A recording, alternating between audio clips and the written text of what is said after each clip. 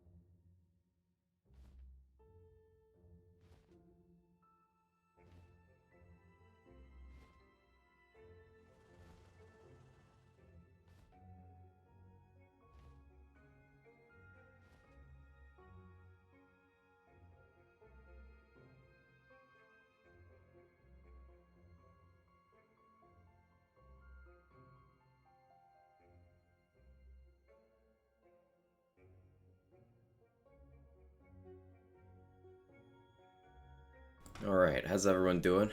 Good to see all of you. Hope you're having a wonderful day so far. Hope you had a good weekend. I am not feeling so great, so forgive me in advance for being a little more subdued today, most likely. Yeah, Kevin, you are a cat. I agree. Good observation. Anything else to add, Cat? Would you like to assert your catdom again? Interesting, interesting. Okay.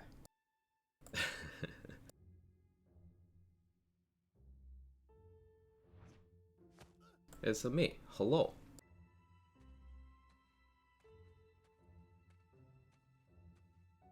Yeah, I need this coffee today. Hey, Archimedes Shadow, thank you so much for the 5 gifted subs. That's really generous of you. Thank you so much. I really appreciate that.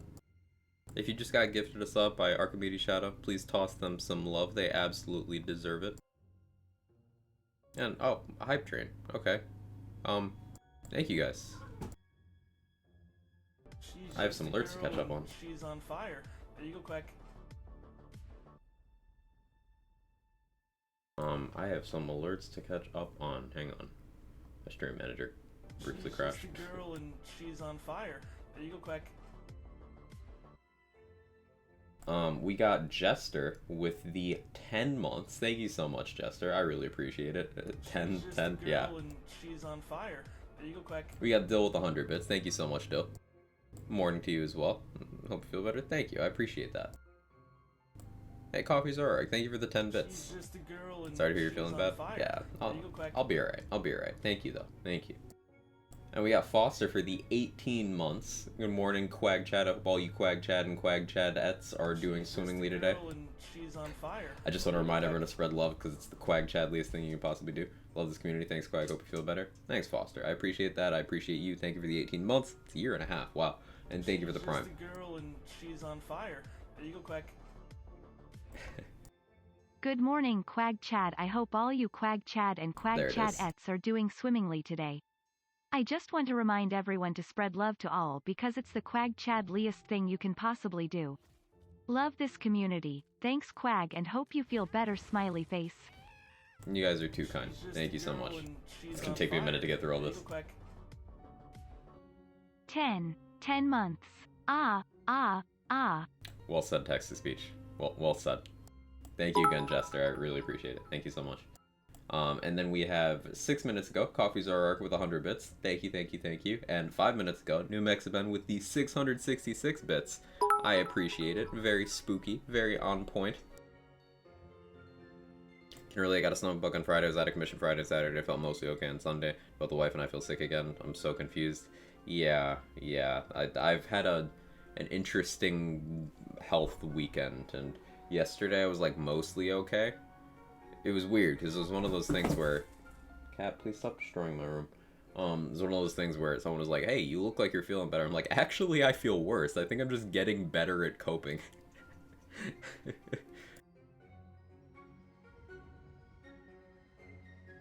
On point like Salissa's Biden. I'm gonna be honest, Coffee Zorark, I thought you said Salissa's bidet for a second, and I was very confused. I was very confused. I got COVID last week. I'm barely over it now. Understand how this feels right now. Well, I'm glad you're over it at least. I'm sorry that happened to you, Archimedes Shadow. Her little water attack could be a bidet. I mean, I guess it could. Thank you for the 100 bits, Coffee Zarark. On point like Dragon Lord's toilet. That's also true. That's accurate. Let me go back and greet everyone though. While my cats actually destroy my room. They're just like having some sort of combat sport right now that's just full contact across the entire room. It's the whole thing. We got Itsukado, Reckless Monster, Dill, David, Roddy, Stump, New Mexiben, Jaybridge, Coffee Zarark, Brucey, Owl, Loading Screen, Control, Sybil, Archimedes Shadow, Foster, Jester, Craft Knight, how are you?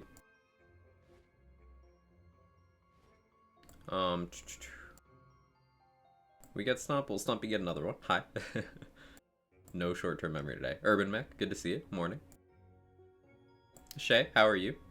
Hey, Pupty. Just got here. Sorry to hear you're feeling bad. Always around if you want to talk, because I know sometimes not much to do besides talk about it. Yeah, I'll probably talk your ear off about it later, Pupty. As always, that helps a lot. Thank you so much. But yeah, it's good to see you. I'll probably talk your ear off about it.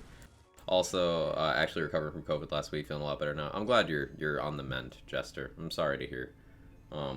Actually, now that I think about it, in the last like 3 weeks, I've seen just more people, at least in my orbit, recovering. So glad to hear they're recovering. Sorry to hear they got it, but you know how a bidet fit on it. Carefully, I guess. Got a Labradoodle puppy a few weeks ago. Her name's Bria. She's 16 weeks now. She destroys everything. Yeah. Pets be like. Bidet is trying to strip all the flesh off your body, so one with the correct water pressure, I assume. And morning, Ember. How you doing? Awoken, do not know what century it is. That's a mood. And thank you guys for the level 2 hype train to start off the stream. I appreciate that. Thank you.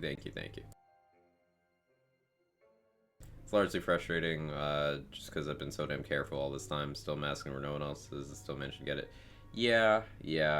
They say it's a matter of time. I still think that's very reductive and dismissive of vulnerable people who, you know, one infection's a big deal. But it's reached a point where shit's never going away because people just never gave enough of a shit. It's frustrating. Good on you for remaining careful, though, Jester. I'm sure it took as long as it did because of that. And hey, Archimedes Shadow, thank you for continuing your gift sub. I appreciate it. Thank you so much. Forgot to update my sub. Hey, that just says a lot about the quality of your character. You're taking care of the people around you before you even think about yourself. That's just as Rune said, that's a Quag Chad move. How you doing, Rune? Thank you for 10 bits, Coffee. If you think about it hard enough, burst fire hydrant spewing water is just a C50 intense all curses drinking fountain. Yeah, I suppose. Hey, Kryzel. How to get Mosquito's Mantle, just got season pass, did the 4th mirror, dropped Exilium, souls in the wheel, nada. There you go, quack. Be 8 lucky. months and still going strong. Keep up Hey. the great work, bud. Alec, thank you so much for the 8 months. Chat. Chat, chat, chat, chat, chat.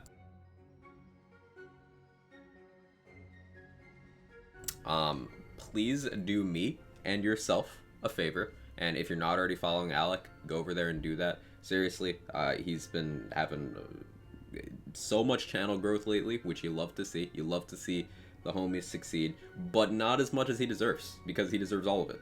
So go over, follow, consume whatever content he puts out. Runs an excellent ship with both his stream and his podcast, the Temple Confessional, which runs Sundays. Yesterday's episode had Pascaronia. You should check that out over on his YouTube as well.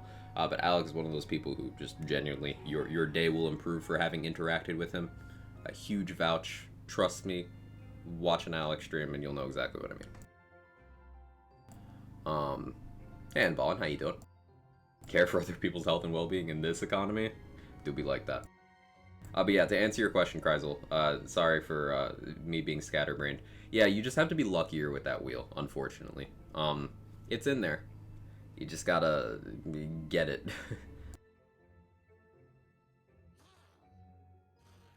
Okay, did I get everyone? I think I did.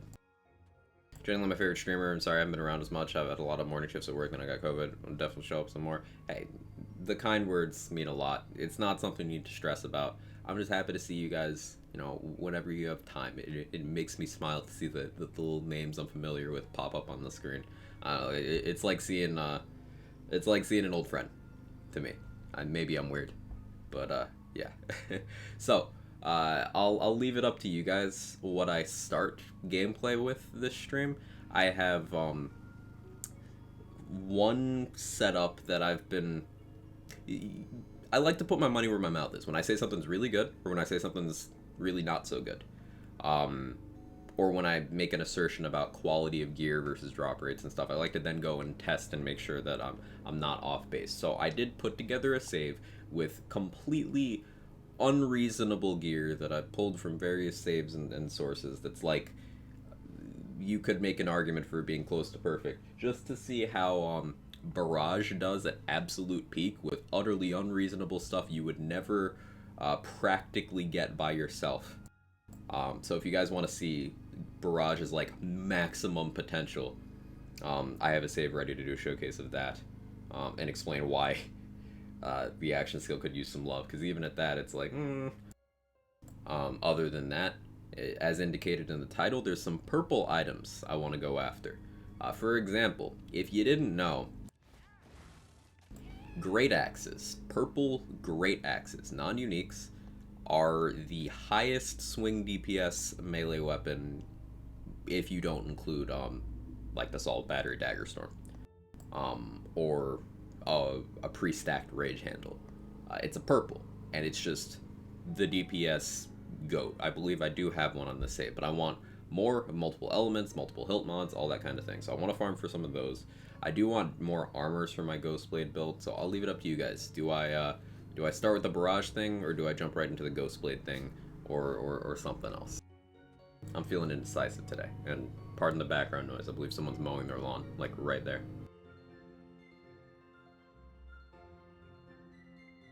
Hey, how you doing, Brendan? We Sporefuse gaming? It's in there, J-Bridge, but when I say Barrage, I mean like just Barrage. There's a little bit of shooting, but mostly just so I can reload. Morning, Dex. How you doing? Called me old? Too bad, man. He's hard to make me feel old enough. I am feeling super old today, Ember. Super old. Was spinning the wheel this morning, got cosmetics like 10 out of 15 times, also weird soft log bug in the first room of PLC4 where the minecart doesn't blow up the wall. Huh. Did it not let you spawn another minecart, Stump? Because sometimes I've had the cart just like disappear. It's weird. Okay, Highland Spore would be appreciated. Barrage, Barrage, Barrage, Barrage. Start with Barrage. Do other things have too much fun? Okay. So...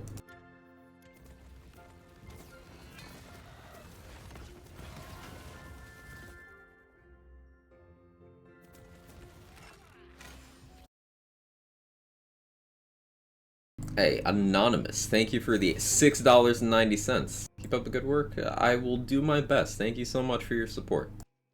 It means a lot. I'd exactly gotten too far into Wonderlands, barely beat the main story as intended. I was like, I didn't like the level scaling too much, so I've been a little disinterested. I hope to see if I'm missing anything. I really like the endgame content, and I actually have been getting a couple more playthrough ideas. There's a solid chance we do another playthrough, like, if not this week, next week, maybe. We'll see what happens, but, I'm not really a playthrough-oriented guy, but Wonderlands has still gotten currently 6 playthroughs out of me, which, if you think, that's probably how many I did of BL3. Like, over 3 years. Hey, Cheeky, how you doing? Good to see you. Hey, Tenor, how are you today? Managed to make a barrage build, I'd be thrilled. The amount of gear required for this is, a little silly, so I'll show you later. But we'll do a boss run.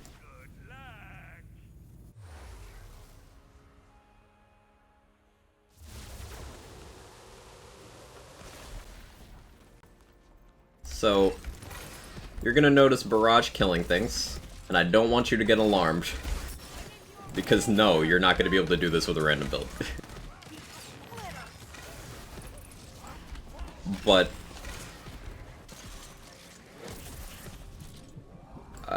if you look at the action skill balance in this game, yes, I'm using Forbidden Spell, because why not? If you look at the action skill balance in this game, Spore Wardens just, they're not where I'd like them to be. They're just not very good. There's no real way to get around it.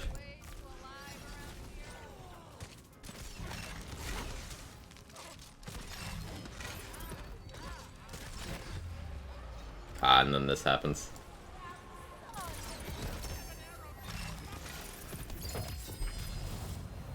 Barrage killing things, health bug? No, there's shenanigans.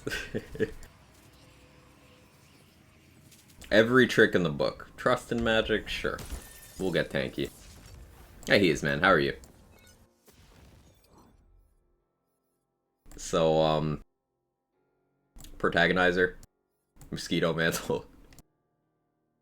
We've gone silly with these.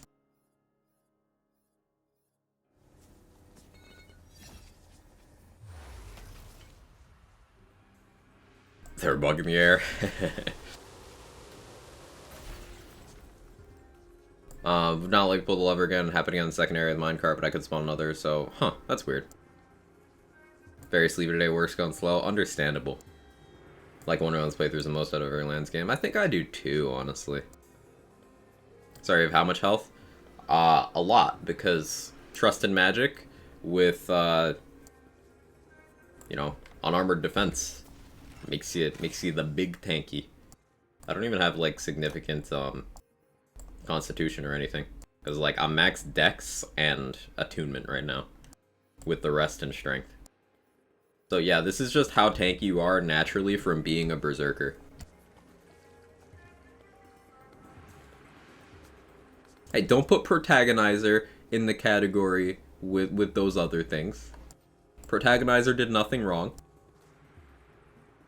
Seen a campaign for Ben 10 and Multiverses, and I kind of like that idea. I've always been a big Ben 10 fan, and I'm excited to see where it goes. Yeah, I remember Ben 10 growing up. It was good times.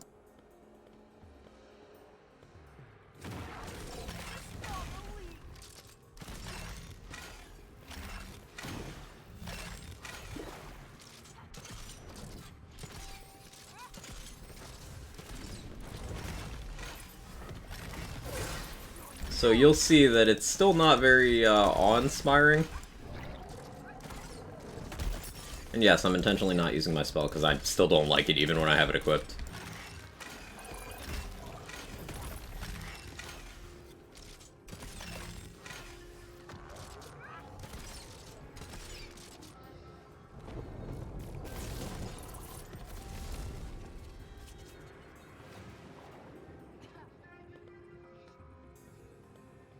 Scandalous. The Quag School Lands game teaches we're not supposed to use such items. It's the forbidden fruit, Sam Lasco.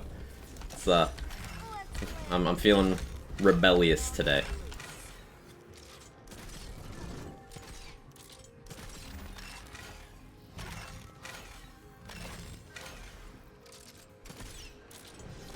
That was a good Spore Fuse. Ben 10, Kim Possible, and Samurai Jack. Good choices.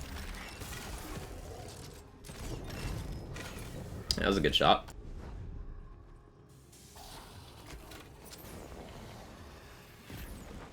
Not awe-inspiring while you aren't a claw. I considered running claw for this.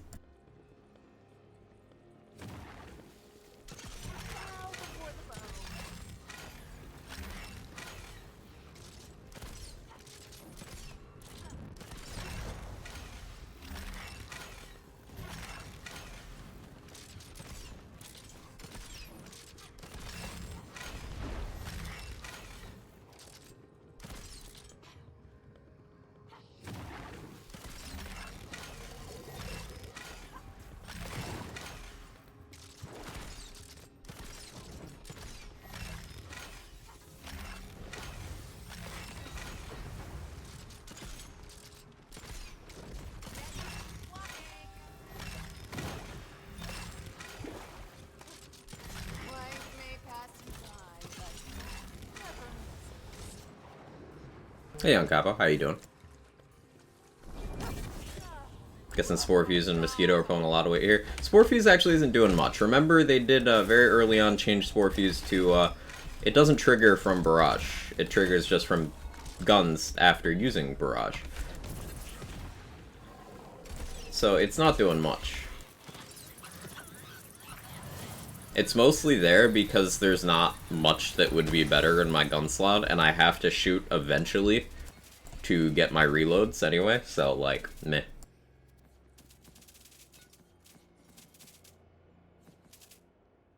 This Amnesia would be good, but it doesn't have any points in awe. That's sad.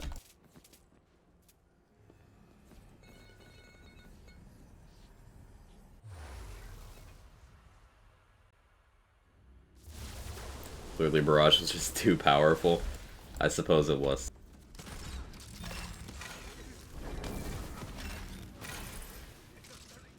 But yeah, Mosquito's doing a lot here.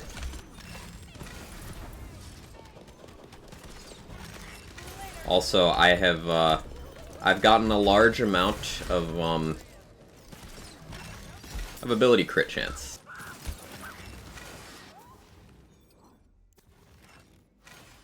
So, like, 31.3% ability crit chance right now. Gives you an idea of how much gear goes into this. Keep in mind, the base is 5%. And I am neither a Clawbringer nor a Stabomancer for their large crit boosts. I'm not wearing a blank slate.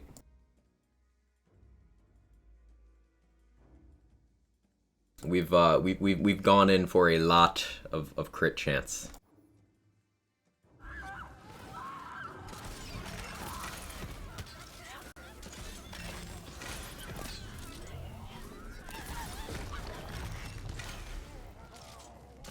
That's largely for mobbing, because, you can weak spot with Barrage. 99% Spore power? Yeah, that is what you get from an Ascended Amulet and an Ascended Spore primary armor. Any class, really.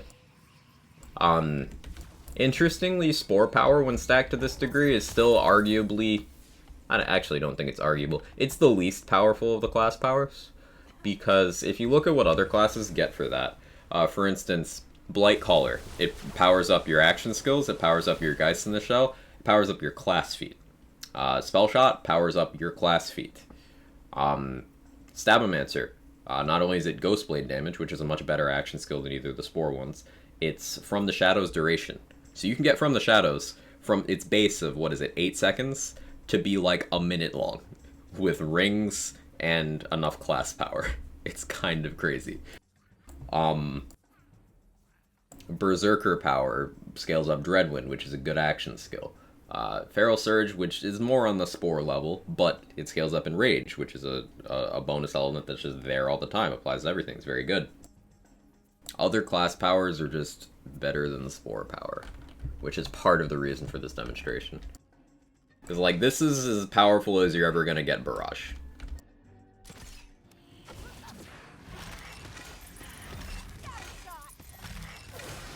Thanks, Mosquito. Mosquito.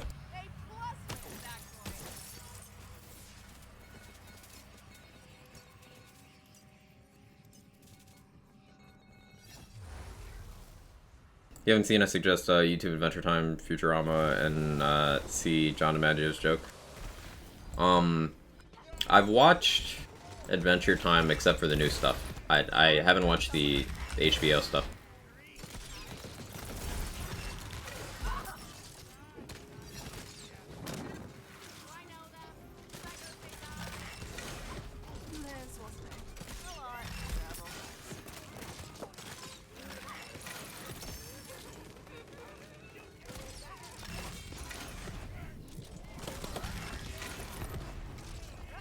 Can I kill a Curse Crab? I'm honestly doubting it. There we go.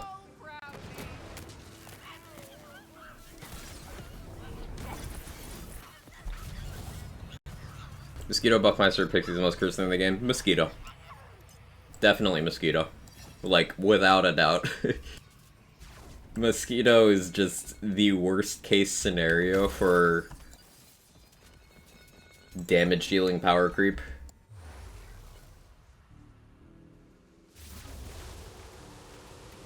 How'd you feel if Barrage became elemental damage for arrow, had very high dot apply chance for up to 2 or 3 dots? I think that'd be cool. I think giving Barrage an element would do a lot for it, because we can go through the downfalls of Barrage really quickly. There's the class power thing I mentioned. So this is the maximum Spore class power you can have, right? That does boost Barrage damage by 99%. That's a fresh multiplier elsewhere in the formula to every other boost you can give it, so that's nice. Barrage also has a good formula because it scales with base ability, but also gets gun damage scaling. So the same way Bog Totem gets secondary companion scaling, Dreadwind gets secondary ability scaling, Barrage gets secondary gun scaling. Hey, Trade Secret, thank you for the 25 months. Over 2 years. 25 months. You have to be like one of the first like 30 or 40 subs with that resub, Trade Secret. Thank you so much. I appreciate it. Quag using the Meister just to prove a point. Just to prove a point. She's just a girl and she's on fire. There you go, Quack. Thank you, Trade Secret. Quag using the Meister? Hey, Grasshopper. For Mosquitoes, is it worth using a high damage weapon like Sword Explosion or smaller but faster liquid cooling or White Rider ×2? Doesn't matter. Does not matter, because a 30% chance applied to one shot is the same chance as a 30% chance applied to 100 shots. Does not matter. What matters is, are you critting? That's it. Same thing with Geist in the Shell. People will often be like, what's a good Geist in the Shell gun? It's like, the one you crit with. It's pretty much the only thing. Hey, Pragmatic. Barrage? Yeah, we're showcasing why Barrage needs love. What's better for the health of the game, in your opinion, adjusting Mosquito or adjusting Buffmeister? Doing both. I doubt either is going to happen because they've been in players' hands for too long and people would just scream. But, I'd like it if, let's say, it shot 5 arrows, cryo poison, fire, poison, lightning, dark magic. Let's say Barrage had very high chance to apply 2 or 3 of those dots for ability usage without losing the damage it already has. That's the thing. If you make it spread across multiple elements, then it situationally loses damage because elemental matchups. And if an enemy has an immunity in one of those arrows, even if you hit them, just doesn't do anything, well, that's a big deal. Something Bog Totem does is it copies the element of the gun you're holding when you use it. That'd be a very good thing for Barrage. But, so, going back to the point, it's got a good base formula, because class power boosts it. It's 7 hits, 396 per at current values, which doesn't sound terrible. That's, like, in theory, more than guns. And it's got dual scaling. But also, Barrage is one of the things that can weak spot, so it can benefit from Headhunter down here, which is nice because that's conditional, so it's fairly easy to get conditional in the formula here, even if we didn't already have it through the old ways. It also ricochets to hit multiple targets. It's on paper very, very good. 3 charges is also good. But here's where the problems start.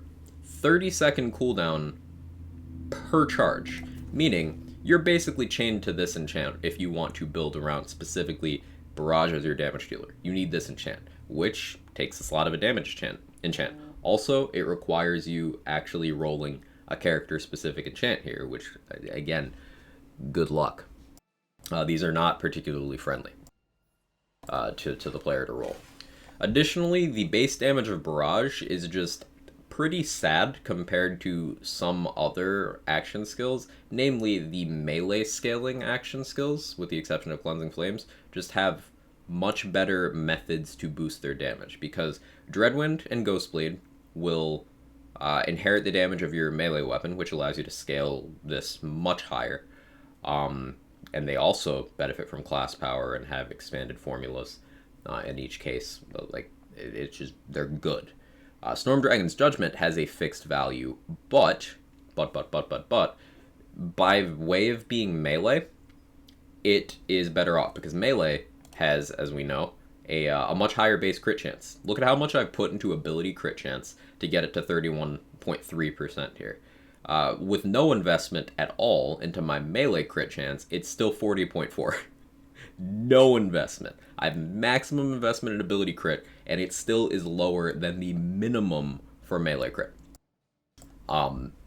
That's a big deal because there's important interactions that can trigger off of critting with melee, such as Alchemical Agent and that sort of thing.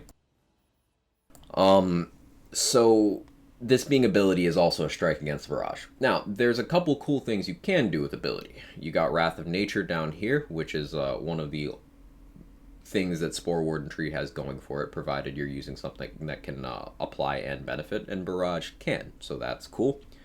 You've also got the Protagonizer, which plays really well with things that scale off ability.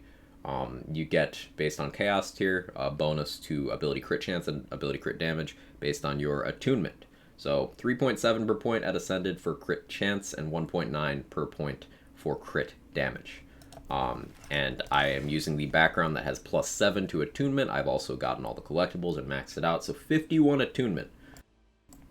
Now, the cooldown here would also be good, but because Barrage is in this position of it has a 30-second cooldown per charge, cooldown boosts are useless for this, because you could have all the cooldown you're able to have on a character, the cooldown stat specifically, and you're still going to have to wait probably, well into the double-digit seconds per charge. So you, in 2 seconds, use all 3 of your charges, and then you're waiting perhaps 35, 40, 45 seconds with maximum cooldown to get all of your usages back. Further cementing, we need this enchant. So Barrage has a lot of downsides with very few upsides. And the amount of investment you've seen me put into it in this build, if I applied that to any other action skill, even Blizzard is better off, because it allows me to multitask. Any other action skill would be scaling better than this. Thoughts on yesterday's testing? I don't know what yesterday's testing is, son. Yeah, yesterday is my day off. So, I don't know. I didn't keep up. Pre-sequel, Nisha had a skill that blew up enemies after showdown ended and put a bomb inside every bad guy. What if Barrage took a page from that and Bog Totem, Elemental Arrows, held gun, exploded on anything they hit? I think it'd just be as simple as make Barrage's element for all the arrows the element of the gun you're holding. They've changed elements of action skills before in this game. Cleansing Flames Slam was changed from non-LE to fire melee. And Bog Totem changes element based on what you're holding. The tech is there. Spore character looks like some sort of Frankenstein punk beetle. Thank you. That's what I was going for. Give Barrage Rack Attack's cooldown. They could legitimately cut the cooldown of Barrage in half, and I think that would put it in a good place. Rack Attack at a base of, 18 seconds? Trade Secret? So they could even be a little more friendly than that. Because Rack Attack did good damage. That's the thing. And it had an element. It had an expanded formula. Rack Attack was Splash, remember? Yeah. Currently using Blizzard on my Spore Warden is pretty bad. It is. But it's better than Barrage. That's the crazy thing.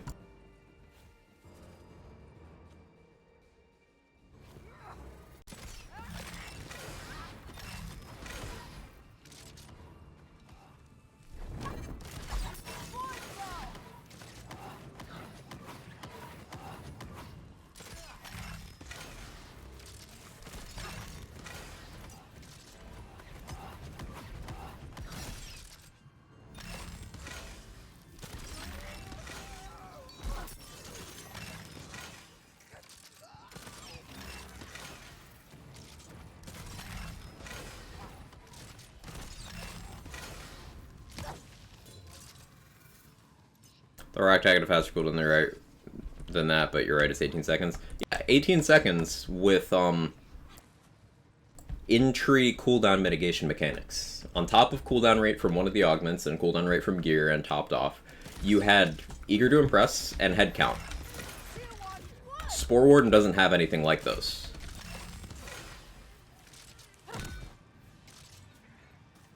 Spore Warden's cooldown mitigation mechanic outside of the cooldown stat is the reload charge enchant, which presents a problem. Be polite to that when you see her, or else.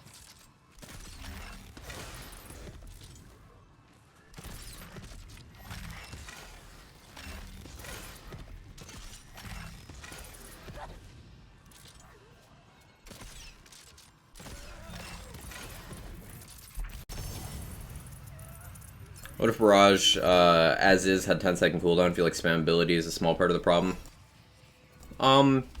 That would help it. That would help it quite a bit. 10 seconds would put it in the neighborhood of, spells with a similar damage output.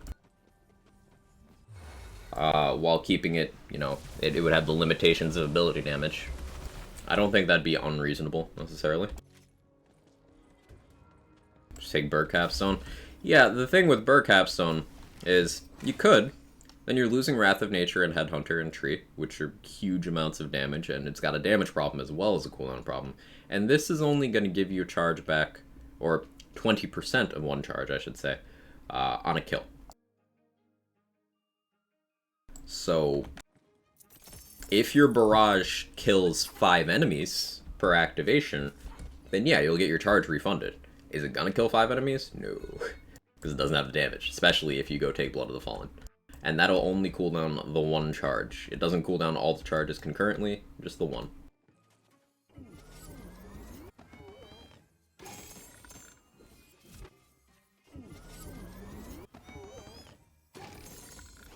And I want to underline here that the gear I'm using on this save is near perfect. This is like as strong as you're ever going to get Barrage. Now, exception, I'm not actually activating my spell because I don't like this thing. And even when demonstrating, I can't bring myself to do it.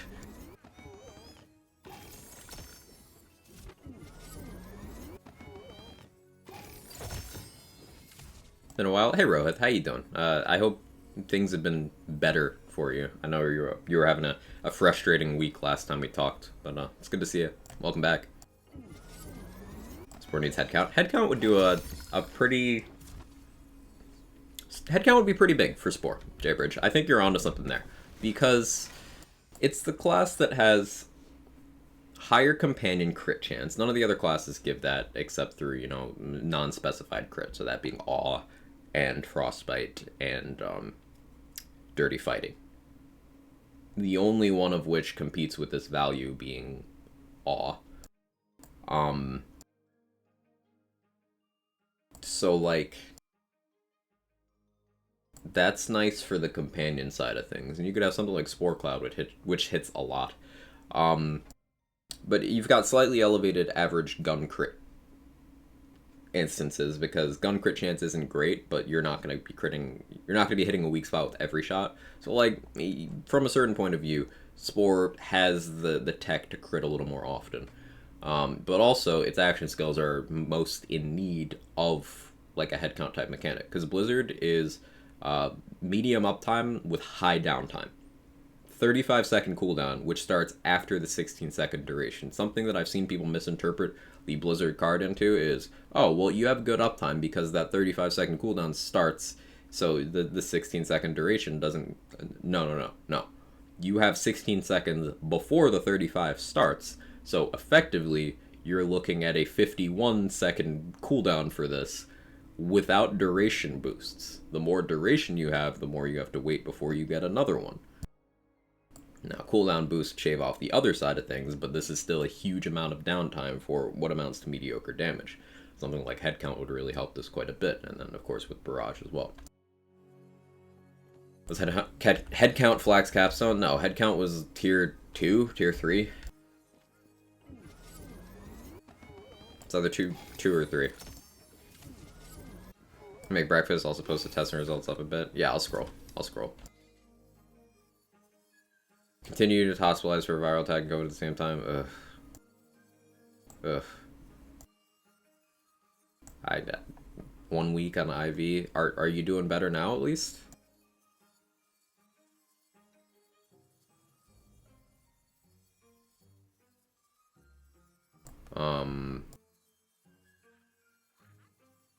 Let me check your chat log, Sen, so I can see what you're talking about. Hey, loading. Thank you so much for the 15 months. I appreciate it. I appreciate you.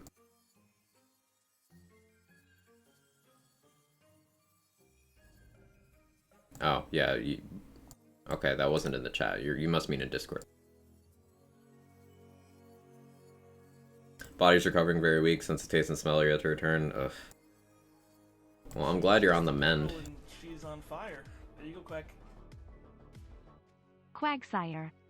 Quagsire indeed. I'm glad you're on the mend. I'm sorry you're having a rough time though, Rohith.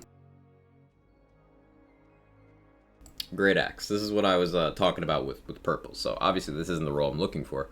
But you can get these with up to a 1.4 swing speed.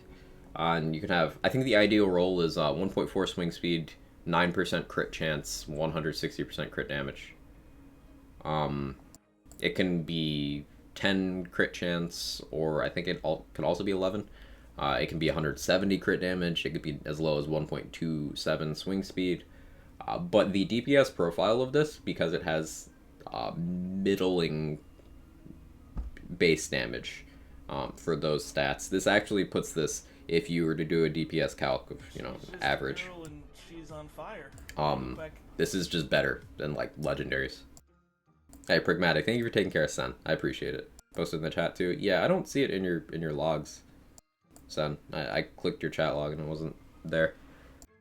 How you doing? I'm feeling a little run down today, loading. A little bit. But we're coping. Digging into purples and also the science behind why I turn my nose up at certain action skills. I'll do another barrage run. Thank you for all the concern when it rains, I guess. Yeah. Still, sorry you gotta deal with it. Okay, on your end, health go burr lately, but nothing to your extent, Rohith. Otherwise, okay. Let's do a featured. See how that goes.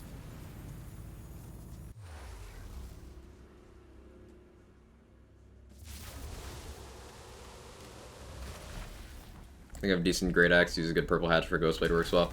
Yeah, Great Axe is seemingly the peak of theoretical DPS for Ghostblade, which is very cool.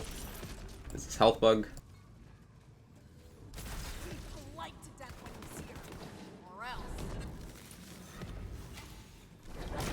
Yeah, this is health bug. No shot. I would like to say this too, will appreciate it, so I'd like to tell you defeated Mass Effect 2. Full evil on Insanity this weekend. Started Mass Effect 3 last night, first time ever playing. Hey, nice. Mass Effect 2 is a good time. One of my favorite games.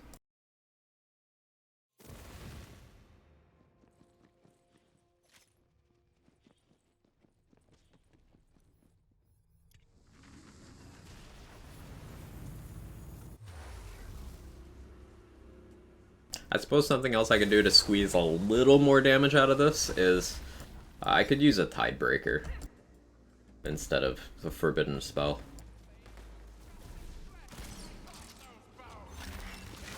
But I'm not activating the Forbidden Spell, so meh. Life may pass you by, but never misses.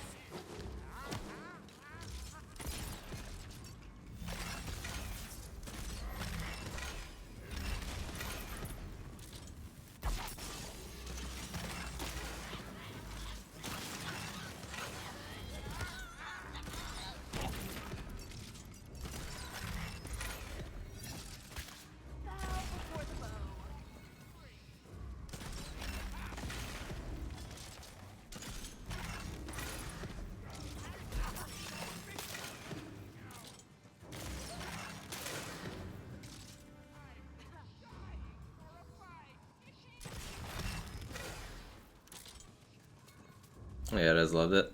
Testing results, Vengeance Quarrel buff is 8% reload speed, 9% fire rate per quarrel, pellet stuck in enemies. That's cool. Trust and Magic actually gives 100%, 160% increased ward capacity instead of the game's listed at 100. Still reserves HP with, even with unarmored defense. Okay. Yeah, Rohith, damage formula is in the dock for everything except for Plague Storm bolts. Unarmored defense is changed to accurately reflect how the card reads. So instead of giving 300% reserved ward capacity as health, how it previously worked, it gives 150% despite Trust and Magic working with unarmored defense. Deathless still doesn't work with it.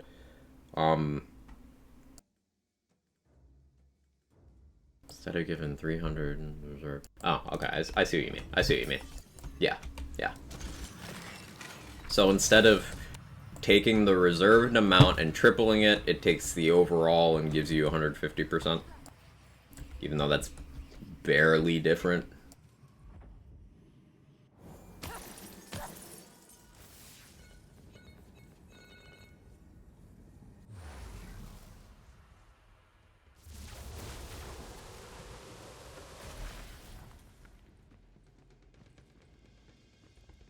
Hang on 1 second.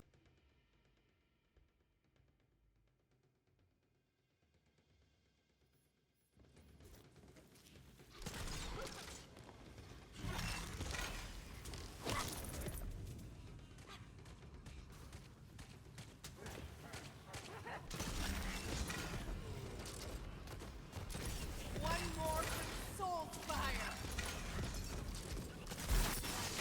Hot air out of that big head.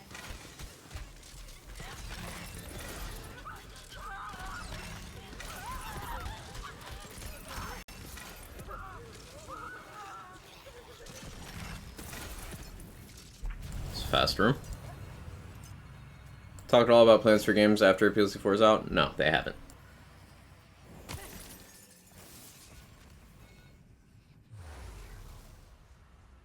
Those of you who care about my RuneScape update, I now only need 4 skills left to get to 99 before I'm max, very close to my goal. I've enjoyed your updates on that, Ember. Takes reserve, increases by 50 instead of 200 and gives you that. Okay, so it didn't work that way before in the live game, is what you're saying?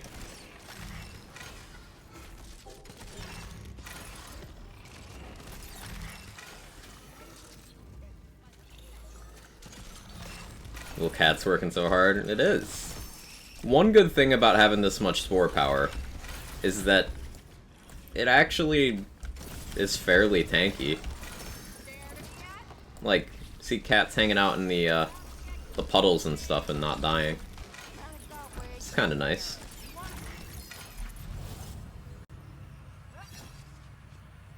Okay, that's interesting, son. It's kind of surreal. Played the game on and off since 2009, so it's nice seeing finally getting somewhere with my account. It's good to get that sense of reward from something you've invested significant time into. I understand that. Actually, you could feasibly run Overflow on this build because, like, what's it gonna turn off? I'd be the new DLC. It's taken out before I got the chance to experience it. I really like it, Rohit. The boss is easily the best of the DLC bosses they've done in this game. Easily. And the content format itself is actually fun. The new gear is extremely powerful. Some might say very overpowered in most cases. A lot. Several times.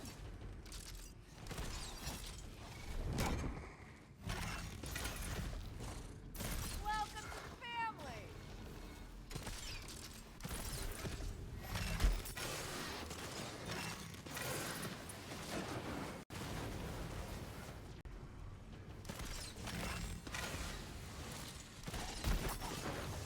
The new class is also a really good time.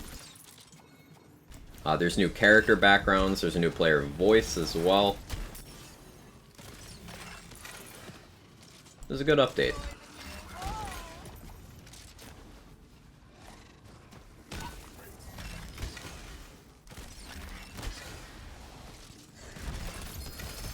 This'll keep me going. Amped Up's my new favorite skill. Amped Up is so cool. It's fun bonuses instead of just, hey, big damage number. It's fun bonuses that you achieve in an interactive way. I like it. It's well designed. Makes me happy.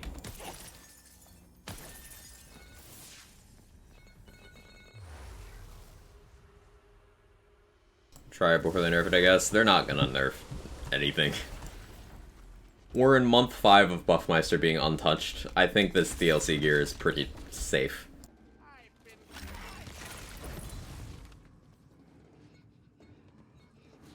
And even if they do, at the very least, this armor I'm running is overpowered to the point where they mechanically can't stop it from being overpowered without changing what it does entirely. So, like, it's basically nerf-proof. Again, I don't think they would nerf it, but it's basically nerf-proof.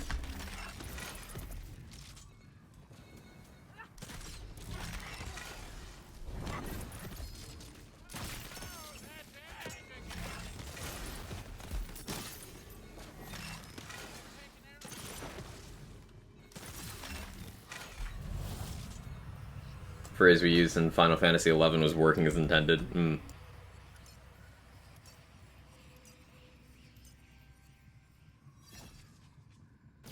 Let's do Bark. Short fuse the armor, that's the one. Hey Chaz, excited to hear if they have further DLC planned for One OS. I'm sure they learned a lot from the season pass. Yeah, I'm sure this game's been a learning experience for them. Because experimentation is a double-edged sword. I'm always a proponent of it, and I think we saw a lot of things that they experimented with this game that worked. There's a couple things that didn't. I'm excited to see what they do with that information going forward. Yeah. Black Collar, same level as Spellchild when the game came out, or is it reasonable? It's strong. It's not, like, completely insane free in terms of power. Like, it's more involved than Spellshot. It's very strong.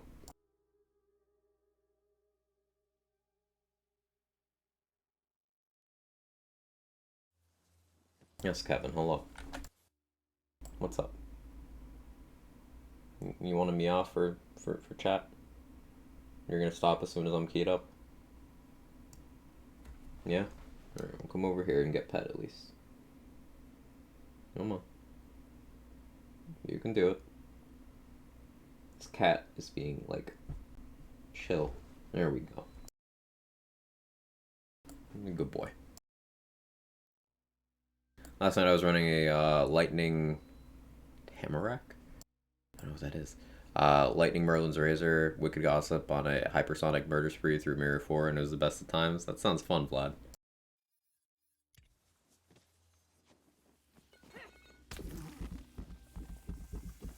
Dahlia Sniper. Huh. Yeah, I didn't know about that. Shows you how much I use non-unique Dahlia Snipers.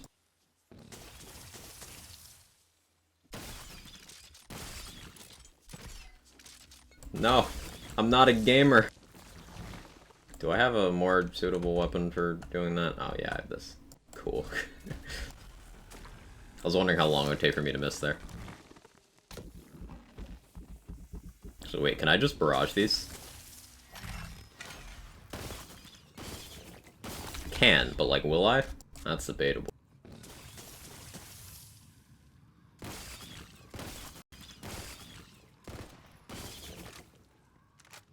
Decided we'll boot the game in a day or two once it's a bit better. Yeah. Definitely focus on that recovery.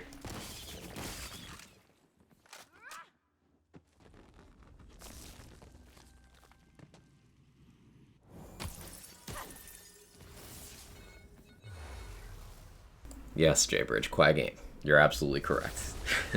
Dumb question, are Hyperion guns with amp front shields any good in endgame? Yes.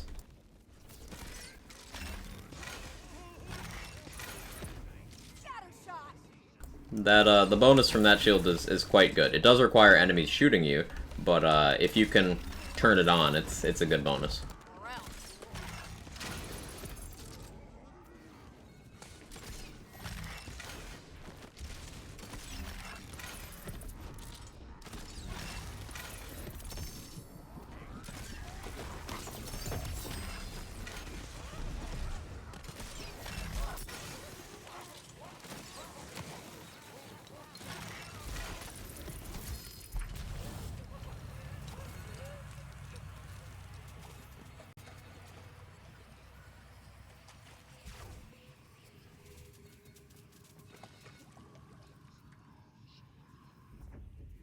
Guess I go buff buddies here.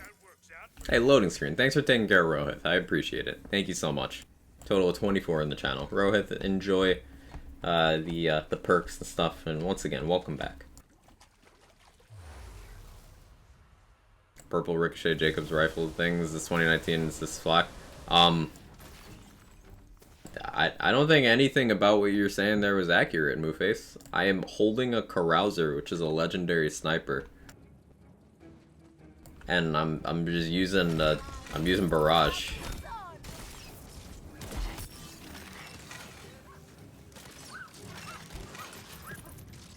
Guess you got the manufacturer.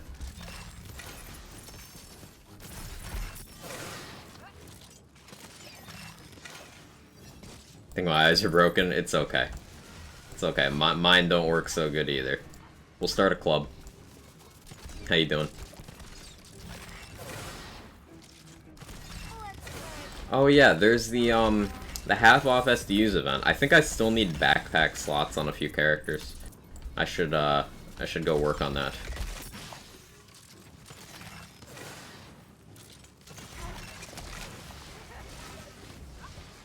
Ouch. This map up to 4? It's up to 5, I believe. SDUs? Yeah, Thrask. SDUs are, definitely a money sink. Is that what they call them in this game still? Yeah.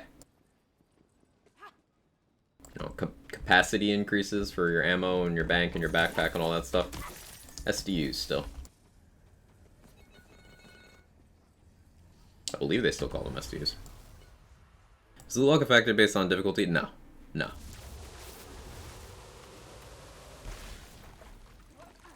Chaos tier, character level, dice, shrine, and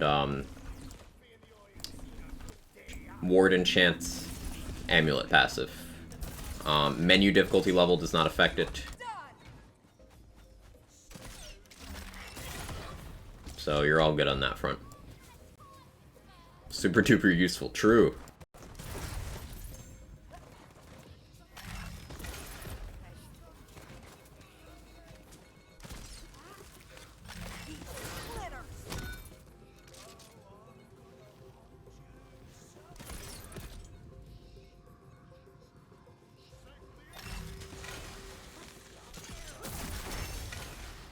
Nice barrel, I guess. Definitely gonna drop down and try to get to Chaos 50. Yeah, nothing wrong with that. It would be more efficient to do so, yeah.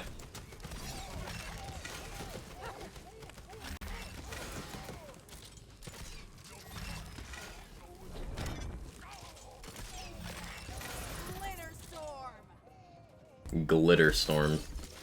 Interesting.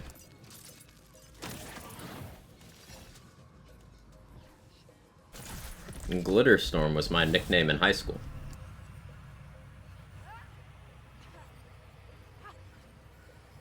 SDU survey done unofficially.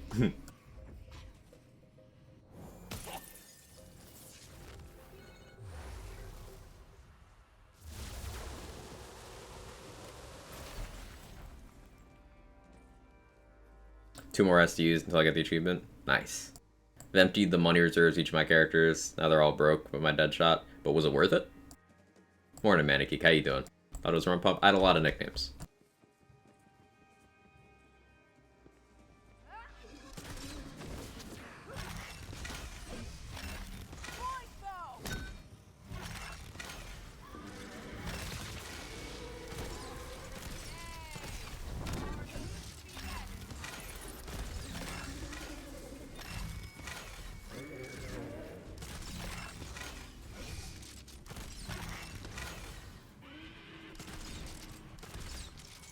Penny saved is a penny earned.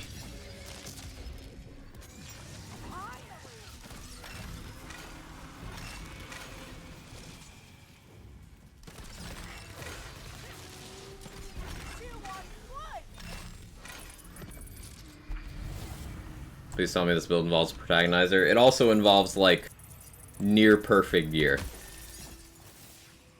And every trick in the book to squeeze more damage out of things that don't deal good damage themselves. This is Protagonizer, Mosquito, occasionally Forbidden Spell, Barrage with, like, crazy gear. This is not feasibly achievable. The entire point of this is that the amount of gear required to get Barrage up and running like this, for a build archetype a lot of people want to do, is a little absurd.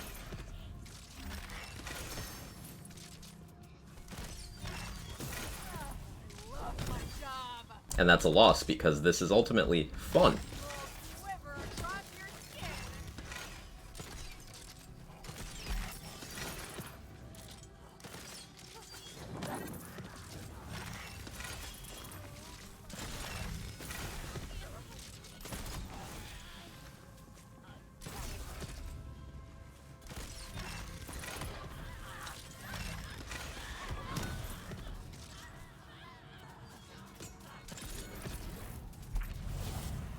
At least you're not.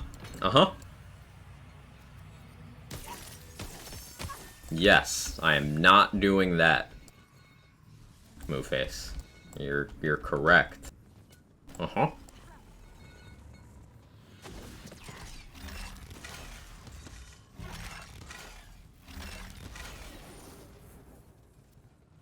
Unfollowed. Deserved. Deserved. But even though I've put it on this for, like, absolute, you know, balls to the wall, like, hey, what can this do going all out, I still don't use it, because I don't like it. Every once in a while I'll be like, oh, hey, I do have this equipped, and I'll pop it, but I ultimately just don't care for it. Just not for me. Gone over the build? I assume yes, so wouldn't mind going over it, that would be great. I'll do it at the end of the run. Unsubbed, unfollowed, kicked out of the Cool Kids Club. Deserved.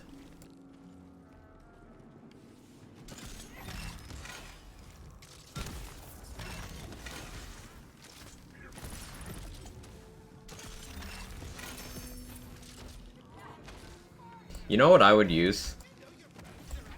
If it didn't give any damage increasing stuff at all, I'd totally use the Forbidden Spell just for the movement speed.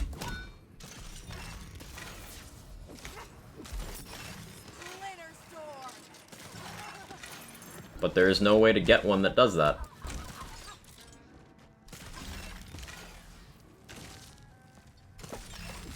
Also, side note, did you know that the Pew bonus on the Forbidden Spell is the only accuracy bonus in the entire game? It's a little unfair.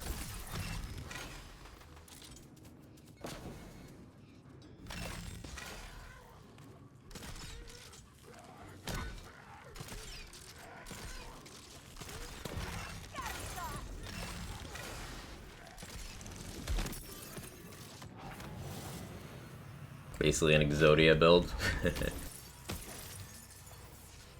Do pixies go on the white gear run? I don't think you can get white rarity pixies, Urban Mech, because they require more parts. Pixies are hydras with wing parts. And white rarity items have part restrictions in terms of how many you can have on them. Hey Blue, long time no see. How you doing? Hope you've been well. It's good to see you.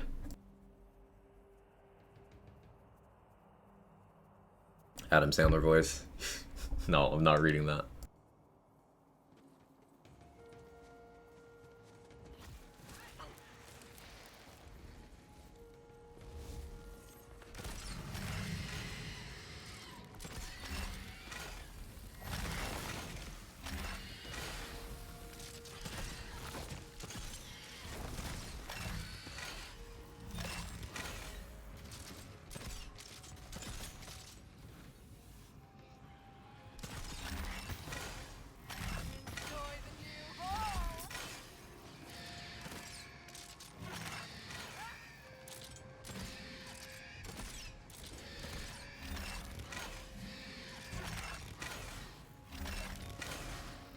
As you can see, it's not ideal against some enemies.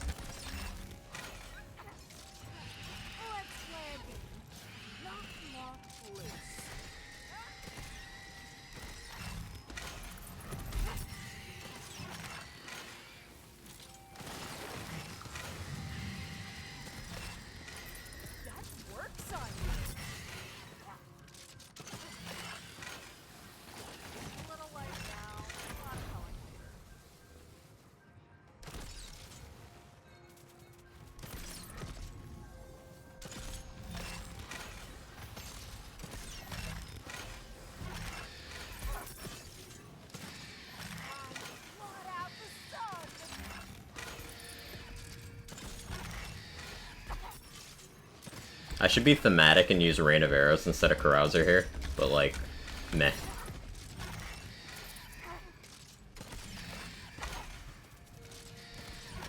Aww. I'm gonna schedule that 24. I said the last 2 streams, the plan is for, this week, so when I said I would.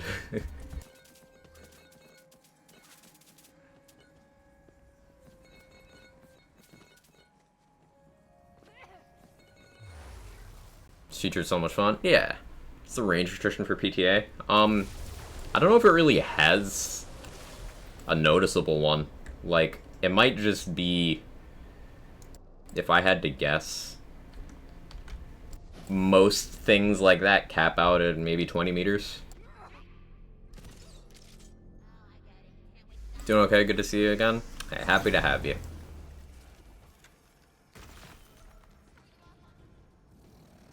Brad Luck does that, Ember. Brad Luck actually does that. A lot. Oh, that's just slightly too slow. I want to see if I can get the weak spot with Barrage. Haha! That's so satisfying. It's so inefficient, but it's so satisfying.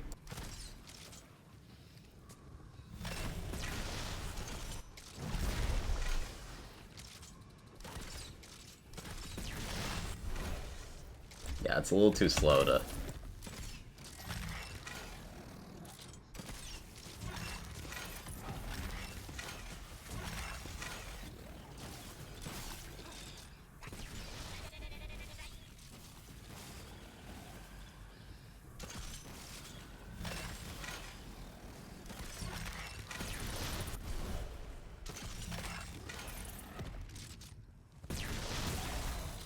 Damn. That was a big chunk.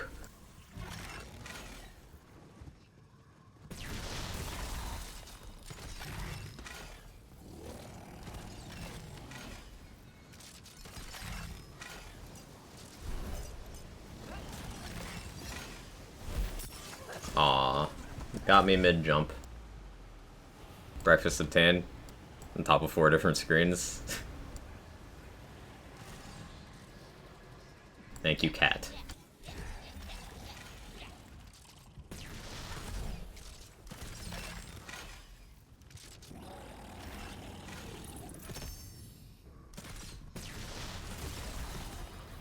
Goodbye.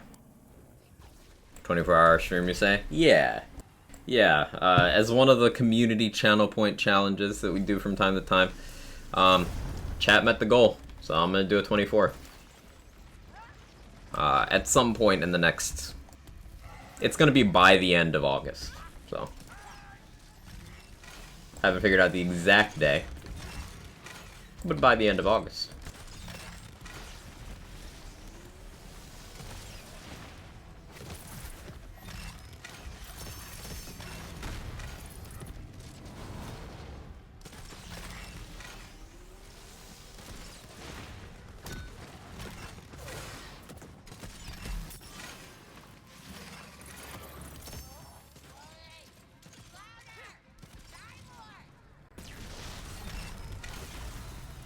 Yeah, that's a good chunk.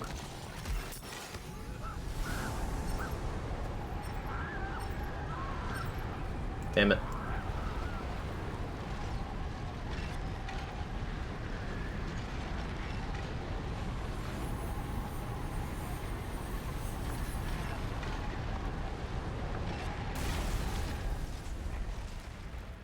It's not bad.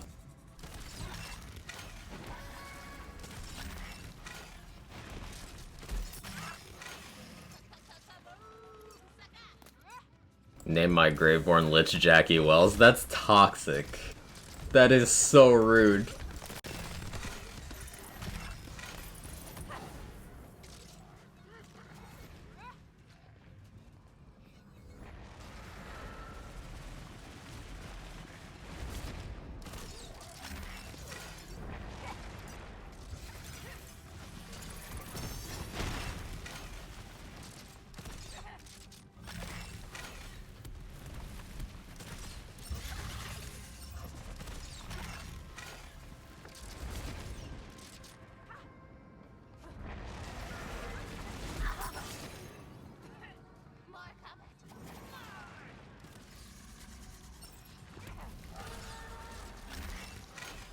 Coil up. There you go.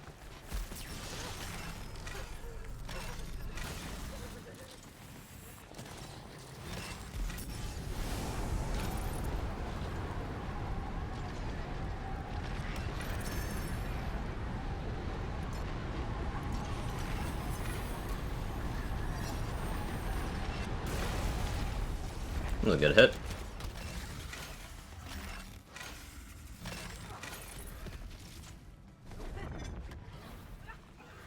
Morning, brain farts. How you doing? I have grits, cereal, chips, and salsa, and a tomato. That is definitely a complete breakfast.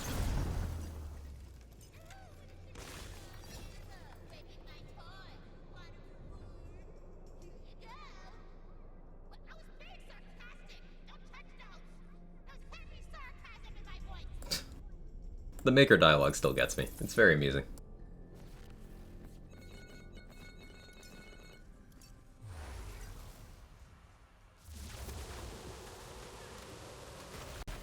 We're just farming? Nice.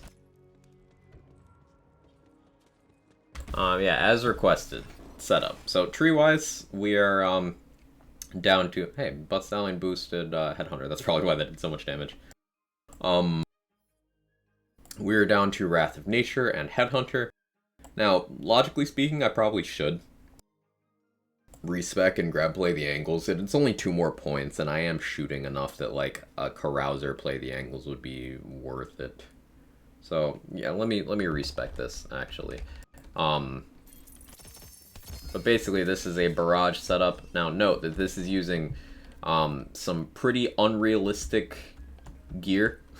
It's possible, but, like, you're not gonna get all of these things by yourself. This is stuff that I've cobbled together from multiple saves and sources and trades and all that sort of stuff. So it's not feasible to expect this actual gear. Let's roll melee weapons. But this is created to showcase that Barrage needs some help. This is basically as strong as you'll ever see Barrage. You can kind of make it work, but it is, not where it should be. Not where it could be, I should say. Wish we had more Tina and Co in endgame. The fact that we got Tina lines in all the raid bosses, that's something. That's pretty big endgame involvement. Like, if we think about main story characters in endgame involvement, it doesn't happen that often. Like, major characters, not side characters, major characters. Like what do we have? We have, Claptrap has some lines for Hemo in BL3. What else? Hey Raider, how you doing? Soccer Chick, good to see you. How are you? Getting back to BL3 the past couple days after a very long break, and have been considering picking up Wonderlands while it's on sale. Would you say it's worth it? Absolutely, especially on sale. But I personally, as a build crafter and endgame guy, the base game, with, you know, full price, is worth it to me. The DLCs are something that's somewhat debated. For me, again, as a build crafter and endgame guy, it's worth it to me as well. But almost everyone agrees the third and fourth DLCs in particular are of much better quality than the preceding two. The fourth one is by far the best. So I personally would recommend Season Pass version, if you can get that for sale price. If you like builds and stuff, the way, you know how I treat BL3. It's a build sandbox. Lorelei has Maliwan takedown, Tannis with Guardian. Tannis with Guardian. I kind of consider Lorelei more of a minor character, so I did mentally make an exception there. I'm at C50, but damn, for some reason, Freezecleave is damn hard to kill. It's the best weapon to kill him with. There's not going to be a best weapon there, Grasshopper. You're just going to have to treat him like a boss, but keep in mind that Freezecleave has a very heavy cryo resist. So, because a lot of people tend to lean into cryo, that's what makes him feel so tanky. He does just have a decent amount of health and do good damage and is pretty evasive. You just gotta treat him like a boss. Let's go Nightmare with Ambi Laser Hand. I was ducking the Lightning Horse Stampede and shot my laser and the horses died. This is a thing. I know you can interrupt Nightmare to stop the horses. I've never tried actually attacking the horses, though, Kirk. That's an interesting thought. I've never tried that. Lorelai's a cool character, though. Kind of sad they didn't make an appearance in the next Borderlands title. I'd like to see Lorelai back as well. Yeah. Or Mike. You know, if Lorelai decides to be Mike.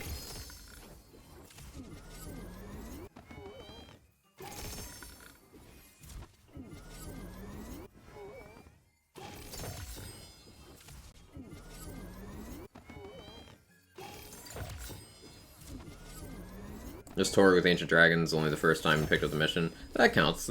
Same with Claptrap. So you got Torg introduces you to dragons, Claptrap introduces you to Hemo, after technically Hammerlock mentioned Hemo in passing in DLC 2. I don't know if we're counting that.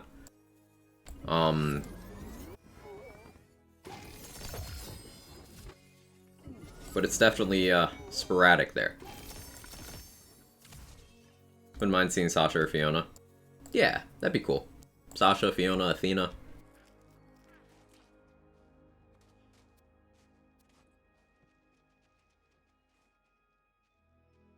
Okay, this is a good Great Axe. It can go as low as 150 crit damage.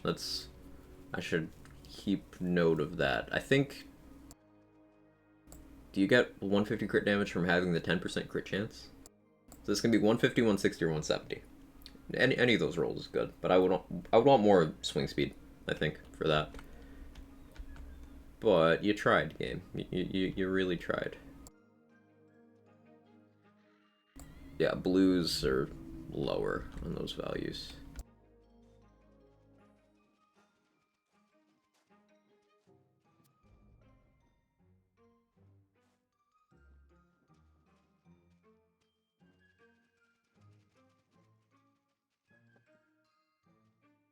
There's a 160.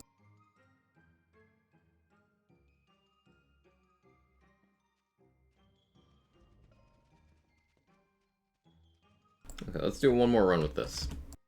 Then I'll switch it up. Hey, Risley Place. From the God Roll class mod in this game, going to be possible. Need a God Roll Deathless on over 500 runs. Well, farming for any specific rolls of any item in this game, pretty difficult, especially with armors.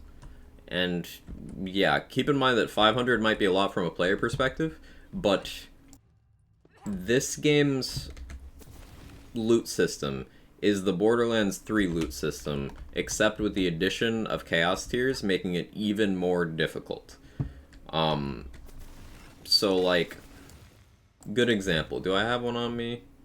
I do. Okay, Kettle Drum. This is part for part a stagecoach from BL3, but there's a different thing. Chaos Tier. This is an Ascended one. Now, if you look Chaos mode here, Ascended gear drop chance 0.99. So even just porting a farm from BL3 to this game, it's 100 times more difficult. 100 times. Now, I'll blow your mind here. Your average gun farm, if it was a gun that existed in BL2 and was also in BL3, on average, those were 100 times more difficult. So, 100 times, and then in the next game, 100 times more difficult again. Part variance is getting real crazy. Real crazy.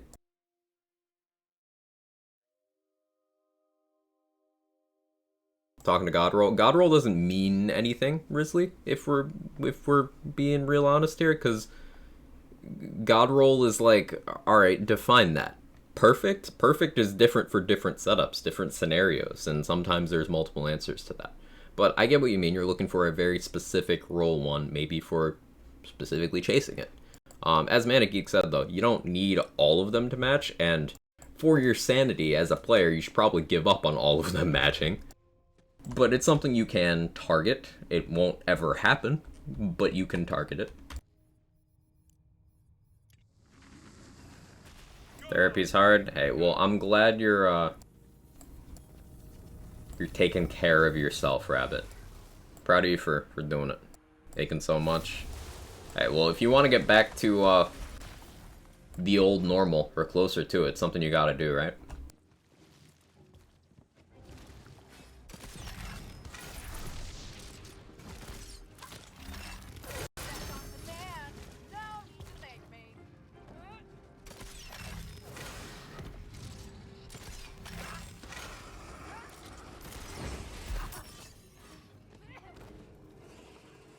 You don't need Garou to be the hardest content? Yeah.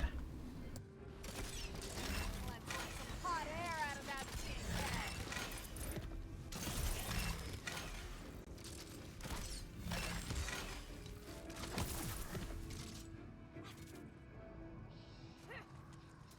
Two options during therapy to resolve the pain.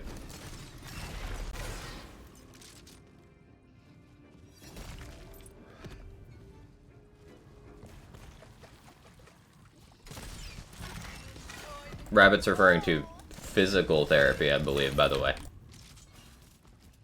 But you guys are incredibly supportive and also right about the other kind.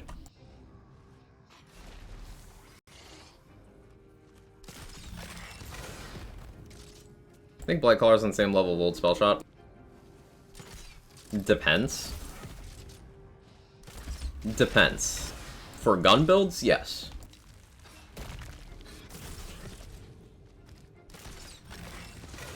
For anything else?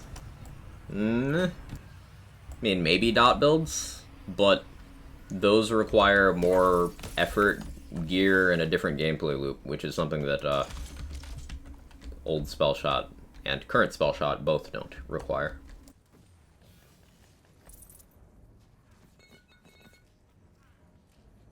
Blightcaller's got more diversity, but overall I think Spellshot's still creme OP.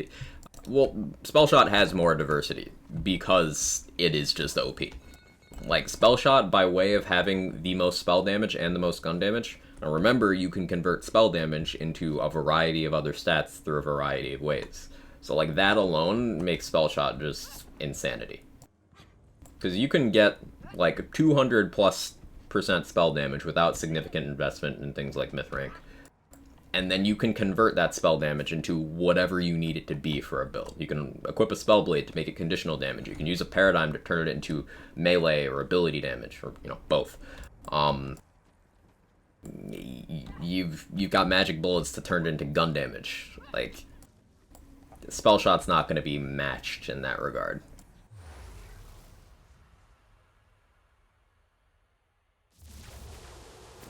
I just beat this game this other day. You mean you completed the story? Nice. The story is basically the tutorial of this game, for endgame players. There's lots to do.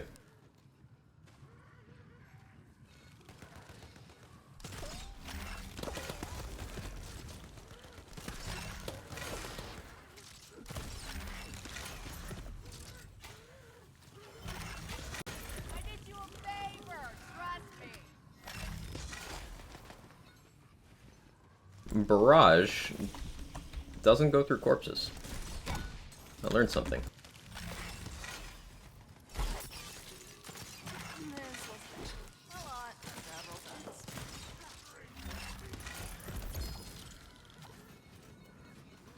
Yeah, I ran of arrows. 6 ammo per shot one? I can't sustain that. If I get a good, like, ×5 rain, I want to use that on this for thematic purposes.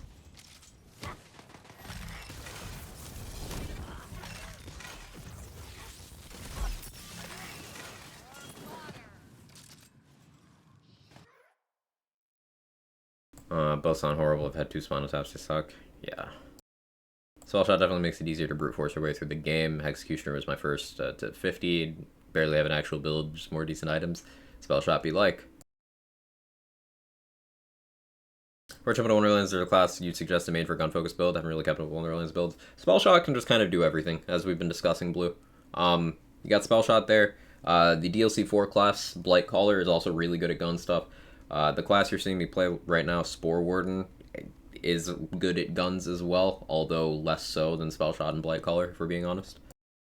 And Spore is kind of more limited in its use cases, but those would be the gun class. But you can kind of do gun builds on any class, really. That's the area where if you made a Venn diagram with all of them, they'd all have gun in their wheelhouse. It's just some are better at it than others.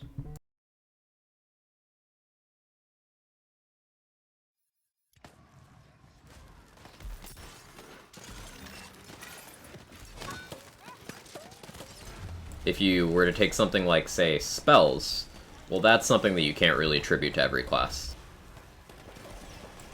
That's a cute place for a skull. That's why I always put a button on it.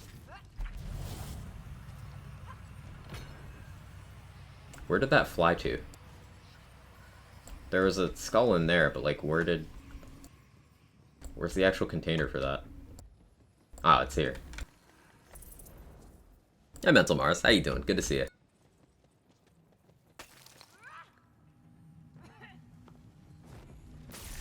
I don't think I've had this room in the chamber before. Ah, this is here.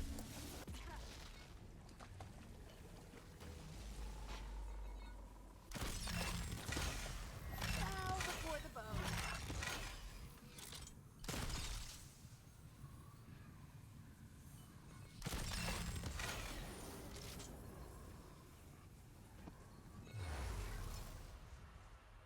From scans that showed the spinal fluids built up pressure and forced out the disc. That sounds painful, Rabbit. Ugh.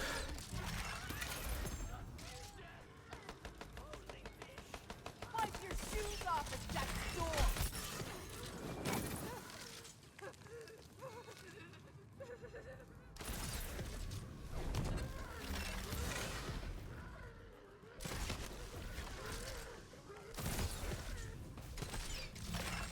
I forgot to respec.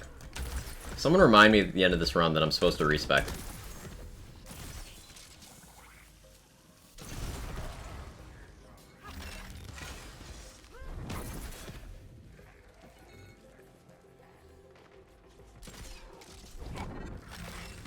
Let's play a game of knocking off boots.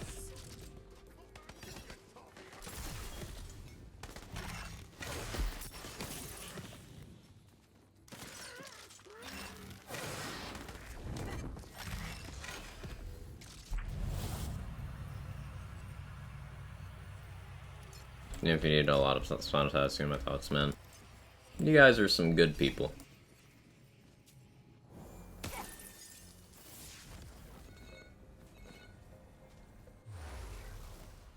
Like, there should be a remind me command. Don't you attack my terrible memory, Roddy. I will forget about it immediately and there will be no consequences, so I'm trusting you.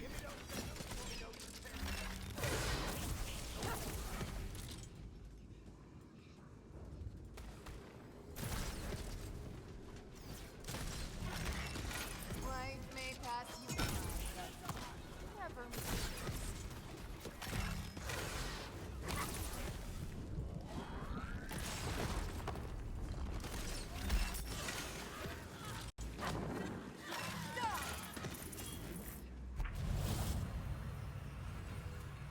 We try.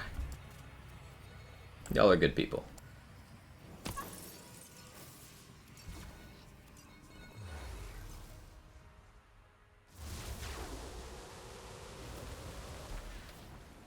I do like seeing these DLC rooms. They're just a nice change of pace, and some of them, they got really creative with the objective placement.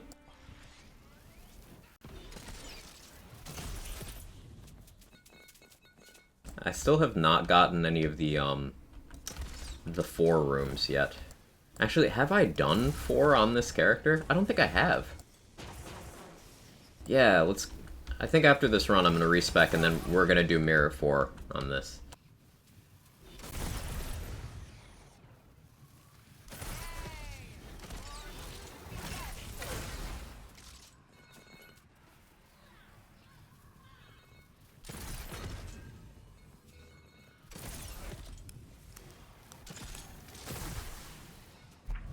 An interesting enemy set to get on this map. All Exploder Shrooms.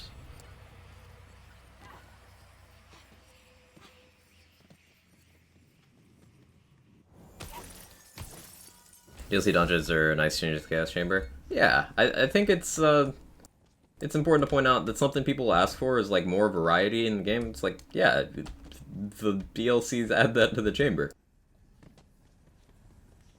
It's 4 rooms plus a boss room for each of the DLCs. Might not sound like a lot, but when you live in the chamber as much as I do, it's something you definitely notice.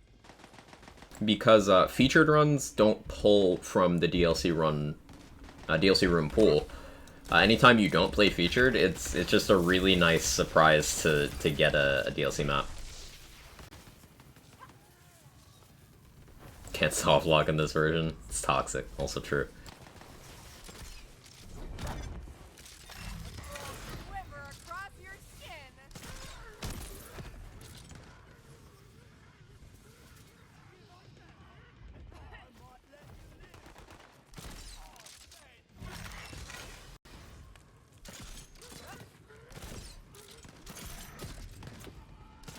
You're welcome. Oh, thanks, Morpheus.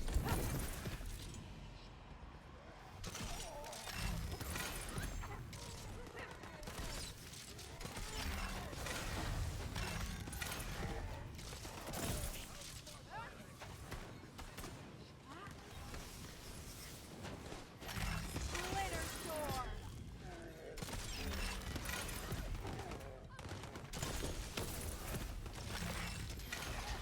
Oh, nice grapple, dude.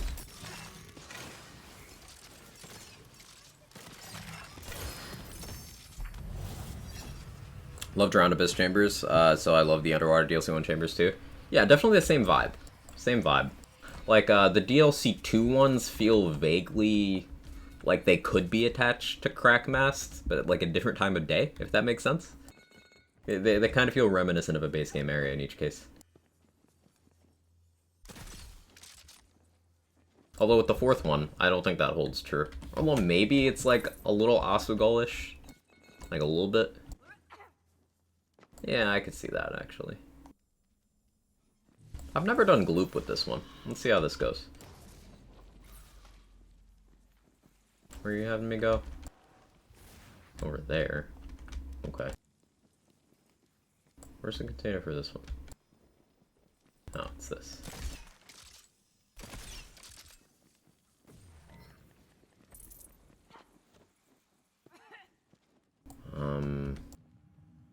Guess I can just go this way.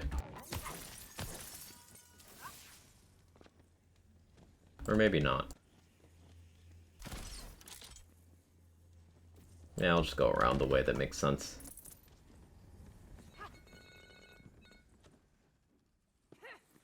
Wonder if they can reroute players in the featured run at some point. If DLC, then room. If not, then room 2. That'd be cool. That'd be really cool. I'd like that. At the very least, something like a premium playlist, like requires you owning the season pass or something. It just does DLC only content. Although that would present a problem because like I really like the DLC rooms. The bosses, that's hit or miss. Like Chums is fine. I really enjoy Redmorn, but Imelda and Theodore are like run killers for some builds. So I don't know if I'd want a playlist where you have a 50% chance of getting them.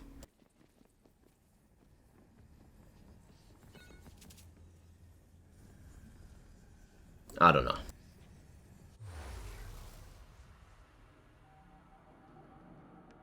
They don't have obelisk equivalents though. That's true. That's also true.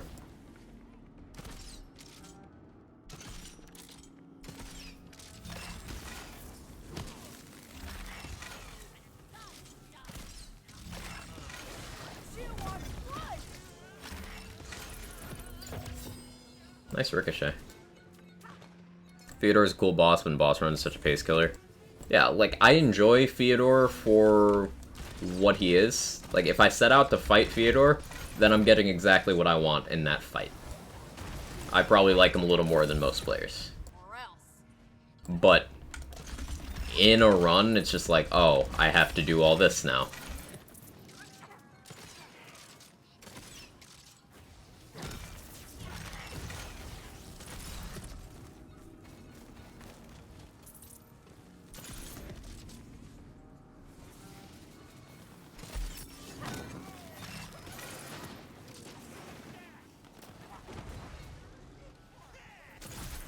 And Imelda simply just kind of isn't a good time, in general. Yes, I know loading screen and Roddy are gonna get on me for that, but it's true.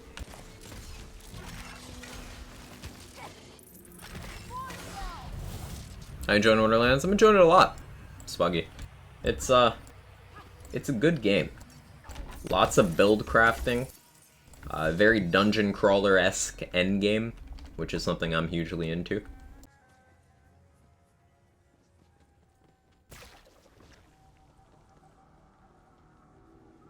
Currently grinding chaos levels myself. Nice. What class you playing?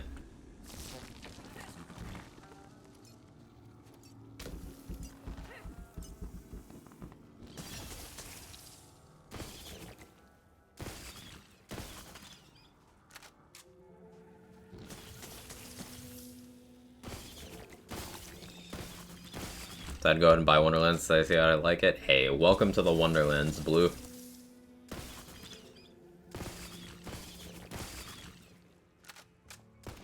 I reloaded one early. That's so... Okay. That's so rude of the game to not bend to my whims when I forget.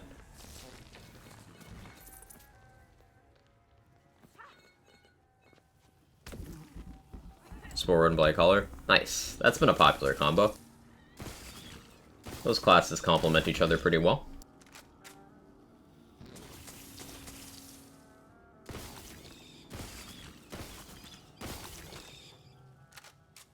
Said I smelled.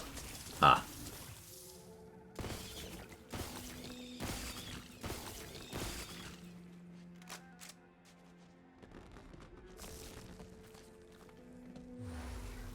Things I miss in my Black Collar, being able to farm obelisk rooms or complete melee secondary tasks. Too much area damage? Yeah. And dot stealing kills makes sense.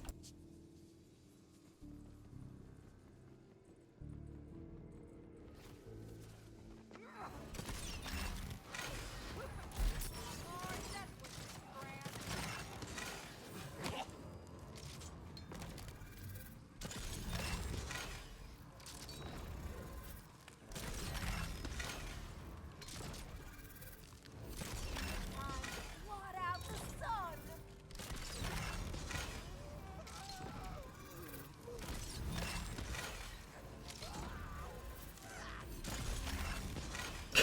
I love getting him stuck in that animation cycle. Gotta head to work, take care, have a good stream. Thanks, Dill. You have a good one. Have a good day at work. You should go and kill some more trash.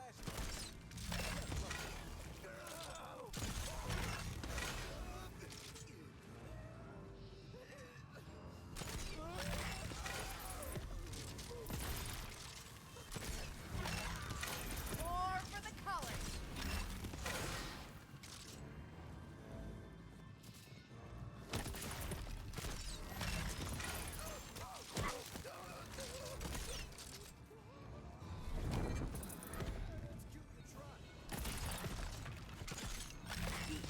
Glitters.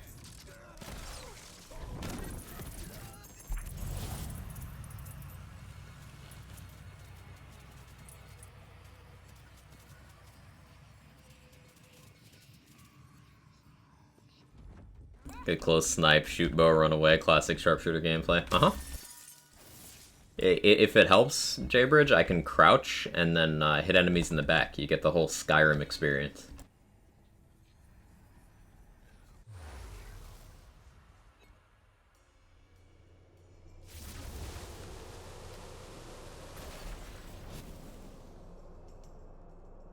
I'll also do the voice lines. Must have been the wind.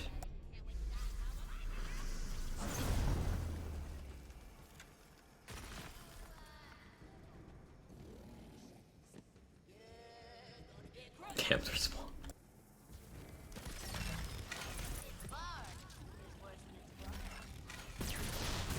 Holy shit!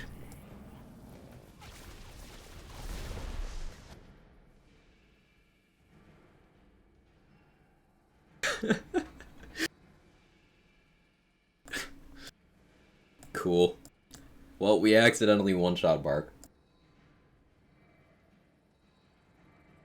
So what that was we debuffed with Wrath of Nature. We got Mosquito and Spore Fuse on the weak point shot. Now the Spore Fuse didn't do anything, but I'm pretty sure the weak spot Mosquito and that would double dip Wrath of Nature and other stuff. So yeah, that makes sense. Holy shit. Sorry, Bark.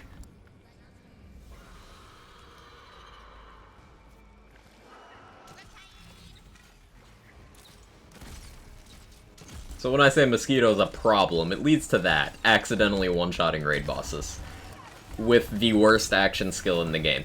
Yes, Barrage is the worst action skill in the game. Yes, I know Cleansing Flames exists. I said what I said.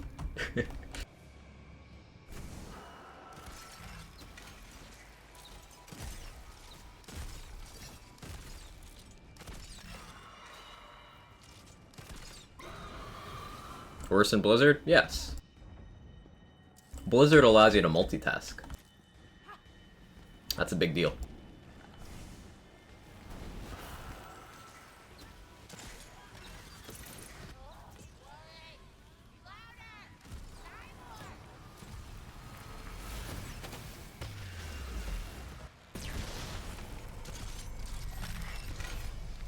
I've got way too many arrows. Want some? Yeah, Mosquito's silly. Mosquito is just absurd. Like Blizzard's good until chaos levels? Yeah.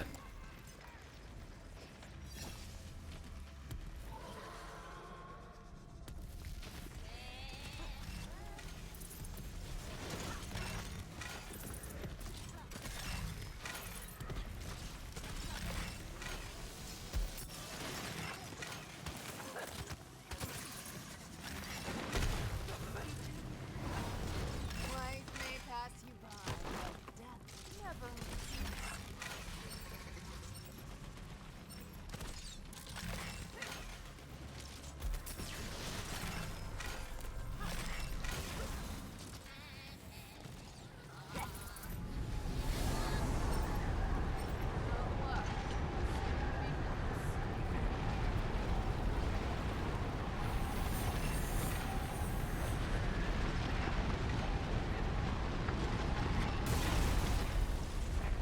Does Rogam's reload damage scale in any way, or is it fixed? It doesn't have any scaling, so you can only boost it with like fire and then global, conditional, you know, that stuff. It doesn't scale with gun or anything.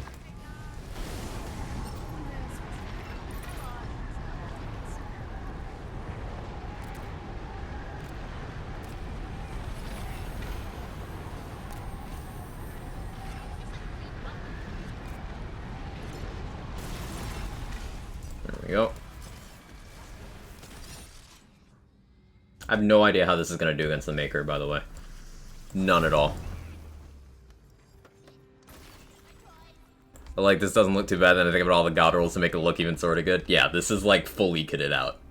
This is not reasonable gear.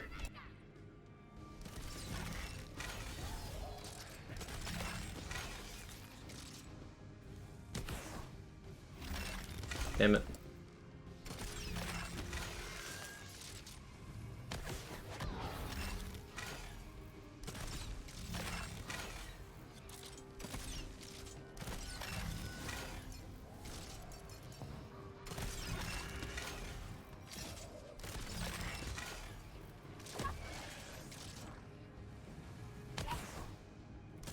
Quag aim.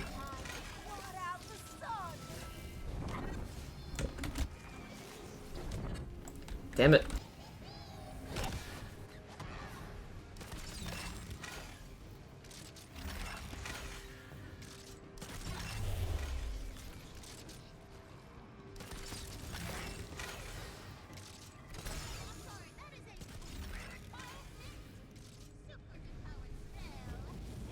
Oh, okay. Guess we're doing this now.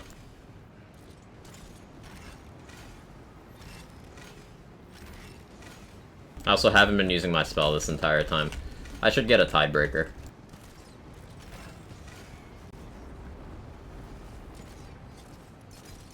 Let's plan it.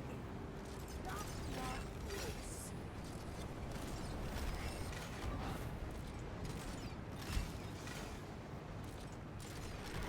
Although that wouldn't help me here, now that I think about it.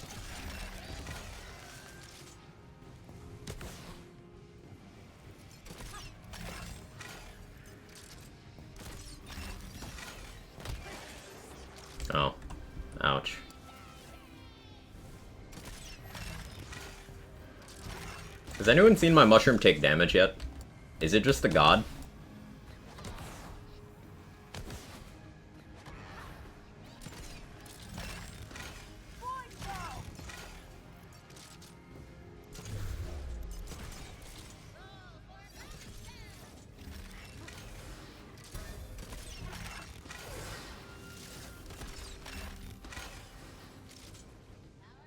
Cooldown should be lower on some action skills, some need a damage buff. Yeah, Barrage could also stand to get an element.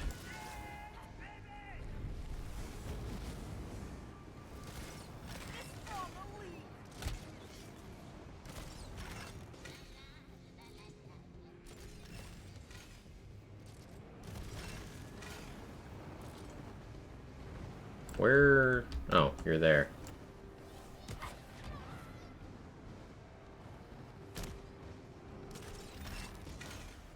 Yeah, I'll just ignore that.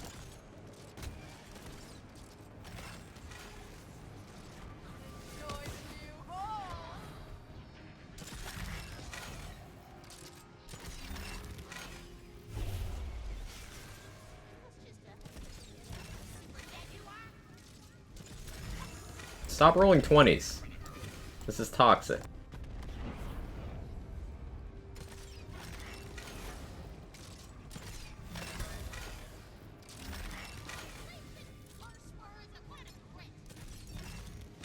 Yeah, the damage against this boss is very sad. Cat really be built different. How you doing, Wales? Yeah, that just doesn't do any significant damage. With enough class power, Mushroom gets real tanky. I wonder if it's worth taking the taunt skill with this much.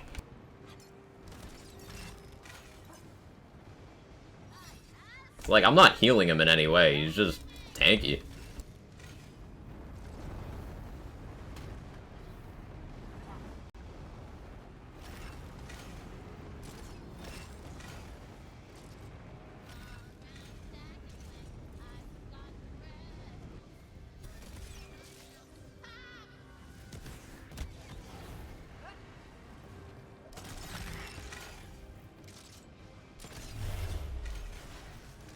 The enrolls behind screen. Yeah, yeah, that's a 20.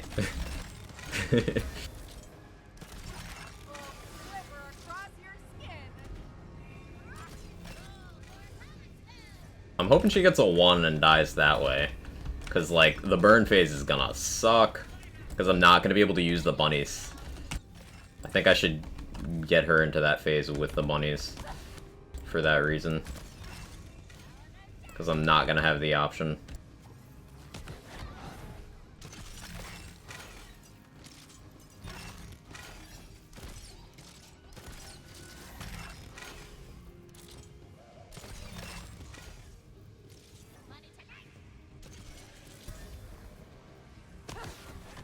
Hey, we got her with that. Nice. I think that crit. Swing the build after this? Yeah. If she rolls a 1, does she die? It does damage to her, and that damage goes through damage formula, so if you have like a bunch of debuffs on her, and you've got like enough global damage buffs, it can do like a third of her HP. So if she's low enough, she can die from it.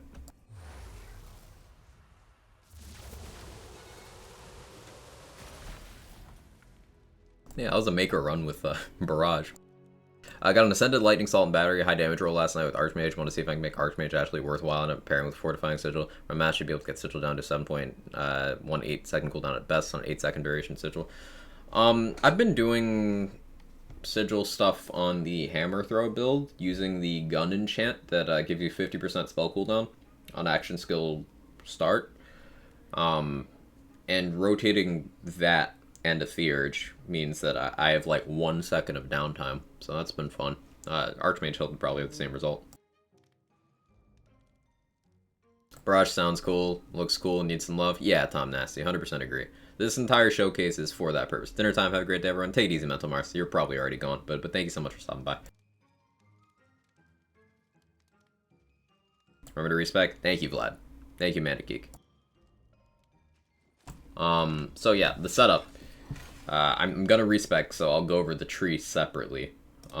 But gear-wise, this is utterly unreasonable gear. The Carouser doesn't much matter here. I'm just holding it because it's something I can reload quickly and has some crit bonuses.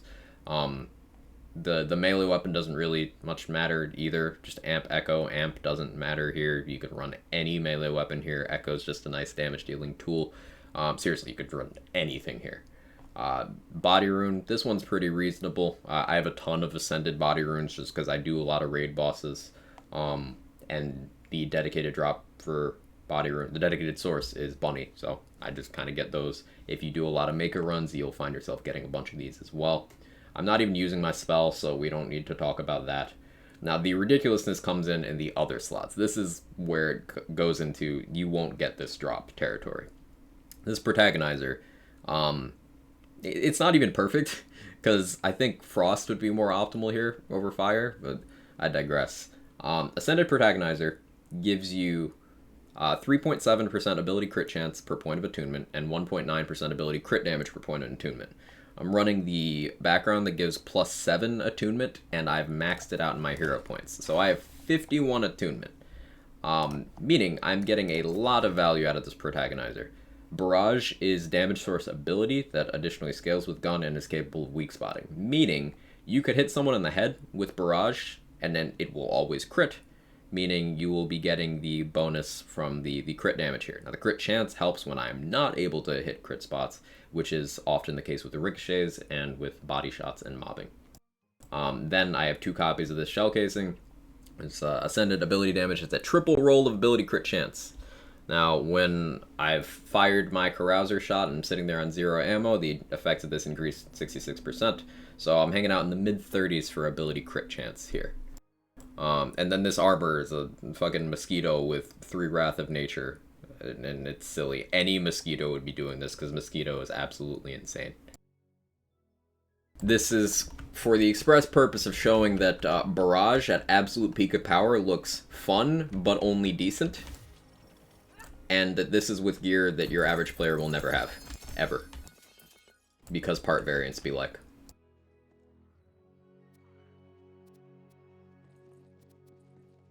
Passes a melee weapon count towards guns, like for example status effect damage? No, JP. No, not at all. For the same reason, if you look on a gun, it says plus 24% reload speed. That's not a 24% reload speed buff applied to your player. That's just the parts on the item give it that compared to what it would have had otherwise. So like this says plus 10% status effect chance. That's just for the status for this item. What am I rolling here? Spells. Really haven't touched snipers in this game. They seem too slow. Some of the snipers in this game are incredibly good. Skeet Prod, as Grasshopper mentioned, is extremely good. One of my favorite guns. One of the most powerful mobbing guns in the game. Carouser, the weapon you see me using, is very good. Antique Great Bow and Used Great Bow are both great. Cowcon is a good boss melter, although very ammo hungry and crit dependent. There's some good snipers.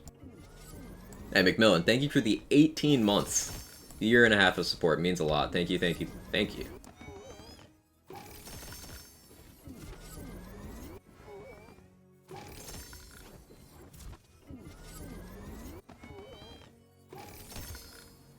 We're gonna be here for a minute. Rip Sawmill didn't deserve it. Yep. R.I.P. Sawmill.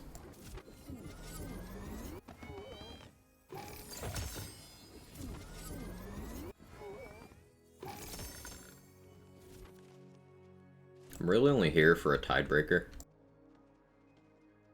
But I can't remember if I've done DLC 1 on this character. Be a bit awkward if I haven't.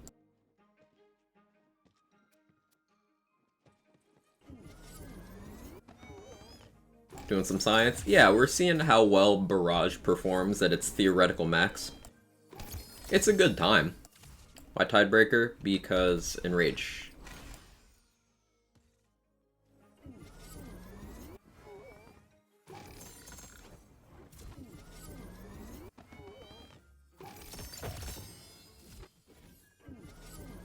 Is Skeet Prod dedicated to loot pool or will drop? Skeet Prod is a Chaos Chamber exclusive, so It just has a chance to drop from bunnies or from mini bosses inside the chamber.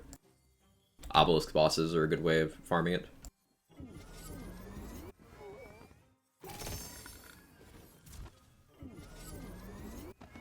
But ultimately, Sniper Bunny, you know.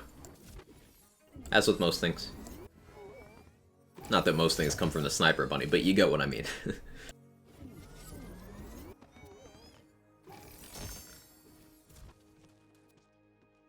An Ascended Dazzler.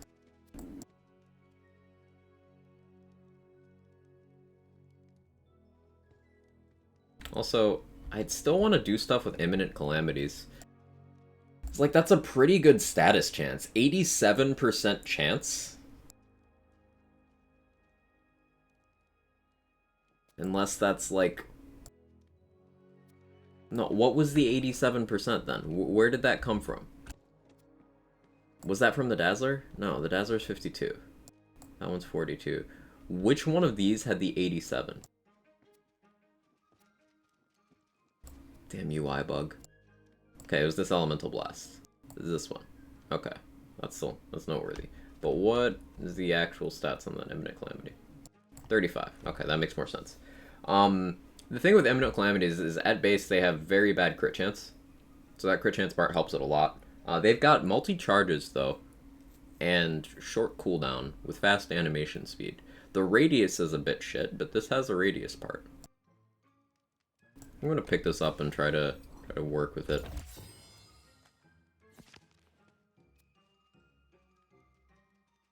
Cooldown rate, spell damage, status damage. This Dazzler's trying. I could probably do something with that. 9.7 cooldown. I'd prefer it was 2 cooldown, 1 spell charge, because then I could have roughly 9 seconds, but 2 of them. I'll wait for a better one. Wait for a better one.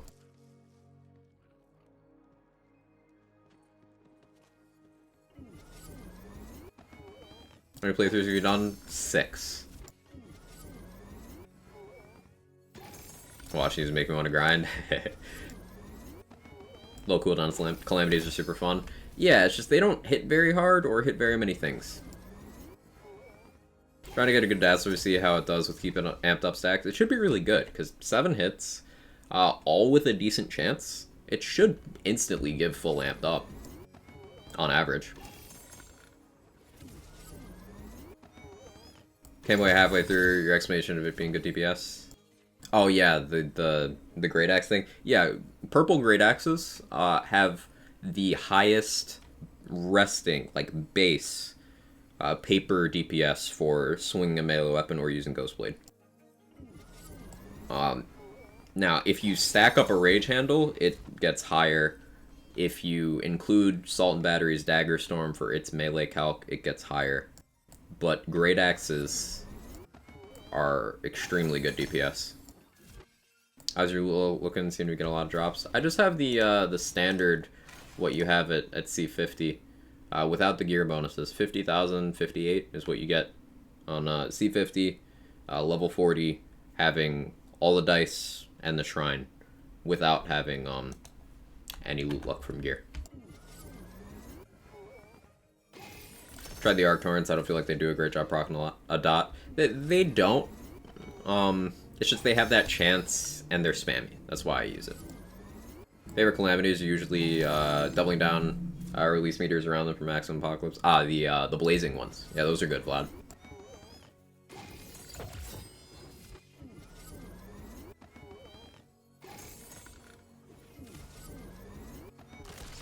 If you don't have Ascended Dazzler, I wouldn't pass that up. It's a Maker Melter and Double Knot build.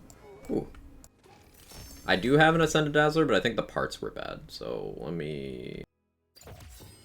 Don't worry, everything on this save I have copies of elsewhere. So if you see me dropping something like, wait, that's really good. It's like, okay, this was a mule that I converted. That's why so much of the gear is good.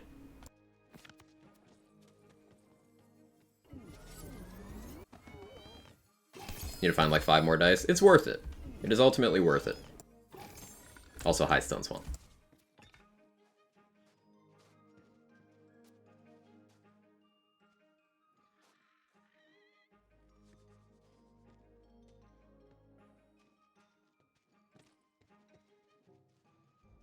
Like, even as a blue, this Great Axe is blue non-chaotic. This is a really good spread of stats. 717 is decent base damage for a weapon that swings this fast.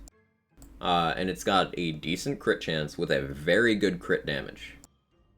So we're looking for, obviously, purples like this. 10% crit chance, 160 crit damage, but of higher chaos tiers. A chaotic, it's looking pretty decent. A well-rolled ascended one is about 1500 base damage.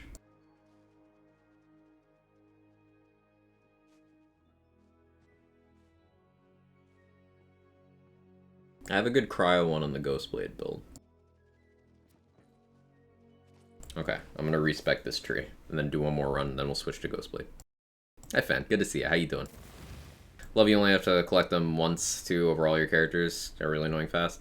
Yeah, at launch it didn't work that way, so I only bothered on one character, and then I just didn't care on the others.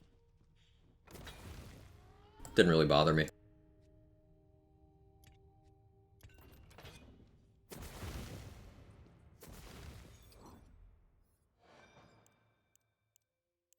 Okay, so Barrage, Berserker, Eagle Eye for gun damage, Affinity for ability damage, Windrunner, Medicinal Mushroom. I'm gonna take Spore Cloud because of how tanky the mushrooms just kind of been.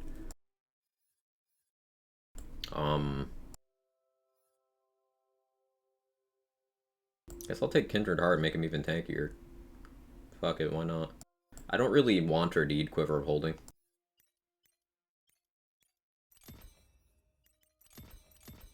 I need to invest one more point, though. I guess I could take a point of Bullseye? Yeah, alright, cool. 3 Unyielding, 2 Frost. Max Old Ways. Have that.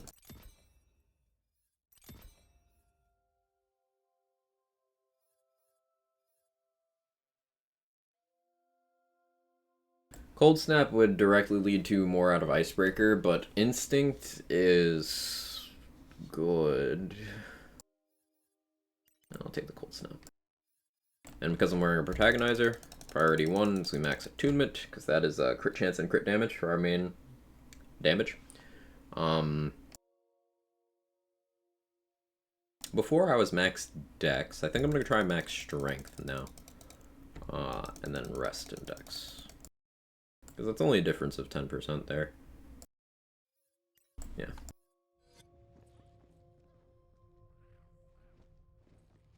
Personally like them for XP and loot during playthrough, which they would have been more nuanced to the change. Yeah, I think it's one of those things like there were going to be cons either way and they chose this way. I don't personally feel strongly about it either way, but... Wasn't that 51 before, it's 49 now? You're gonna have to be more specific there, Irish. Were you 51 attunement before? I am 51 attunement. UI moment.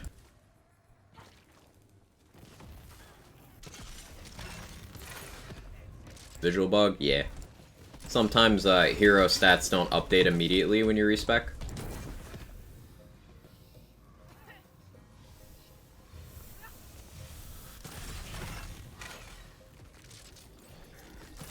Basically, what we change about the spec here is we now play the angles. So occasionally our Carouser will just delete a room. And we have a little more damage. A little less consistency on our damage, but a little more potential damage.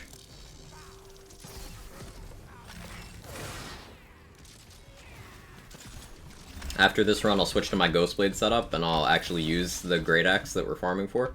I want it in more elements, but I do have a well-rolled cryo one for that build. I'd like a fire one, and particularly a poison one would be really nice. Just showing 49 is confused. Yeah, I wasn't paying close attention. There you go, it's clearly 51 now. Wonderland's UI moment. Oh, Anarchy helps barrage damage. I think. I don't know if that's regular gun damage. I think that's actually scale. I don't know if that applies. That's a good question. There's a benefit to making certain chaos rooms epic. Eluding rooms makes the enemies in that room tankier, but it makes them also drop more crystals. And it makes containers, crystal containers, like the skulls that you open in that room, also give more. So, more crystals. And more crystals means more loot. So not only is it a way of increasing difficulty, if you want that, but it's more loot.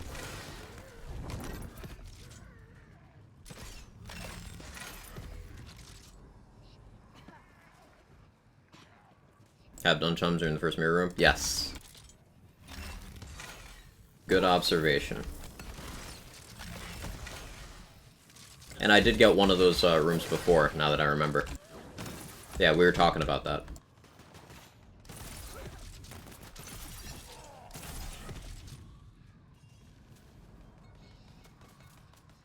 Switch a leading thing is easily the dumbest thing I've ever tested. It's so random. I kind of love that it works that way.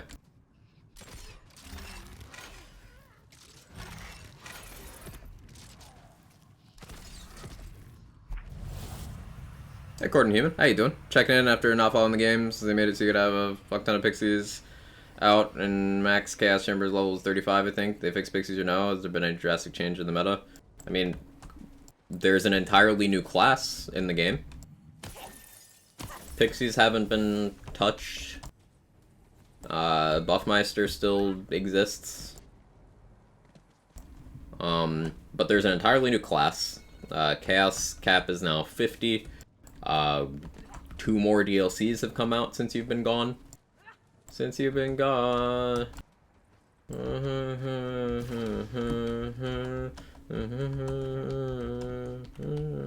This is the stream now. Just me humming Kelly Clarkson. What was I talking about? I don't remember.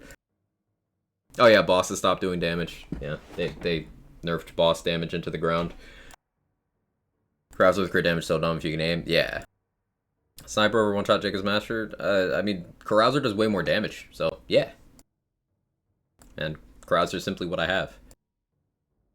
Totally forgot about the class. General verdict on it. Extremely well received. Very fun. It's got some things that are extremely powerful, but for the most part, the class is well done. Well done. It's fun. I like it a lot. It's got a good place in the game.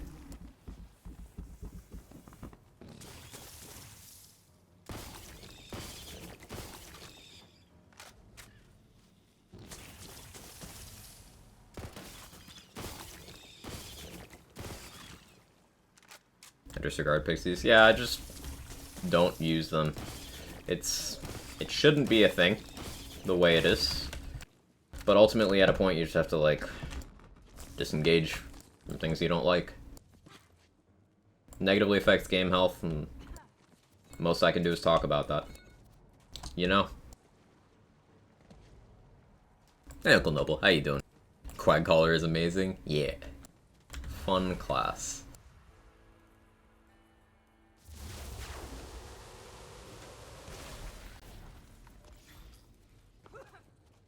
No, bad, Roddy. Bad. The joke there, for people who don't know, is that dark magic pixies cannot exist. The only way you can have that is through converting other element pixies with the claw armor, but it didn't stop people from distributing dark magic pixie edited items early in the game's life, and it's kind of been one of those things that hasn't been squashed, because there's a bunch of content out there that uses that on the YouTube side that was never corrected. So every once in a while you have someone come by and be like, oh yeah, I'm using this dark magic pixie build, and you have to break their little heart and be like, well, you see, what happened with that is...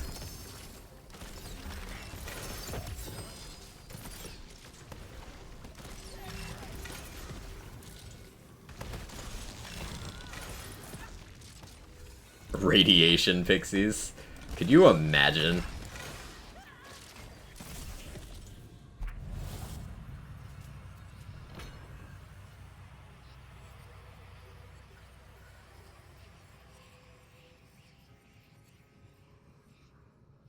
This is interesting.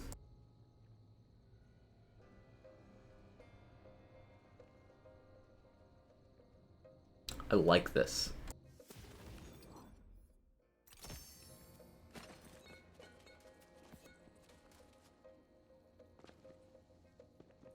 Does it break their heart though? Because it seems most of the time they just don't like getting called out on the cheat. You're maybe not wrong there, J-Bridge.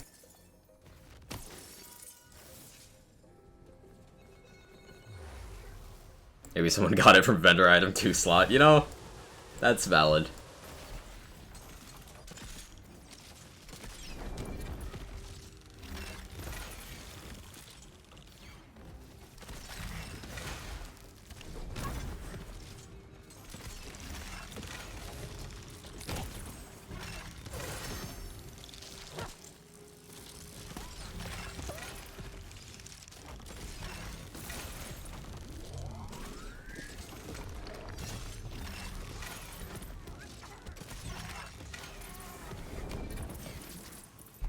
Build doing right now?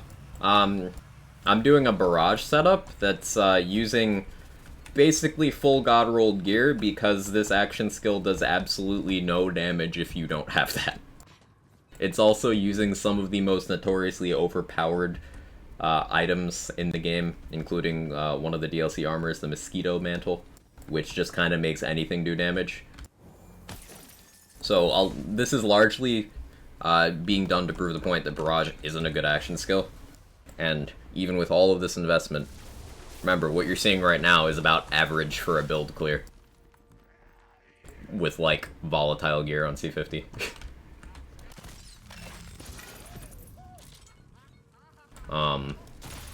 So, yeah, this is what you have to do to get Barrage to clear on C50 efficiently.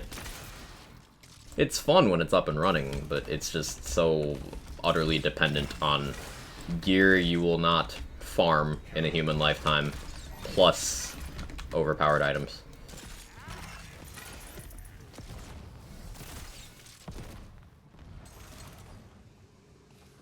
When you benefit from Instinct's reload speed a lot? Yes, but I only have so many skill points, and because Barrage has a damage issue, I'm not going to give up damage for something like Comfort. The only place I deviated from potential damage for something else is I went Unyielding over 3 more points in Ancestral Frost, because that's just a lot of healing. He's all roided up, This is the gear talking, not the action skill. Like, I haven't tried this, but let's see for science how Blizzard does. Okay, well first let's switch back to this. In the next room, I want to see how Blizzard does with this gear. I want to bet that it'll just be better.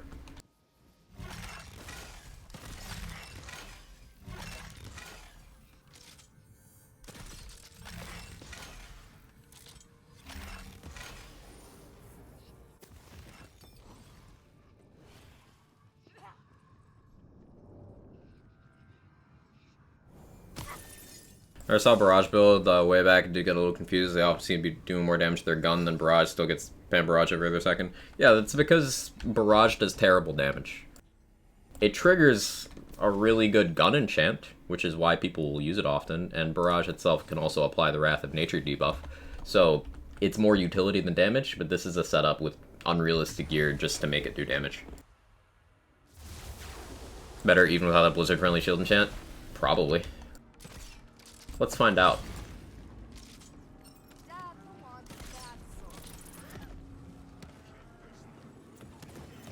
That's not bad. That's honestly not bad. Oh, yeah, there it is. Yeah, it's better. I just have no uptime, because I don't have duration passives. And I would be going Blood of the Fallen with this. It's better damage.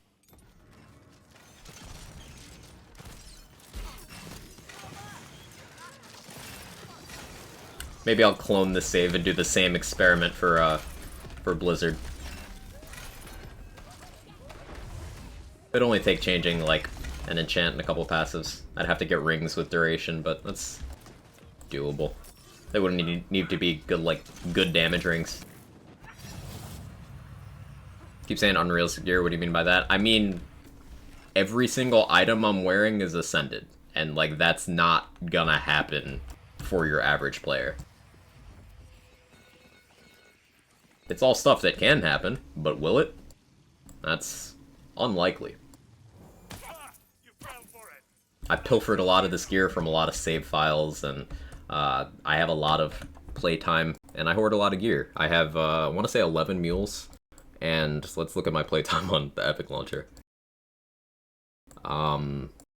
57 days, 12 hours, 12 minutes, 36 seconds. So even for someone with my playtime, this gear is still unrealistic.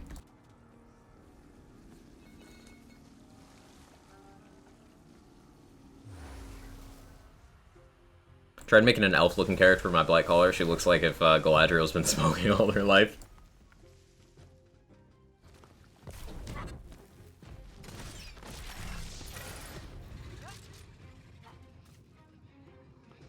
Highest tier gear with ideal passives, yeah.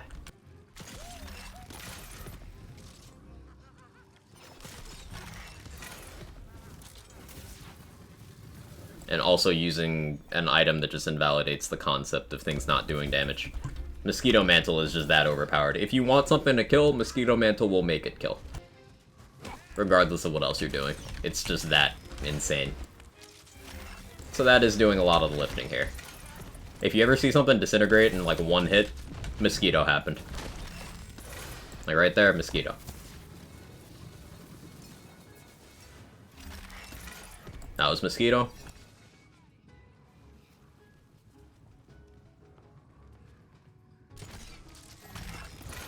Mosquito. Because Barrage hits 7 times, you're very likely to get at least one Mosquito. See, I didn't get one that time, and you saw they survive. A regular zombie, not even deleted, survived.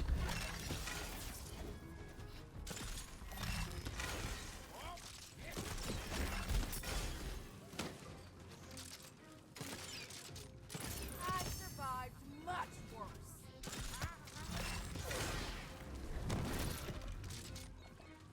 There you go, Mosquito. It's a DLC 4 armor.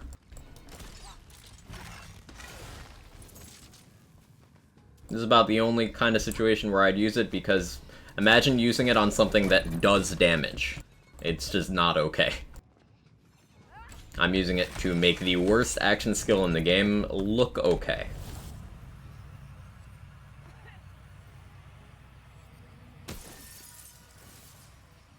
It's about 1,400 hours, by the way. Thanks, Thrask.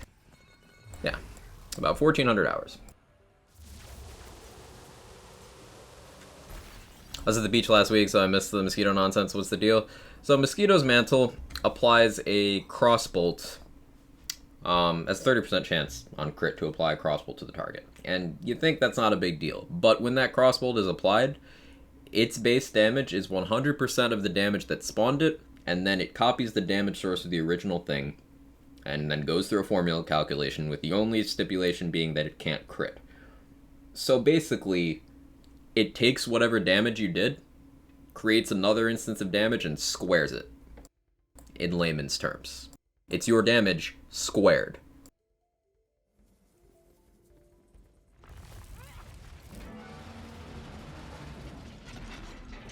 It's insane.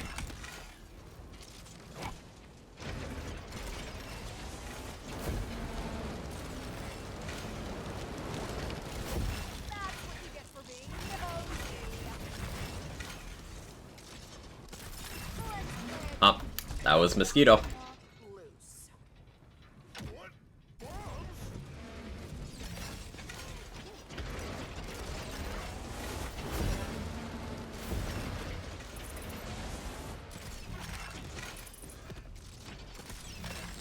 There's another one.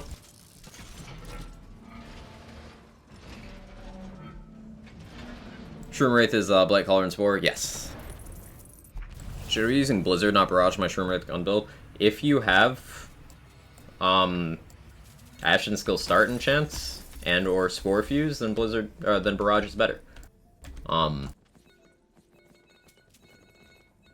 like if you're a Shroom Wraith, you have Bog Totem, so and Plague Storm, which are just better action skills. If you have Spore Fuse, Barrage. If you don't, then I would say Plague Storm or Bog Totem.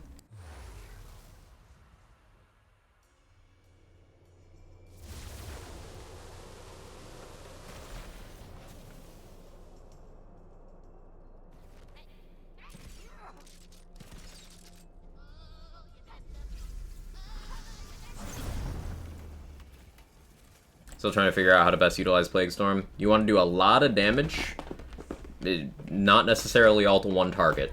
Just you want to cram a bunch of damage into a short period of time, and then you can use Plague Storm to direct it back. Thanks, Mosquito. That is 2 runs in a row where we just one-shot Bark because Mosquito exists.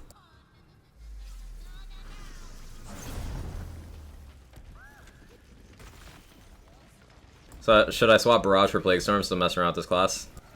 Unless you have this enchantment on your gun, Plague Storm is almost always going to be better than Barrage. Unless you have this enchant on your gun.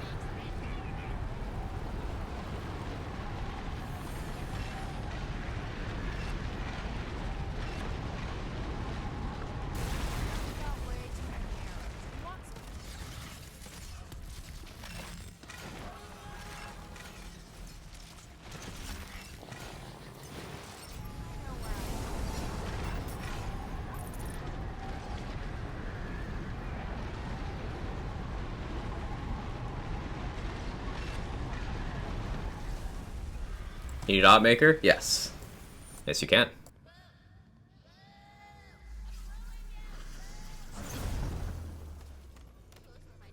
Tried Sword Fuse is very gear dependent. The gun it's on is low damage. Then Plague Storm would probably do more for you. Switch and cleared encounter about 20 seconds. Yeah, it's amazing the difference between Barrage and, like, a good action skill.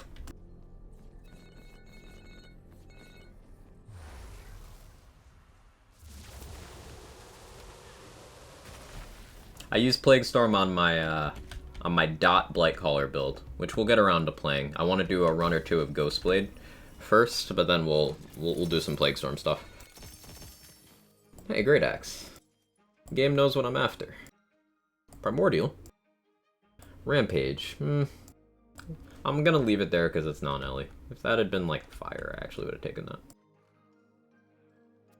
Is that a 91% base status chance? Hello? What?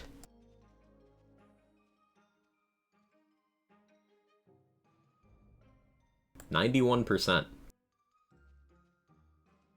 How big's the radius on this?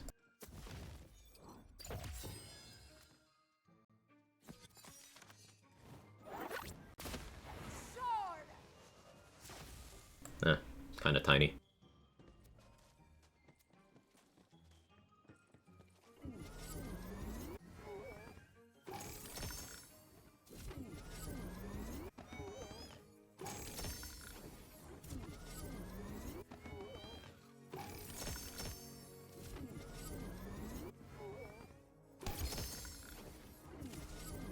Yeah, if you'd like a TLDW, I guess, of this Barrage thing, it's basically showcasing that you could put every possible thing you can into Barrage, and it is still inconsistent at best.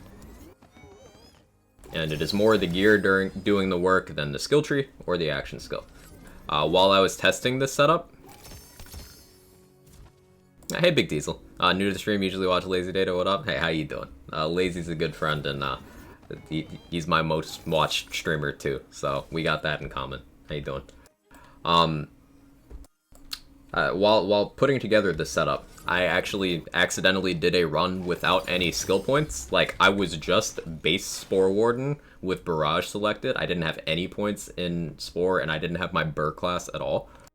And I didn't notice until, like, halfway through the run. I was like, wait, why don't I see Enrage on the side of my screen? And I checked, I had no skill points. Because it doesn't matter. It's just the gear carrying this.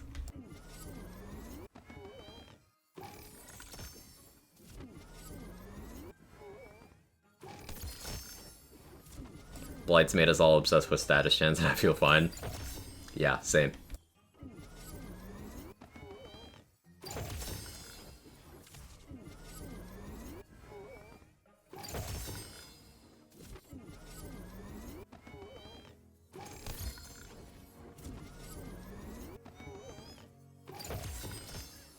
Almost done.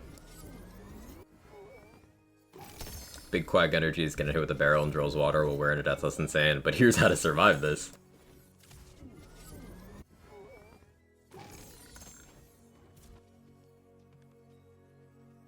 Can Drill's Water kill you during Reaper of Bones immunity? That's a question I have. Because, in that case, in theory, there's an argument for Reaper of Bones being optimal for Deathless. Yes, I know it would start and turn off immediately and you just get those 3 seconds. But if that 3 seconds of invulnerability protects you from the drill water, then there's a case for it, which is funny. Like, getting maximum action skill cooldown with that, just for that purpose. What a shitpost. Triple shot sword explosion better than ×1? Depends. If you care about hit count for having multiple chances to trigger things like Spore Wardens play the angles, then yes, a ×3 could be better because it's simply more chances. You will apply your stickies more quickly. They will have a lower base, but you'll apply more of them more quickly with a ×3. It's a question of quantity over quality. In some cases, quantity equals quality. But you'll also be consuming ammo a lot faster. And for example, if you're doing a Maker run at the end of your Chaos Chamber, let's say you're using the Sword Explosion as your mobbing gun and your bossing gun. You'd have to go through all of those rooms while watching your ammo. Then let's say you get to the boss and it's no problem. You refill your ammo, use whatever it takes to kill the boss. You then have to do 4 raid bosses after that. And a ×3 will very likely not hold up ammo-wise, whereas a ×1 will.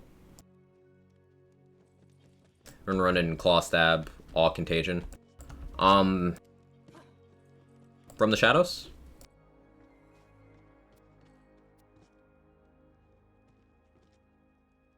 Yeah? Okay, so ×3, you're gonna be getting more hits out there, but ×1 is more efficient usage of your From the Shadows time, because you will be spending less time reloading. So you will get more DPS out with a ×1, in theory. Now, in practice, that depends on whether things live through your ×3, because it will burst harder, if that makes sense. You get your damage up front, but you take more frequent breaks, and you don't sustain it for as long. So ×3 versus ×1 is like, it often doesn't matter, because Sword Explosion just hits so hard.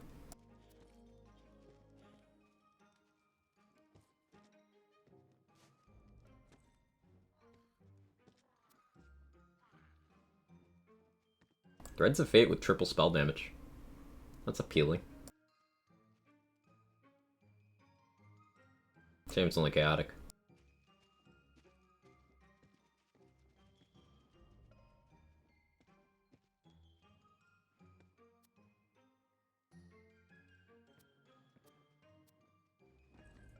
Okay. Let's go over to Ghostblade.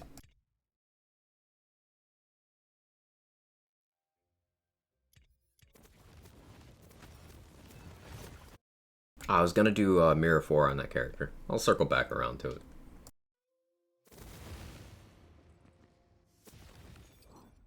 So this is the Great Axe we're looking for in other elements, basically. 1504, 1.4 swing speed, 9% crit chance, 160% crit damage. Debatable whether I want Consec or damage versus bosses badasses for this build. Ancient Hilt is nice. I'm looking for this basically with other hilt mods and other elements. So getting this in Cryo again would be fine if it got Warrior or Vampire. But I want it in poison, I want it in fire, I want it in lightning. I don't necessarily need one in dark magic, but it wouldn't be the worst thing to have. Stats are cracked? Yeah, like... Great Axes have monstrous DPS. Okay Axe. Mid Axe. B tier Axe. In terms of overall power, we're just blight line up the other classes. I don't really like ranking things, as you know, but it would be towards the top. However, that still requires context, because, for example, if you're a spellcaster build, Blightcaller does almost nothing for you. If you're a melee build, the benefits are minimal compared to the other classes, with the exception of Spore doing absolutely nothing for melee. If you're a gun build, it's fantastic. If you're a dot build, it's basically mandatory for how much of a difference it makes.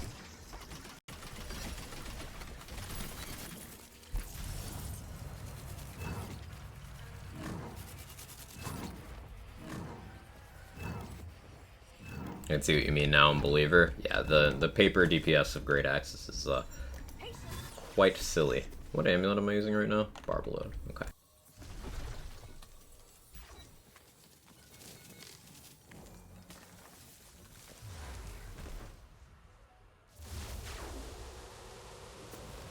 Ah, Theodore. On Ghostblade. Well, Ghostblade doesn't hit the soul cells. I don't feel like shooting Stab-O-Matic, so that's a reset. Are you prepared? We'll see. I still haven't gotten Theodore on my actual dot build, and I want to because Spirit Swarm can apparently hit the cells. I've not gotten the opportunity to experience that yet, though.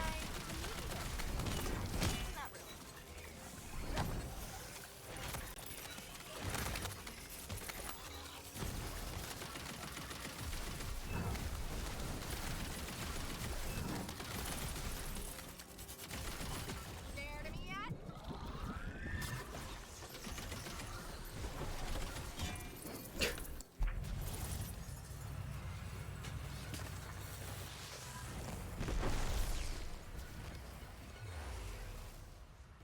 Need to dot a gun show to spawn it? Yeah. Ah, yes, another boss where Ghostblade struggles to hit them.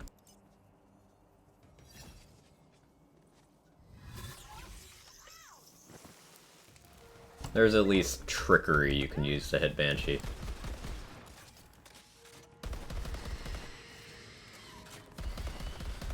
But I'm gonna have to Stab-O-Matic this phase.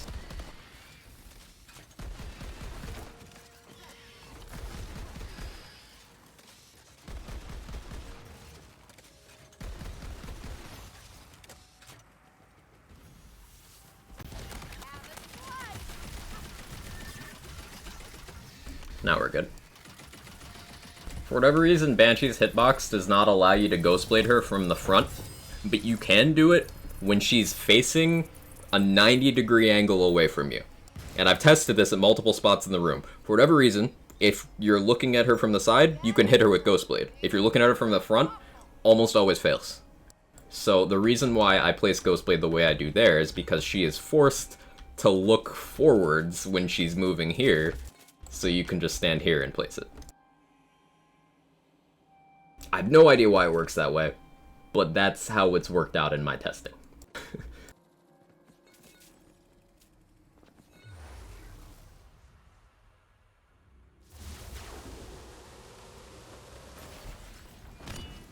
Banshee's hitboxes are cursed, yeah.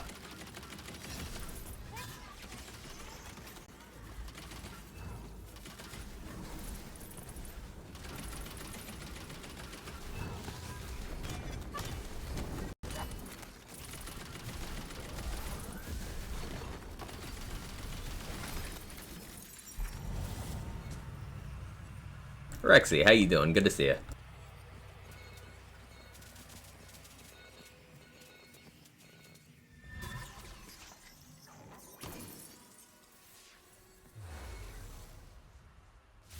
So I was gonna play through with Blightcaller, thought I was somehow getting Geist procs without shooting. Nope, I'm Undead Pact. I imagine it's the same model though, right? So understandable mistake.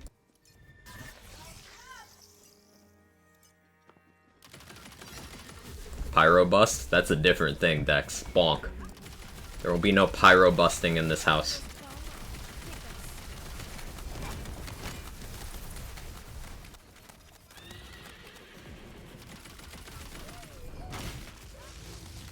Pyro busting. Not with that attitude.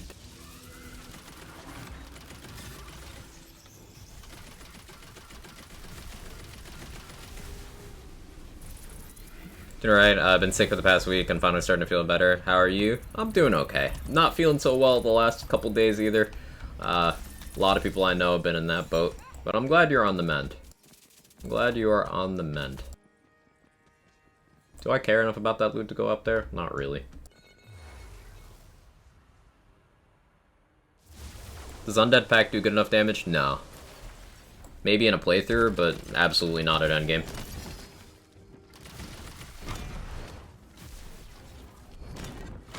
Like, look how well this Great Axe does just swinging it, without my Ghost Blade out.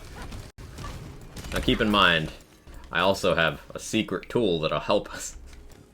But part of why I want to play on this character is get an armor to replace that.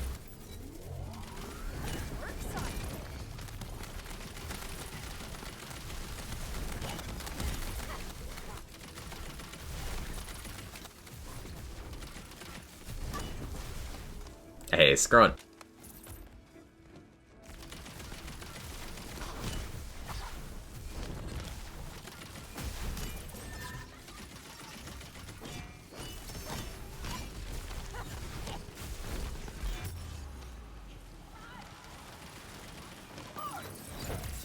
There we go. I had to use Contagion to get Freeze at least. The Mantle of Curse damage, true. She's on fire. There you go, Quack. Well, I discovered the game isn't balanced for a Chaos 50 playthrough starting at level 1. Got to level 40 before Deerl. Deerl. Nice text-to-speech. Thank you so much for the 16 months, Grunt. I appreciate it. And for the Prime. Yeah, I was thinking about doing a playthrough like that, but that was one of my fears. Good to have that confirmed, I suppose. This armor's an upgrade. So we were talking about switching off of the cursed armor. Well, we're able to now. The area damage doesn't help, but the all damage does. The gun damage doesn't really help, but the standing still bonus will help our body room on certain instances of damage. The crit chance will be nice though.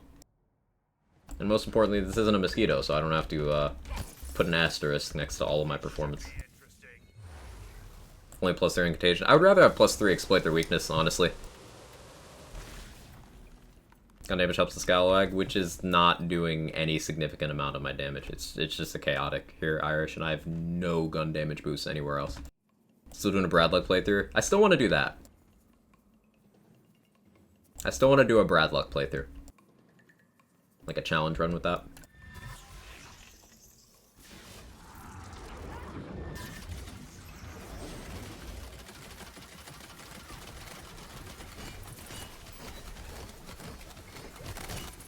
So as you can see, damage is still good.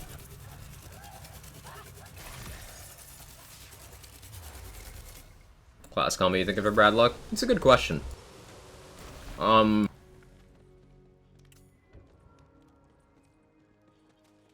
thinking something that's gonna be able to heal easily.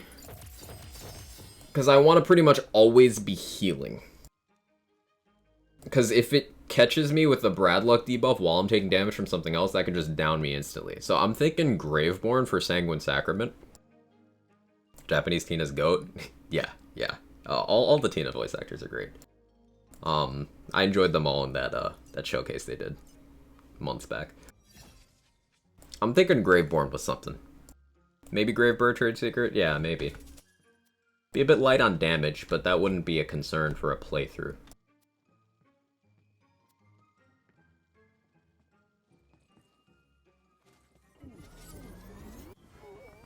You think the counter selective amnesia work against Bradluck?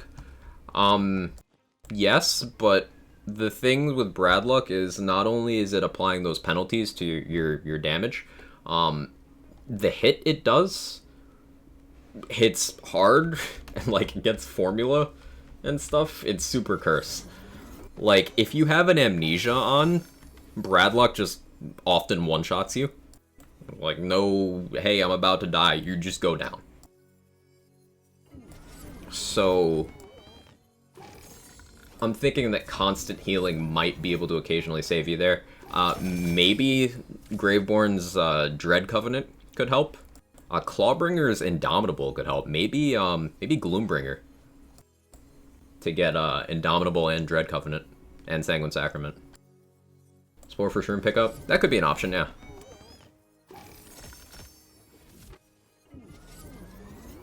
Queen buffed amped up to 7 out of 3 during a Chaos Trial last night. Movement speed was 28 per stack. That's crazy. That's crazy. Japanese Torg was meh. Was he not hype enough? I feel like Torg has to be super hype. Anyway, I'll BRB. I gotta run to Little Streamer's room. You can look up this beautiful Scalawag while you wait for me to get back.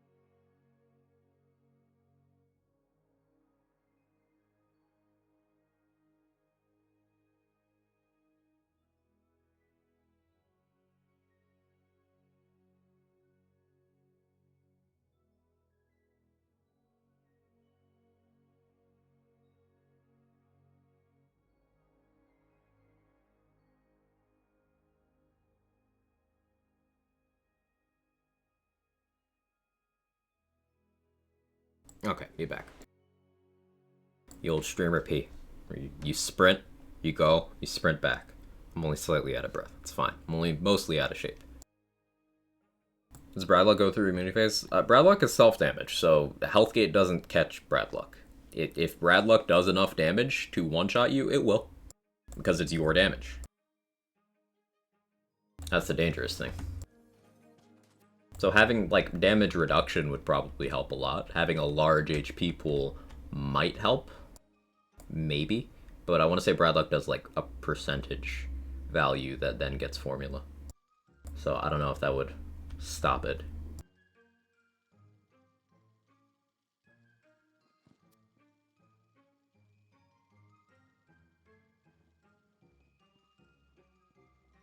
So Amalgam's trying. Area damage, movement speed, melee damage, max health, gun crit chance, that's trying really hard. Like, that's useful. Those are just useful passives. I'll take it. Hi, Jake. Chat, it's a cat. It's your damage, use it when you need it. What are you doing?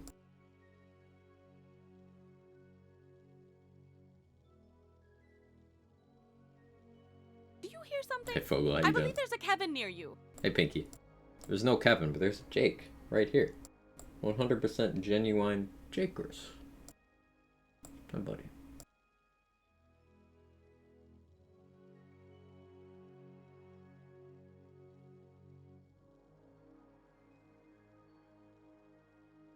He's a good boy.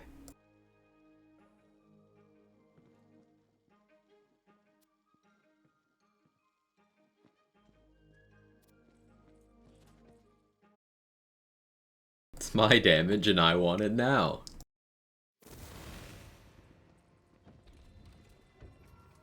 Might need to remove the trombone sound on the Brad that gets so annoying.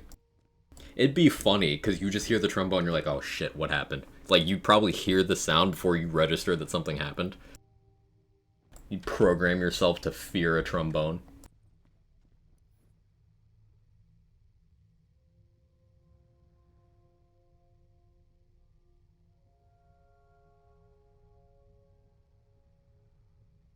I'll knock over my meds, Jake. I need those.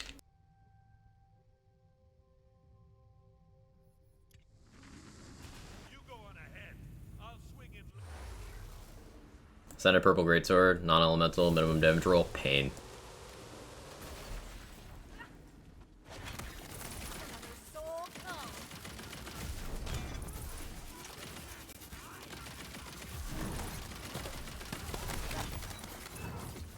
Hear phantom trombone sounds everywhere afterwards at the store, at the library. Yep.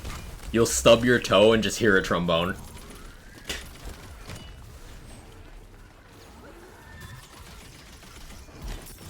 Don't do it, Jake. I see you tensing to jump. Alright, let me check his food real quick. 1 second.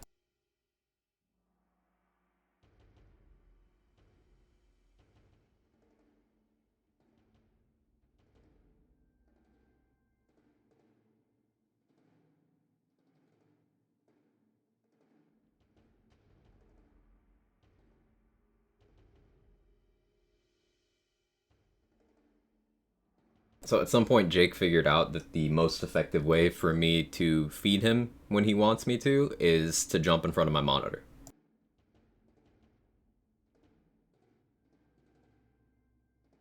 Pavlovian trombone syndrome. Real. What does ability level mean on blank slate? So ability level plus 2 will give 100% to your ability damage stat and 100% to your ability crit chance stat. Ability level plus 1 is half the bonus.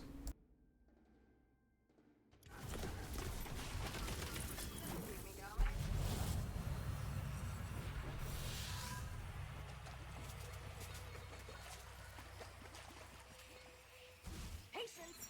Don't.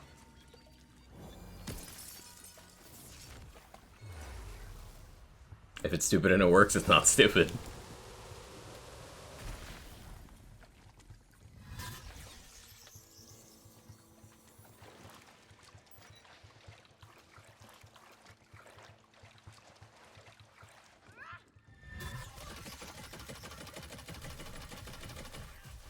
Didn't I take Magma Breach? Why is it not breaching me in a magma way? Okay. I do want to try out more duration on this setup. I'm unsure how much that would actually help, though, because the amount of duration you lose from moving Ghostblade is percentage-based, so that will scale up with your total duration. The amount proportionally that is expended by just leaving it there isn't. So I wonder how much stacking duration would actually help Ghostblade.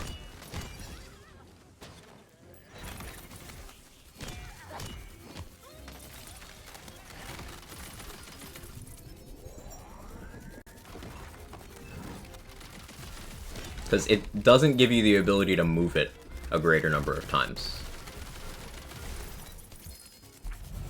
Lemon stated you instantly lose 33% current health. I think it's worded weird because it will fucking kill you. Yeah, I think the 33% might be before formula.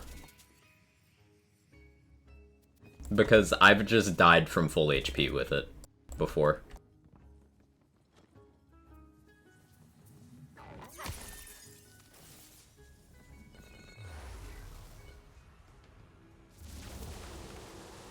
More Banshee?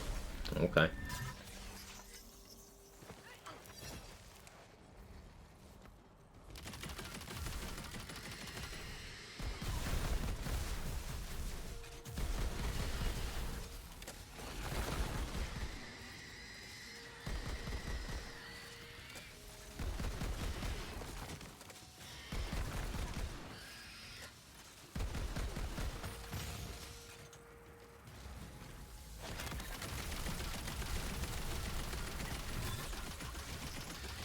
See, it's consistent. If you can place the Ghostblade from a 90 degree, it works, even when you go back to facing head on. Even though Ghostblade is in a circle, it doesn't make much sense, but... Time to put someone in a couch.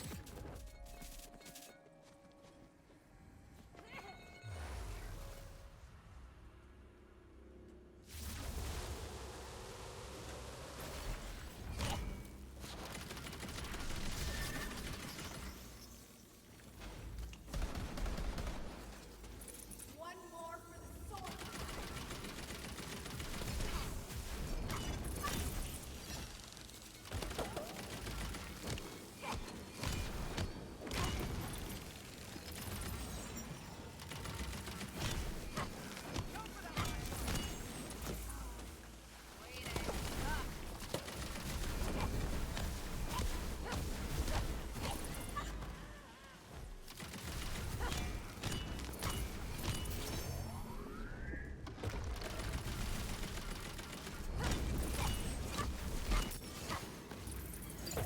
No Ghost Blade required.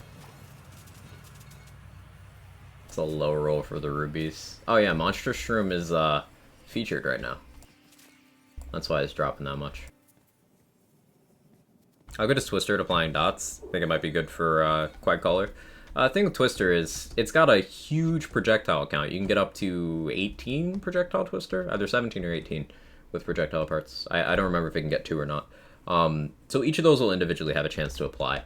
And it has a decent chance, but the value of those dots is going to be very, very low. Now, it will be split across 2 elements, which is, like, cool, but the value of those dots will be very, very low. Also, the projectiles itself, they kind of go slow.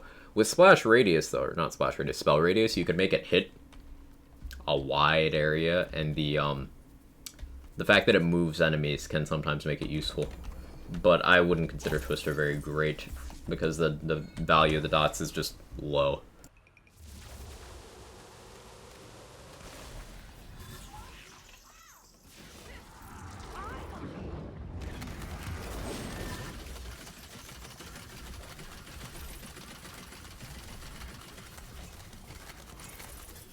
What is my crit chance right now? 51.1, just sitting here.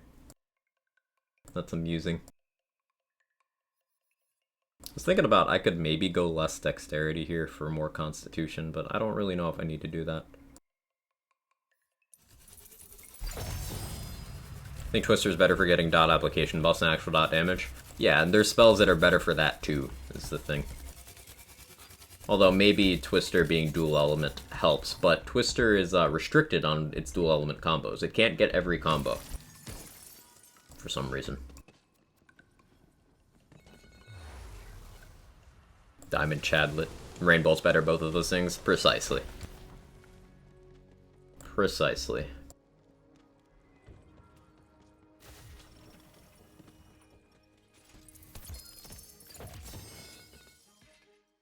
Blight Stabbo Plate Mail.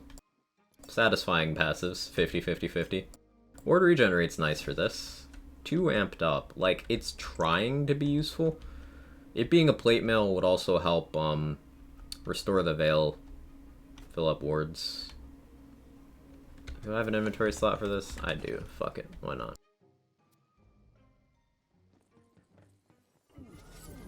Took Magma Breach with Diamond Gauntlets because he's built different. Kind of rings to use. For this setup, I'm currently running... this championship ring has action skill duration and melee crit damage. And then... I don't know if that's a double roll duration or not. I don't remember. And then this one is melee crit chance and melee crit damage. Just a silicone ring. Ideally, ring-wise, I think I would... What would I want for these?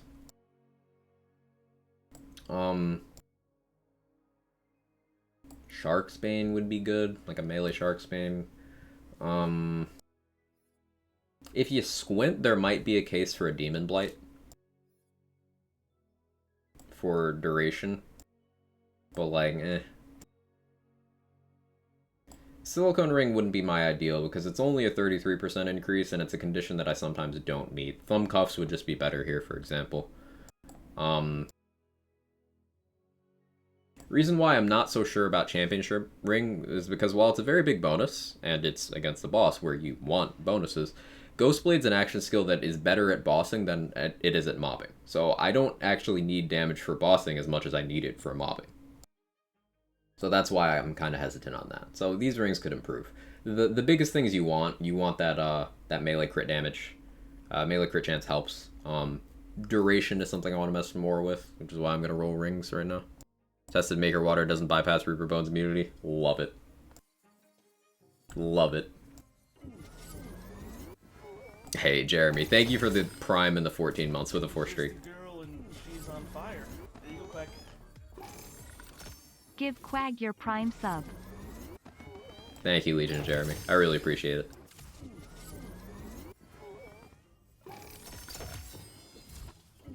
I wonder if ward regen percent makes amped up more potent. It shouldn't, but you're gonna naturally regen at some point in an amped up build, like if you go long enough without taking damage, as long as you don't run an amnesia or constantly apply dots to yourself. At some point your natural regen's gonna kick in. Now depending on what you're wearing, it'll be almost nothing. Like, Body Rune's natural regen is completely terrible. But if you're running something a little, like, friendlier, like, Bad Egg's natural regen is pretty good. Obviously, you don't want a Bad Egg to regen, but it's just an option. Some have good regen, so rate would help them.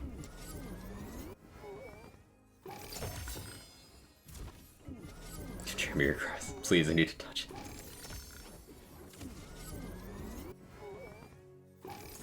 Lethal Catch? Maybe Lethal Catch. Sharksbane sounds like a good option. Keep in mind, Sharksbane can't get 3 passives, though. So, like, maybe that's a potential loss. You would get the conditional against Sharks on your non-crits, but I don't know if I need that. Yeah, I don't know what ring would be optimal here. I guess it's just one of those look at the passives type situations. There's no clear winner. Maybe not Fingertip Pulse Oximeter because I'm running Vibing, so I don't want to be that low HP. Finger Ward might be feasible, considering we're Blightcaller, and we have Wraithmail and Amped Up. Finger Ward wouldn't have terrible uptime. Maybe Finger Ward. Could even perhaps make a case for moving 1 toxicity out to restore the Veil. Actually, I might just do that regardless. Because I lose like a 4% cooldown or something per point. I lose like 12% cooldown and like 7.5% crit damage total. Yeah, I think I'm gonna respec and take Restore the Veil.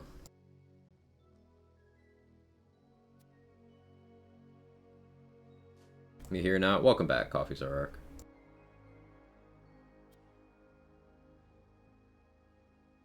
Purple rings are also just good, underrated. Hey, an Ascended Torg Fealty Oath with a mag size? What? Mag size and crit damage. Now, we didn't get the double gun damage roll. So this isn't perfect, but like, that's really good.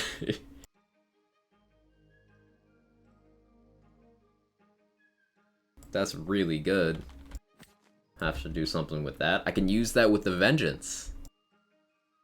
Mag size on the Vengeance is going to be good, not only for applying more stickies, but also having more quarrels, applying more trackers, which is going to give you more fire rate, which means you can apply even more stickies.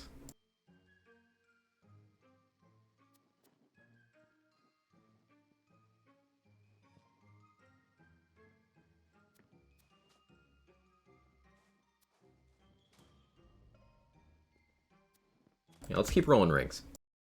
Even possible for Tor to get double gun damage. I've only ever seen that on Furior. You think it might be Furior only? I've never looked into which Fealty Oaths can get it. Do I have more on this save? Let me favorite that so I don't get rid of that.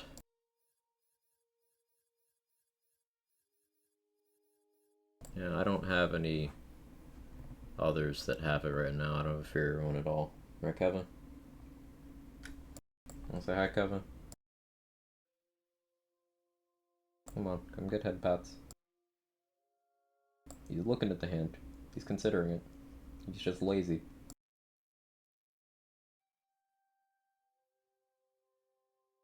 Come on. He's just staring at it. Like, unflinchingly. Oh. I saw you move towards it. I'm gonna win. This is a contest now. I'm not backing down, cat. Oh, he turned and looked at me. Alright, he wins. He stopped looking at the hand. If I score a Dahlia Fealty Oath, I'll send straight to heaven. Understandable. Literally every Furior Fealty Oath I have is double gun damage roll. None of the others that I can recall, but I could be wrong. See, I've gotten Furior ones that don't have it as well. So, that throws a wrench in. Heavy weapon mag size? Yeah, Tor Fealty Oath would be the way to get mag size for launchers. That's a good point. Only seen it on Furior as well. Yeah, Slushy? Okay. Is manufacturer-specific gun damage refresh mode compared to regular gun damage? I believe it's just regular gun damage. Don't know offhand, but I believe it's just regular.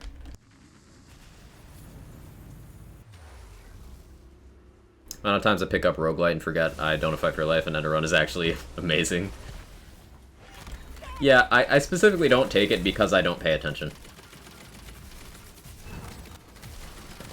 Like, it's not like it's difficult to deal with, it's just I don't pay attention. So I will forget.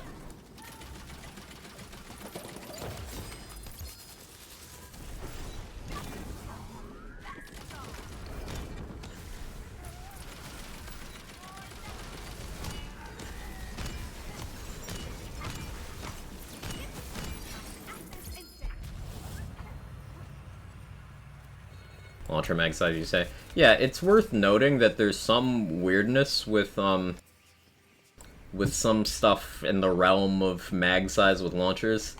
So, Torg launchers, with the exception of Gedzukas, actually, it might just be all of them.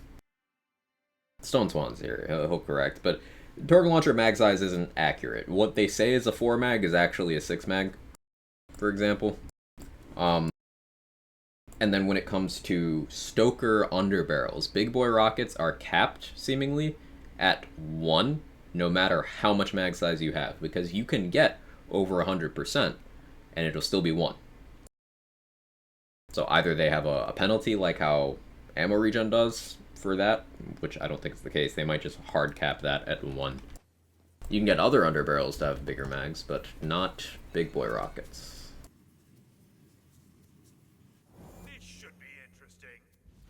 This is a good protagonizer, but it's spell shot power, so no thank you.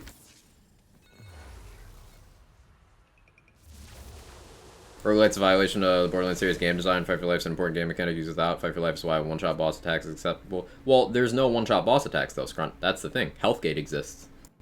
Bosses can't one-shot you. Now, they can... Some of them have an attack that can do sufficient damage to put you in range where a dot applied to you will then kill you, but none of them can actually one-shot you. None. Also, Roguelite is completely elective. It's not like it's ever forced on you. It is an option. Hey, you can take this extra risk for some reward. That reward being more loot, more difficulty if you're into that. But also, Roguelite makes health vials drop more. So it can actually lead to you be tanky. Lead to you being tankier. I can't speak, excuse me. Kevin. You're just gonna sit there meowing at me and not get head pats? What are you doing? He's just sitting there. Build you doing now? I'm doing my Ghostblade build. Hey Silverdra, how you doing?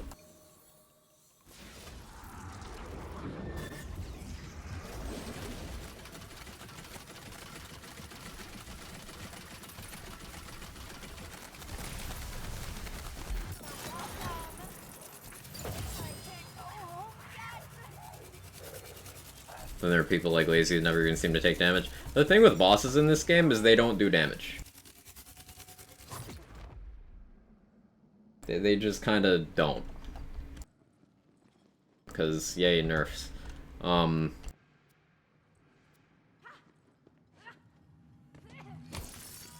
also, all boss attacks are extremely telegraphed in this game. So, as soon as you get familiar, they just don't hit you unless you allow them to. Looks like a decent build. It's pretty good. It's pretty good.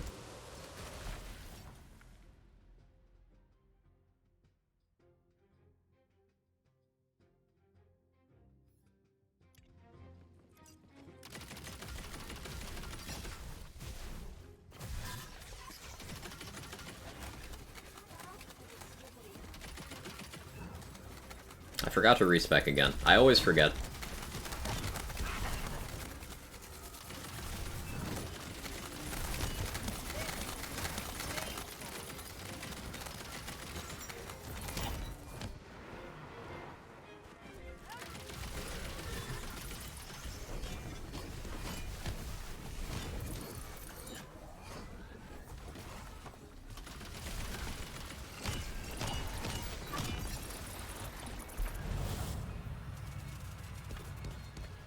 Actually, if you're on C50 Intense, no word, and Deathless point blank fighting, then they can be hard. I suppose. I suppose.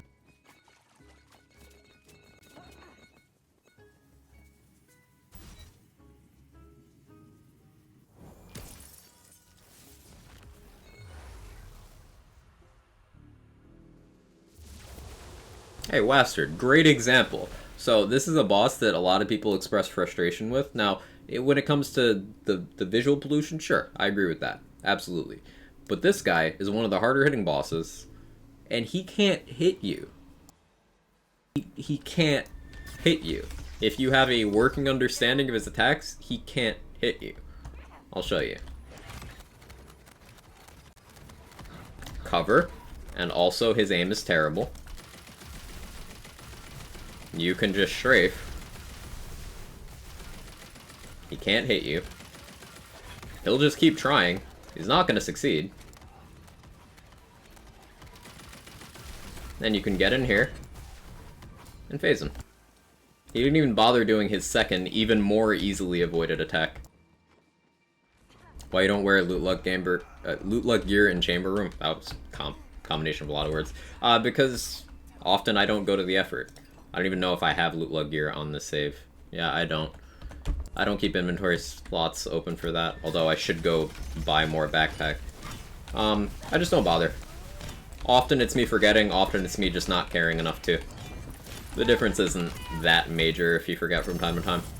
I try to wear it when I spin the wheel, but sometimes I do forget to change back. And that's, it's a little annoying. Nightmare's a boss I struggle with. So Nightmare is one of those where every attack has a telegraph, and it's just learning those telegraphs. You can totally Deathless No Shield Roguelite Wastard? Yes.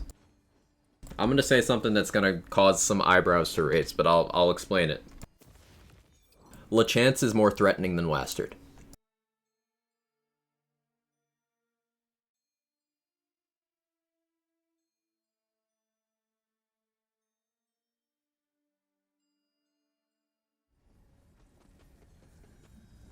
Reason being, Lachance tries to go towards you. Lachance has a ranged attack that is actually legitimately difficult to dodge.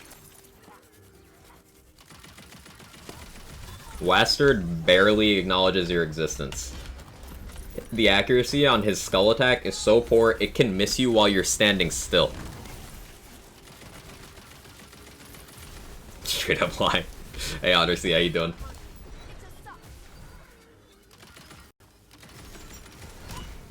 Come again? Wastard's ranged attack, the accuracy is so poor, he can miss you while you're standing still. The tracking is also so slow that you can simply strafe with any amount of movement speed, even with no boosts, and it can't hit you.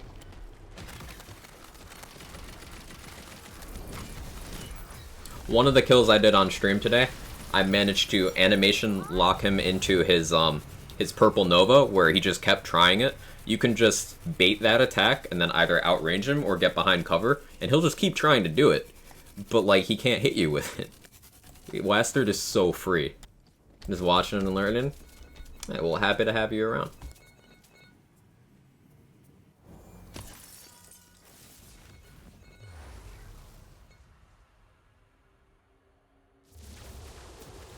I'll just use the Bradlock, or what's it called? Got Ascended one's 47% blue luck. Use a melee weapon. You mean a ward with 25%. If you have a melee weapon with that, that's save edited. That is a ward only enchant, but yes.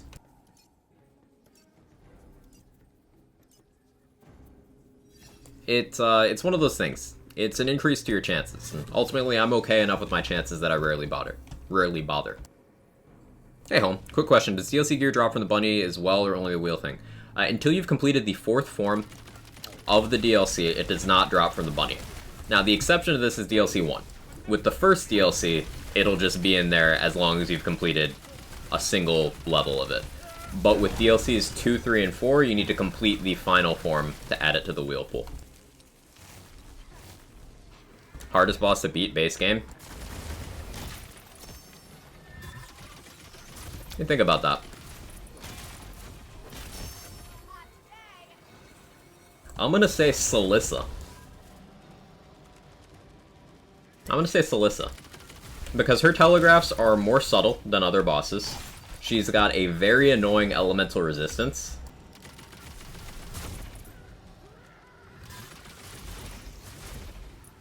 And she does a lot of area denial attacks. that can pile up.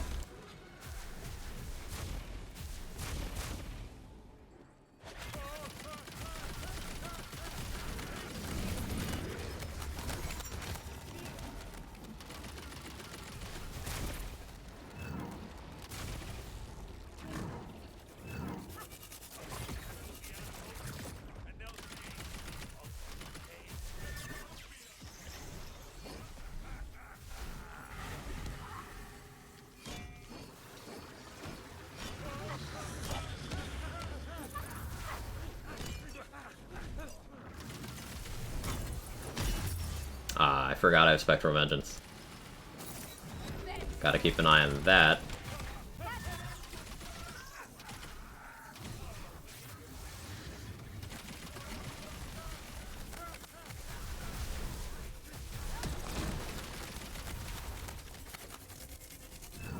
don't know about hardest boss that kills me the most is Warkanar. That would just be the homing orbs, I imagine. You gotta keep track of those.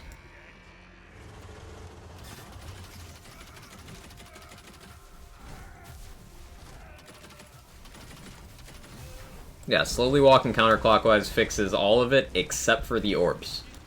That is the one that tends to catch people out.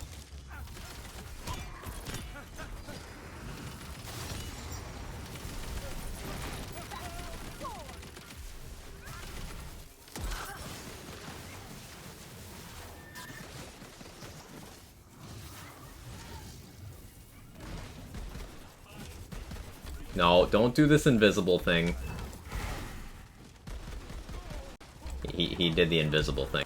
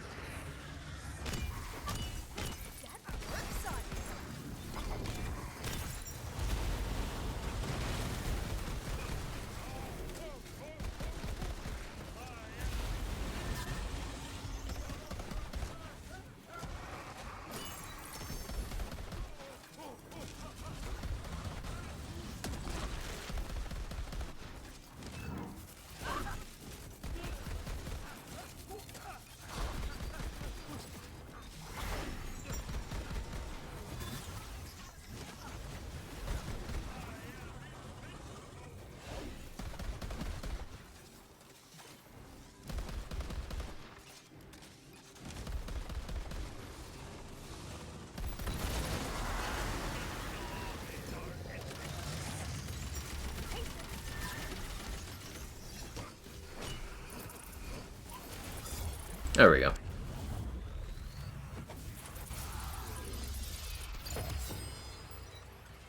I've been walking slowly counterclockwise my entire life. I don't know why that's so funny to me. I am invisible!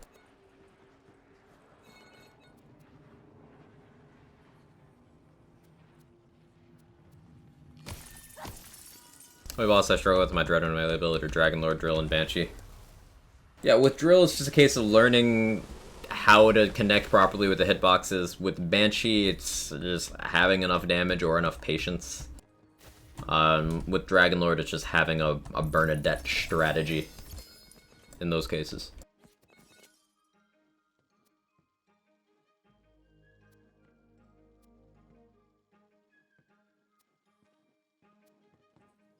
Throw rings again. Just drag the orbs, no free healing, chests, add Stein off platform, and ads themselves being flying can be tough to kill. I tend to try to ignore the ads completely, so if I really need a death save, I have one there. It's not a difficult boss, just not forgiving. Yeah, and that's what I like. It's, mechanically, if you're within the lines, it's very simple. But if you ever deviate, it's like, it'll make you notice. Drill throws explosives in my face when I'm mailing him in this bath order. Have you tried moving? He has a huge wind-up animation. You can just stop swinging and move.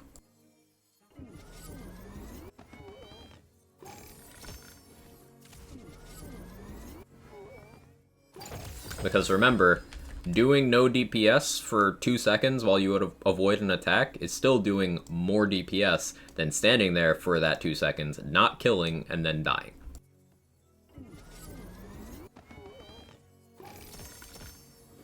Also, it's a bad hitbox. I need to hit him for Vampire to keep me alive. And when doing Dreadwind, you can absolutely set up enough damage that you don't need Vampire, because you can't use Vampire during Dreadwind.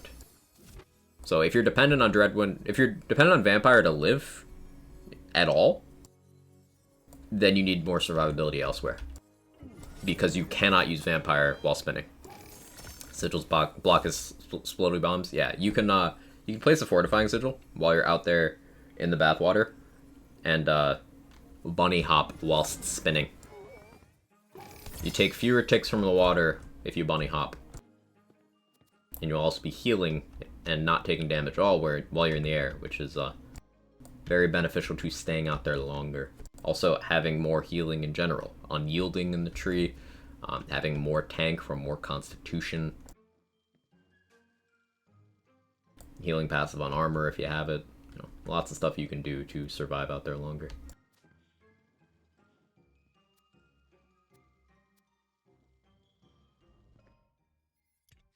Got me wanting to play some Dreadwind. We'll do a little bit. Do a little bit of that. Not a new game. I'm going. I've also been messing with my Hammer Throw build. I got a decent Tyrant's Truth. It's working out pretty well over there. But I want to test that more before I lean more into that.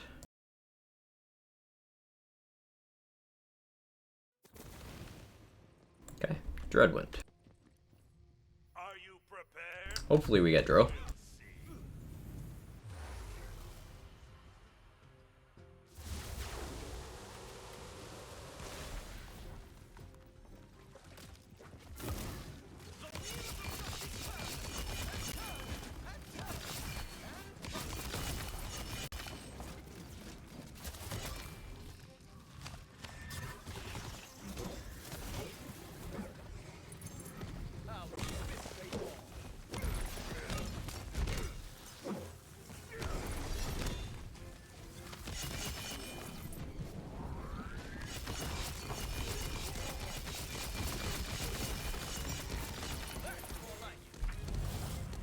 Borrow those enchants sometime. I mean, this one's not doing anything for me most of the time. This one's fairly easy to roll.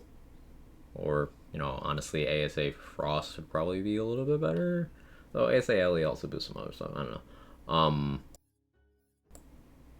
This one I'd rather have Spellcast, honestly. So it's just that. You just gotta get that enchant for a sword, and then you're good. For a big sword.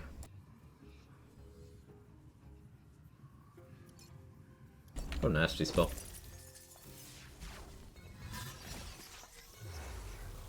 And Berserker super fun? Yeah. Hey, Wastard. You can clown Wastard on the Dreadwind setup now.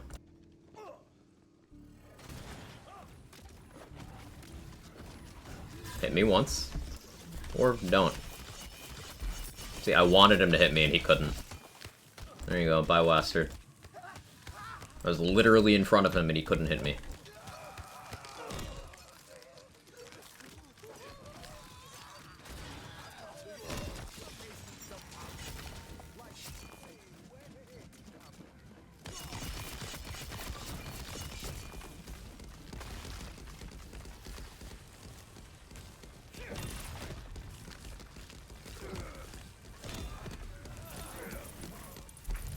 Master the Pacifist. I had the Dreadwind movement one? No. I switched for some more survivability in moments where I really need it. Move for that in the melee boss damage one? Yeah, you don't want the melee boss damage one, you want the Dreadwind one. Those are two different enchants.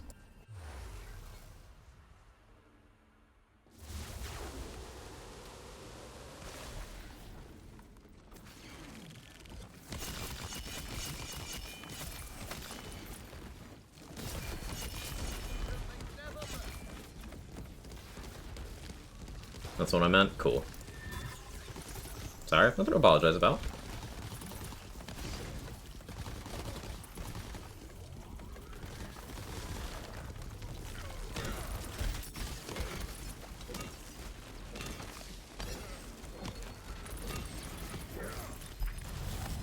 Quag during Chaos runs, enemies during Quags runs.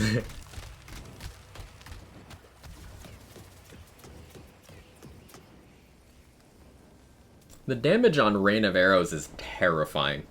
Look at that, just look at 1360 times 6. That's only Primordial. Like, who gave this gun the right to just have that? Like,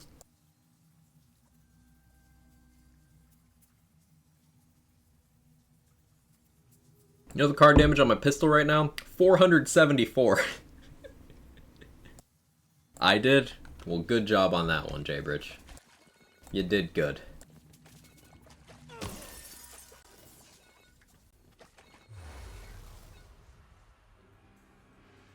Hey, we did get drill. Perfect.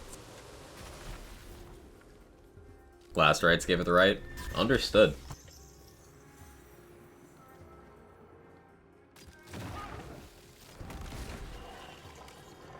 Sigil in there. Spin.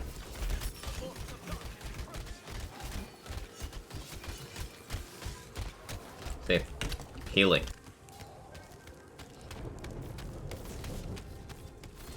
The more healing you have, the longer you can hang out there.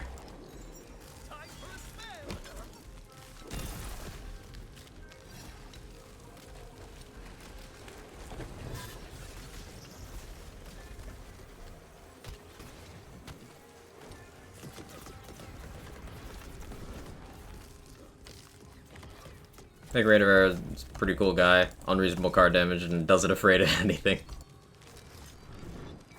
I mean, no, I'm not here. Understandable.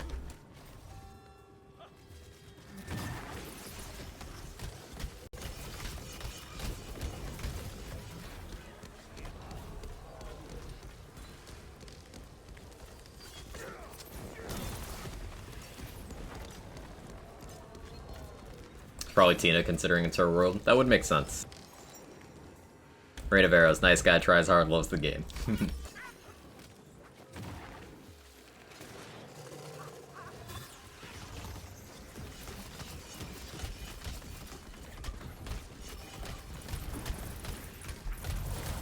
stuck in the corpse. There we go. Plaguestorm Elemental Bolt testing is pain. I mean, you could just put a yes down for Plaguestorm Bolt formula. Just put a yes. Drill whose blood has left his body. Accurate.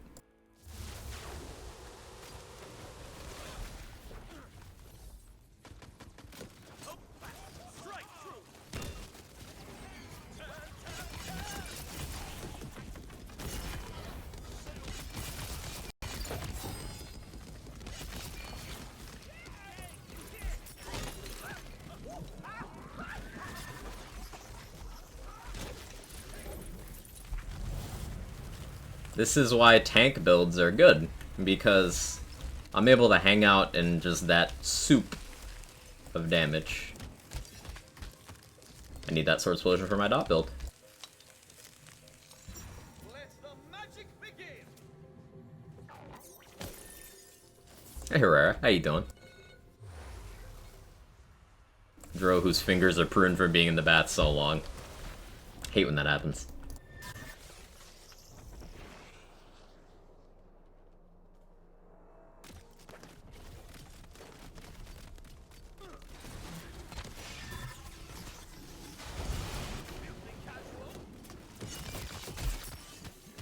Oh no, Celissa hit me. Oh no.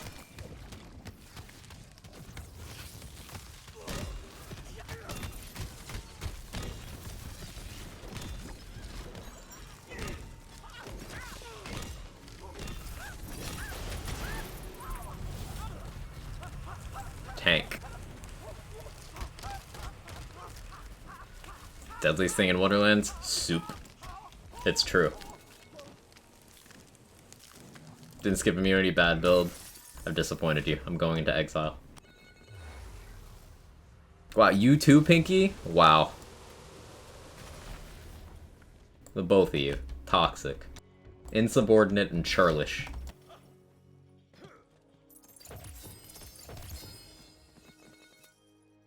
Is that a double roll of dark magic efficiency?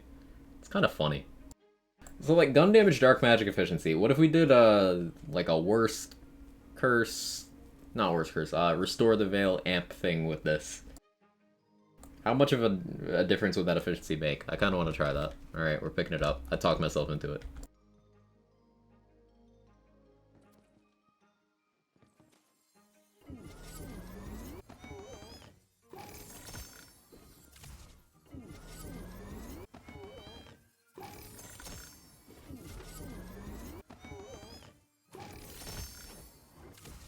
You want to debate against yourself in record time? Why do you make elite rooms for more crystals? Because sometimes I forget. I'll lead on the next run.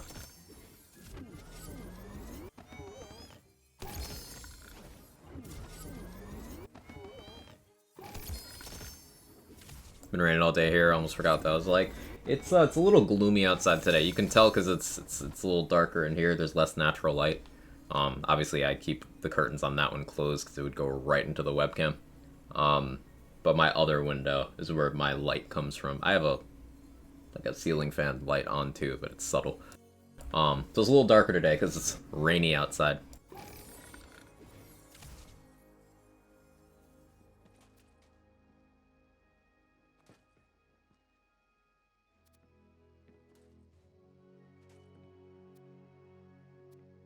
Back of Napkin Math says one-shot an enemy with 33% dark magic efficiency will restore 20% of your shield as long as your dark magic gun has at least 70% dot to card ratio.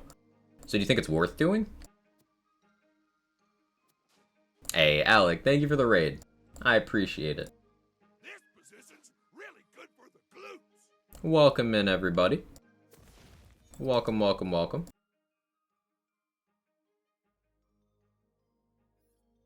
For those of you who might not know me, I'm Quag. I do build stuff in Borderlands, Wonderlands, all that stuff and things. We're messing around with various builds on Chaos 50 today while we farm for some ring upgrades, some purple melee weapons, a whole bunch of stuff. And things. How'd your stream go, Alec? What'd you get up to? It's good to see ya. Hey, Gage. How are you today? So we're playing around with? Cool.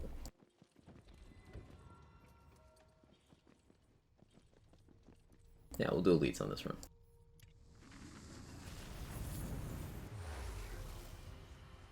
You should come out like 20k crystals on runs. Depressing to see you come out with 4k. Well, you don't come out with 20k from a boss run.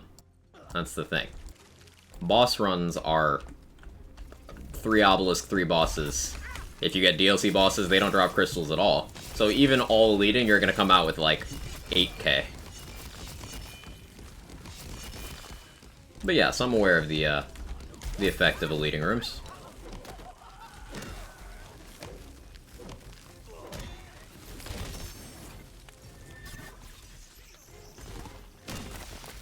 I'm pretty good, how are you? Doing okay.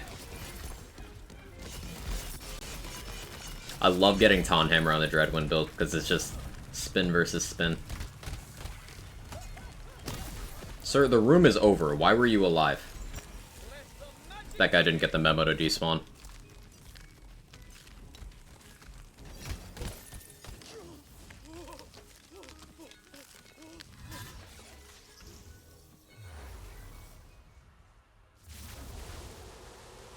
It's Killy Pony, nice to see you again. Nice to see you again. Nightmare. Oh yeah, someone was having troubles with Nightmare. I can provide some tips here. So first phase, don't get hit by the axe throw. You can just sidestep it. It'll also have a charge attack, which do the thing. Charge me. Oh no, this attack. This is the one that hits people the most. So with that one, if it does it on ground level, you just need to get to a 90-degree angle. Be either at the side or behind, and it doesn't hit you. If it does it up there, then what you need to do is get close, because it can't angle it downwards. If it does it from, like, this position, right there, then you just need to back up farther. So with this, you either have to kite this, or if you're tanky, you walk in, take the hit to make it stop early.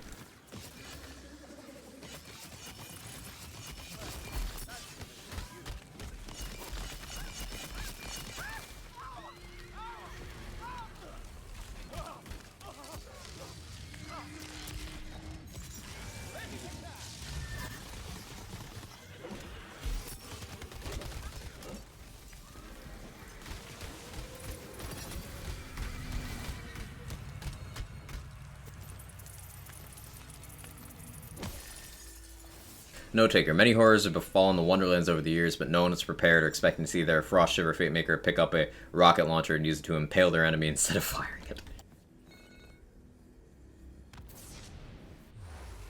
I think I forgot to elite that last one. As one does. This phase it gets me. Yeah, you can crouch under that Stampede. That's the thing you want to do. When the boss does a Nova, you can jump over it. When the boss does a Stampede, you can crouch under it.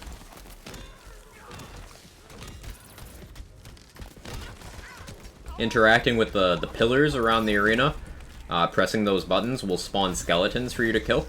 Whether that helps you get death saves, or activate your kill skills, or lets you ricochet off them, whatever. That's what that's for.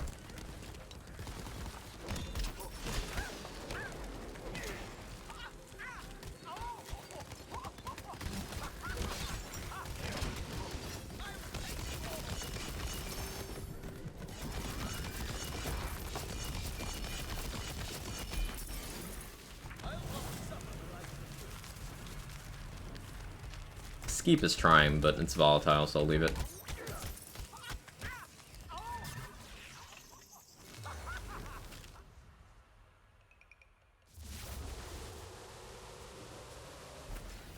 Imelda? Well, that's not fun at all.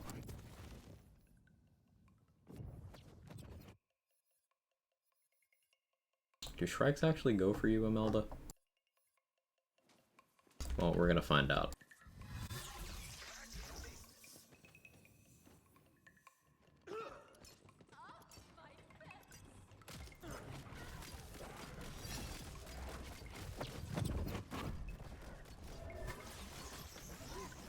Yeah, that works.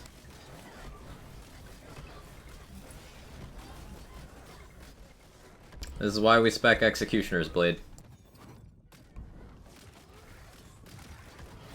Oh, it's the kind I can melee in this phase. That's good at least.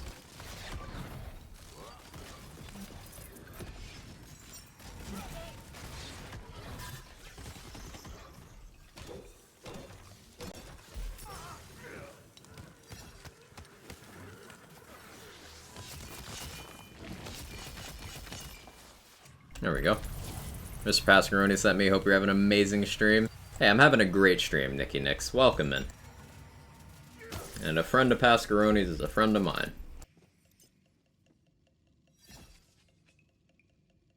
Works surprisingly well. Yeah. Like, this is the entire value of Executioner's Blade. Because to even get this skill, you need to take some low-value skill points. Because getting to Alchemical Agent, you already have to take like 1 to 2 low-value points. But you can get there. But then if you want to get from here to here, you need to spend 4 more points before having the option to take this. So it's 5 additional skill points. In this particular instance, I went and I maxed out follow-up, which is very minor. Remember, that's not something that applies to my Dreadwind. So it's just kind of a filler that applies to one swing infrequently. In a damage category I already have covered by the old ways, so very mediocre. And then the other 2 points are in 1,000 cuts, which is going to be additive with the bonus I'm getting from Selective Amnesia, which is already over 100. So you're not going to get very good skill points on the way to Executioner's Blade, but it is specifically here for the likes of Imelda and Bernadette. And it's very, very valuable there. Because otherwise, you know, I'd have to use regular guns or Stab-O-Matic. And that would take a while.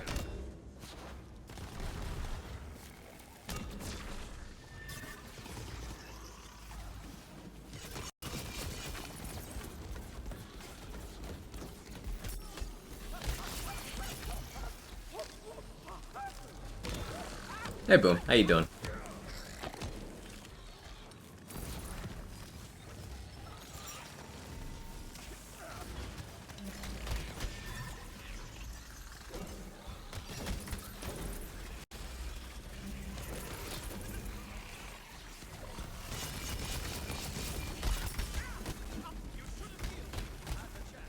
I also love Harbinger in this setup.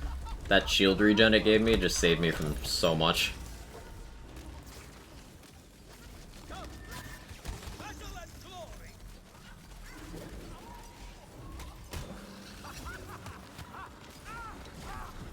I love being tanky.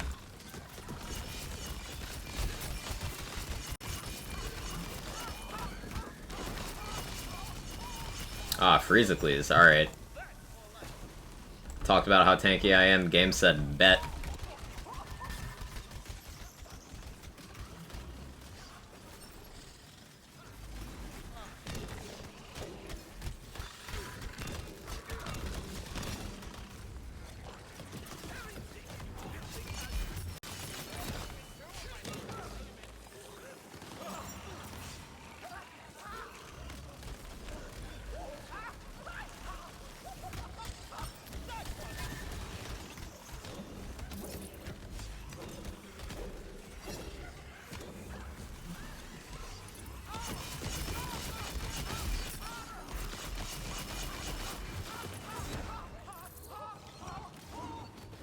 I could switch to a non-cryo melee weapon, but it's more fun this way.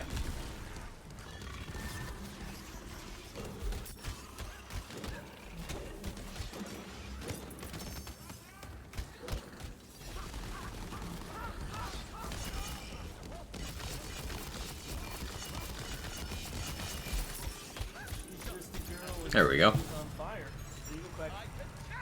Hey, Boom, thanks for taking care of Nicky Nix. I appreciate that.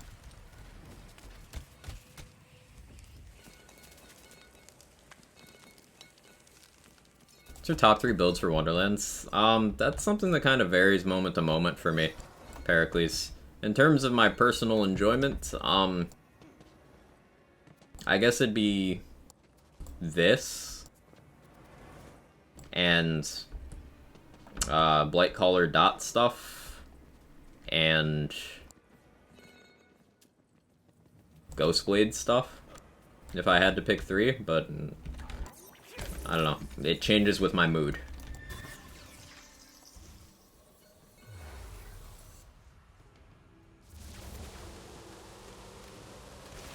Ah, Banshee, another good showcase opportunity. Sorry, but that's asked you this already. Have you seen the custom reading weapons? Yeah.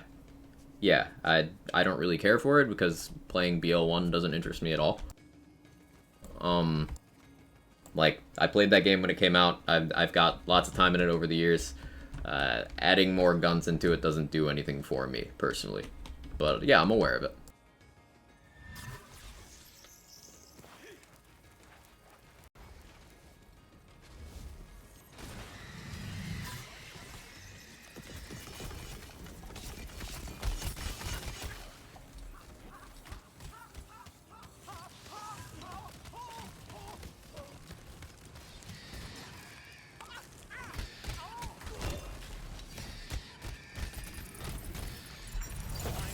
It's Banshee. How does Ghostblade feel with Blight versus using Claw as secondary? I think I prefer it with Blight as secondary. The survivability is a bit better. You get soaked on every enemy, which is really nice. I think I prefer it with Blight.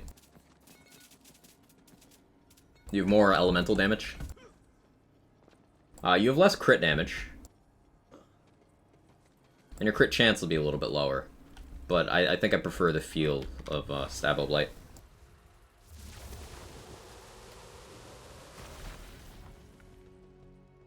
Speaking of Blightcaller dot stuff, I have a completely half-assed Shroom Wraith doing dot stuff. It's awesome. Scared how good that could be even with suboptimal stuff. Yeah, dot stuff is real good. Real good.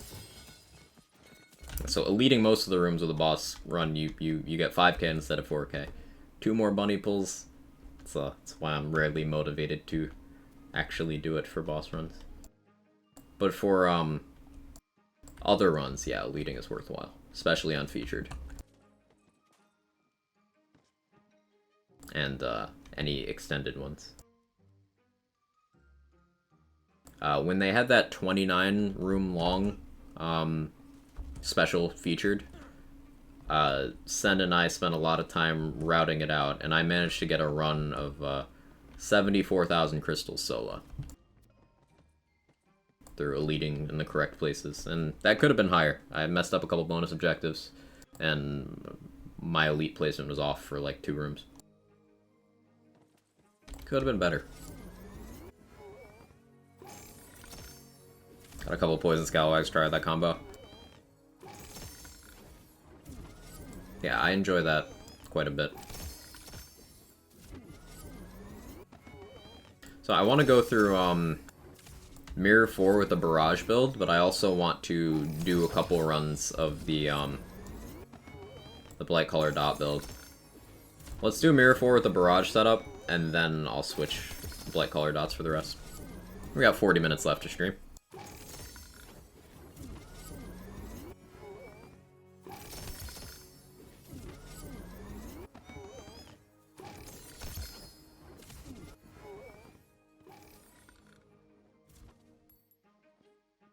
I do need more rings with assault rifle passes. I've been neglecting that for a long time. If I'm gonna do vengeance stuff, I do need assault rifle rings. Spell damage, spell crit chance, spell radius. It almost had the full set. Ascended with dark magic efficiency and SMG crit damage. Yeah, I'll take that. That is a good start for that thing I was thinking about.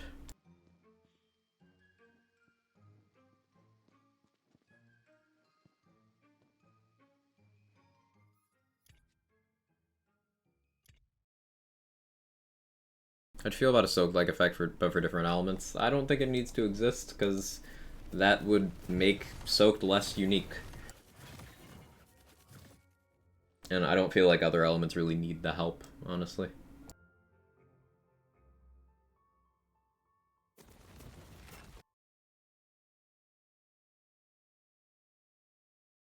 Check the Borderlands Twitter. Why would I?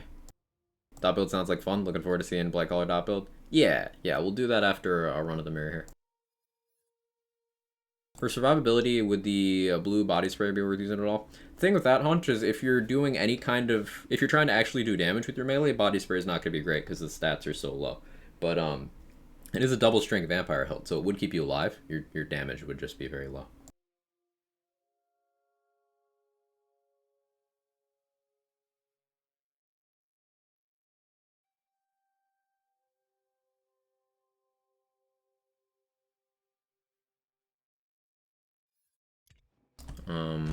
Yeah, let's head over to the mirror.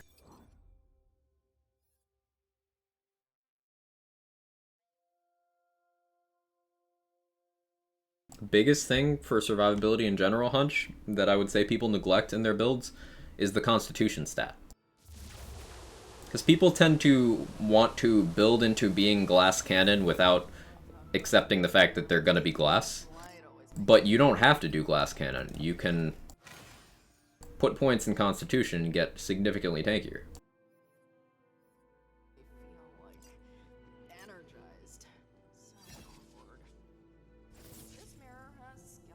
Because this is a build with Berserker and Unarmored Defense, I don't need that extra tank, but it's an option.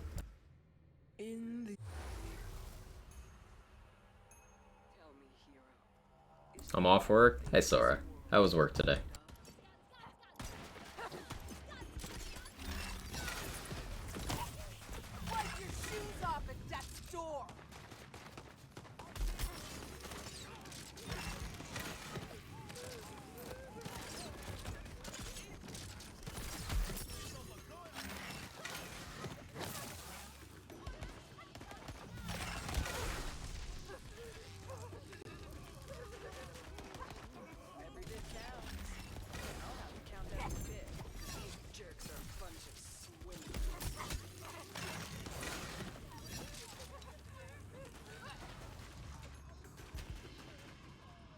How does difficulty feel after the last couple updates? Last one nerfed enemy damage and stuff. It just nerfed boss damage to Nalio, which was never a problem in the first place. Neither is enemy damage. Enemy damage is not and has never been a problem in this game. I'm gonna repeat it. Enemy damage is not and has never been a problem in this game.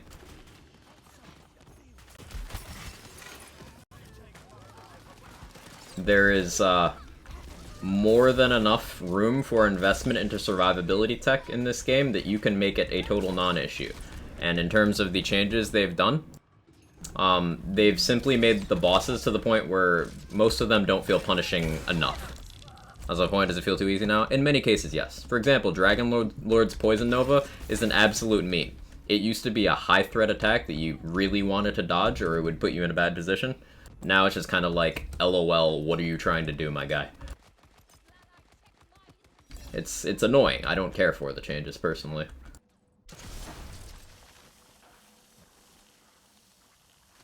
But, mobbing difficulty is still intact, so there's at least that.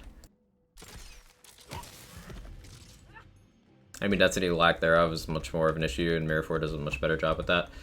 Again, enemy density, they've already buffed it multiple times, and the problem you're seeing in mobbing there, Vlad, with enemy density, isn't often the density, it's the AI, the behavior.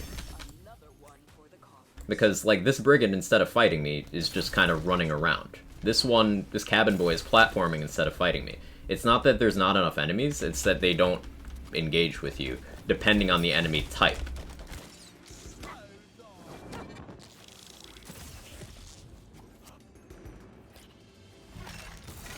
So there will be a sufficient number of enemies on the map, they're just not fighting you.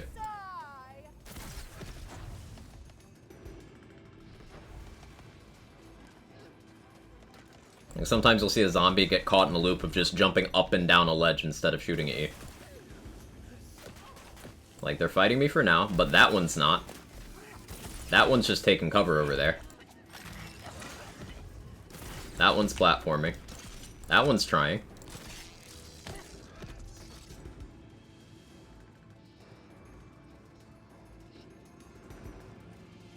See, that one's just running away. That one's just hiding in cover. And now running away. You see, it's the AI. They just kind of don't fight you most of the time.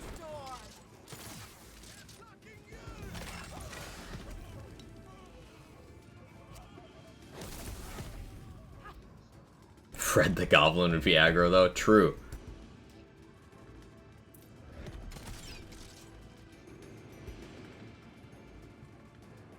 Parkour. Looks like the last piece of gold just woke up. Have at it.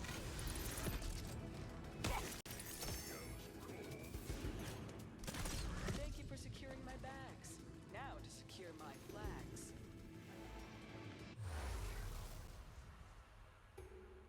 Sounds like they made the AI too smart. AI's just gaming. Don't they know I'm the bad guy and they're supposed to try to stop me? They're just vibing, they're having a good time.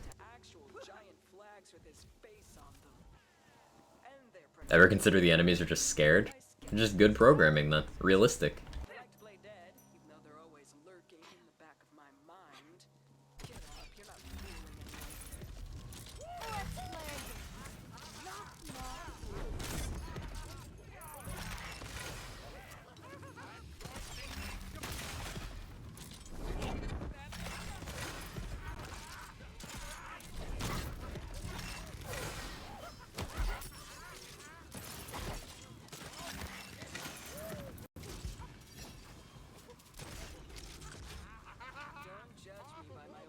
This keeps trying. Yeah, I want to stack a bunch of dark magic efficiency with Restore the Veil now and see how that plays out. As the Grim Voice says, I am fear.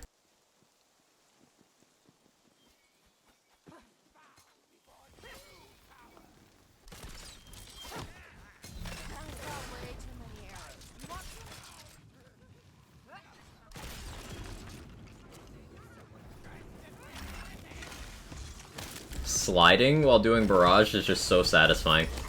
If you've not tried that, it just makes you feel like a badass. Like, I want to run slip and stun with that, just to do some John Wick shit.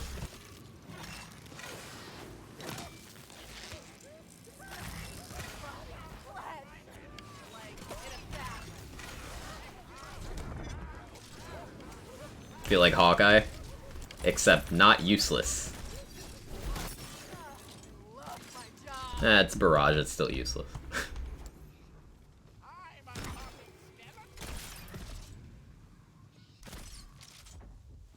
All these flags, and I still didn't know bad news when I saw them. Oh, mostly useless.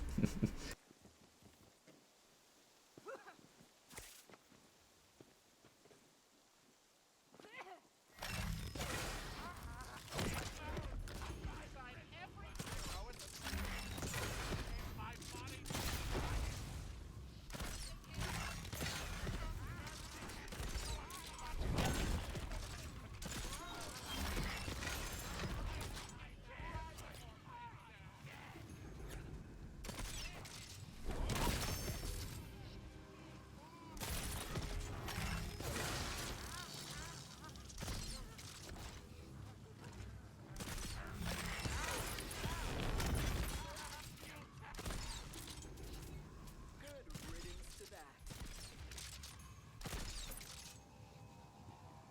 Hawkeye slander. It's not slander if it's accurate.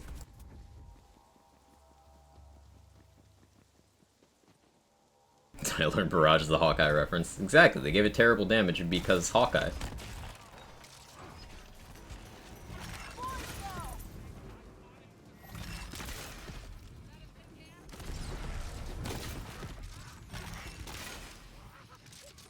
Moral support and wisecracks are still valued on the battlefield, I suppose.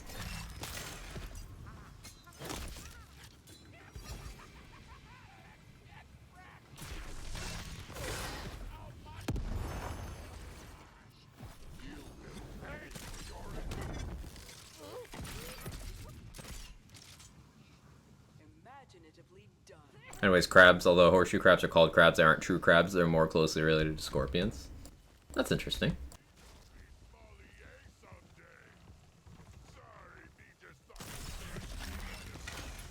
At least I've seen the Hurt Locker, so I know there's more Jeremy Renner than Hawkeye. You know, he also sings, like, well. Never misses.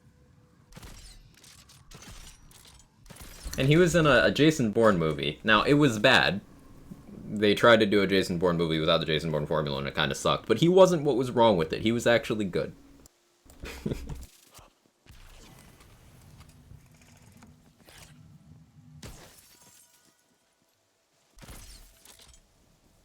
Now that we've rattled a few old bones, I feel a song. Is Mission Impossible? Yeah. This world is a mix of memory and imagination. Like a song where you only remember. And I'd say for the Marvel Hawkeye TV series, he was like one of the best parts of it. In those cracks, He wasn't any of the issues I have with it. the shadows of every gaslight. I stole the song in my heart and hid it there too. I more think the Hawkeye TV series sucked because they somehow made Find my loot. Haley Steinfeld Instruments. uninteresting. Like, that actress oozes charisma. She's just kind of good in whatever she does. They somehow made her character boring. And I don't know how you do that. It's like how you'll have actors in movies that aren't good, but they're never the problem. It's that, but to such an absurd extreme. Like, how do you make that person boring? It takes a special breed of terrible writing to do that. I guess in this realm, wyverns lay instruments. Like, they neglected to give their lead a personality other than is normally rich, but currently doesn't have a working card, so totally relatable now because puns every 5 seconds. Ha ha ha, am I right? Nothing next to this. Like, that's it? That's all the development you're going with? Cool. It's also in Hansel and Gretel movie, just hilariously bad at fun moments. That movie was so fun though, the Witch Hunters one. That was so fun. I saw that in the theaters, Reckless Monster. I believe I saw that in theaters for my birthday that year. Polite to that when he's here, or else.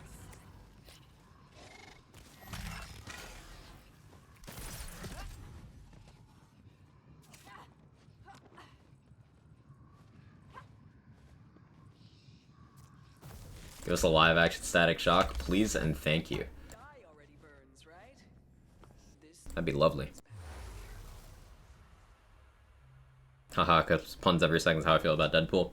The difference is with Deadpool is that depending on the situation, they adopt different parts of the character. Deadpool's actually like a little bit more interesting than he is in the movies.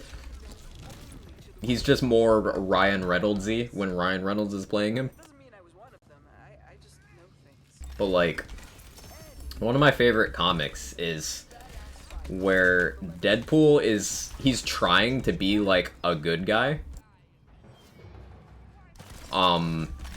Because he doesn't like how people see him as just like a villain, so he's doing his merc work. And he gets a contract. So he goes to do this hit because he's like, oh, well, this is a bad dude. I'm gonna take out this bad guy. But then he ends up like on his way there, like before going to kill the target, he ends up hanging out at a bar with Spider-Man, and then they just like shoot the shit and have a good time, and he makes friends. He's like, I want to be more like this guy. This is a good person. People like him. I want to be like him. So then he goes out and he does his hit on Peter Parker, and he kills him because the hit was set up to make Peter Parker look like a bad guy. So he goes and assassinates Peter Parker. Then on his way home, he calls his buddy Spider-Man. He's like, hey, I had a really good time tonight. Thanks for hanging out. We should do this again. A little bit of dramatic irony there.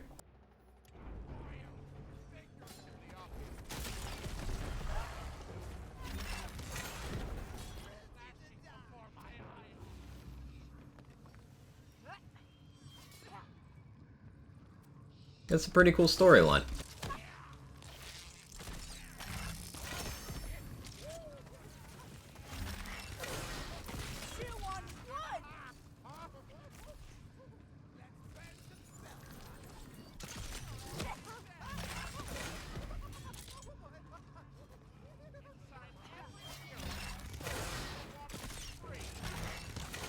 More than you deserve.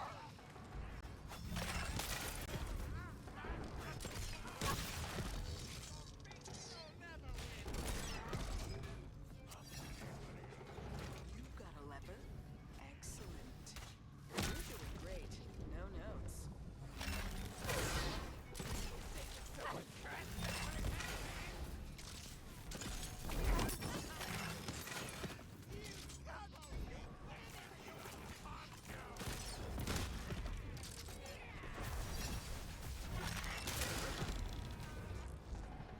That's not quite what I meant when I said let 'em rip. Yeah, with this much Spore power, the pet can actually handle tanking. That's cool.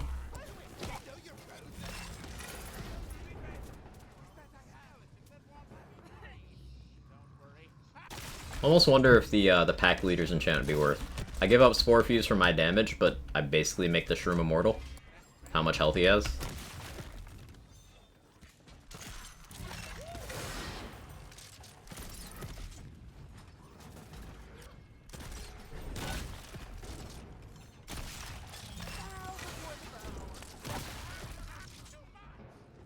Thick mushroom, you say? Yes.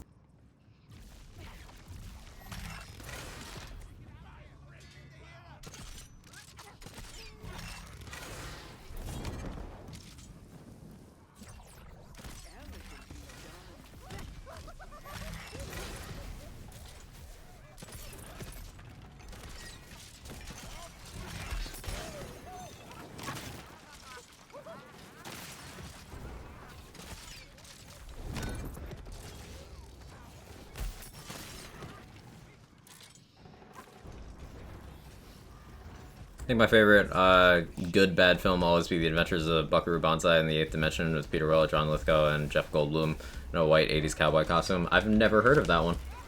Obviously, I'm familiar with like the actors there, but I've never heard of that one. Welcome to the family.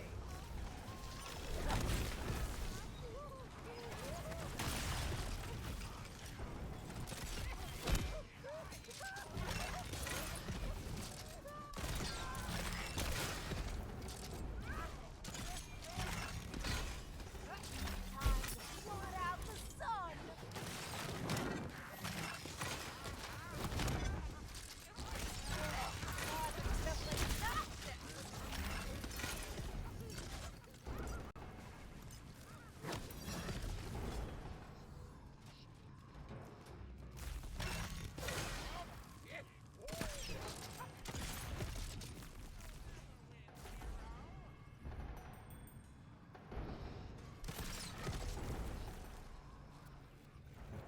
Hot Tub Time Machine, classic. I love good bad movies. You know what I watched last night? That new, I think it's newish, Netflix movie, The Gray Man. It's a Ryan Gosling action movie with like a ton of celebrities in it. It's not a good movie, but it's a fun movie.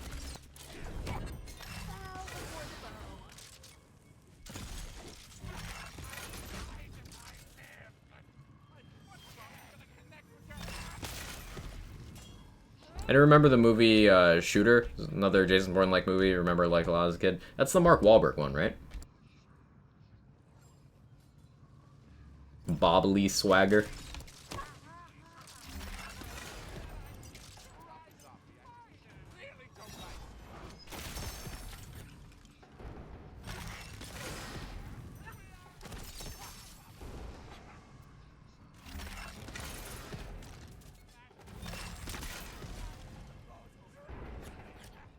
Not much of an actor buff. I remember some. Seen Day Shift? No, I was thinking about watching that next, Spuggy. Would you recommend? It was between that and Gray Man for movie night last night. I ended up going with Gray Man.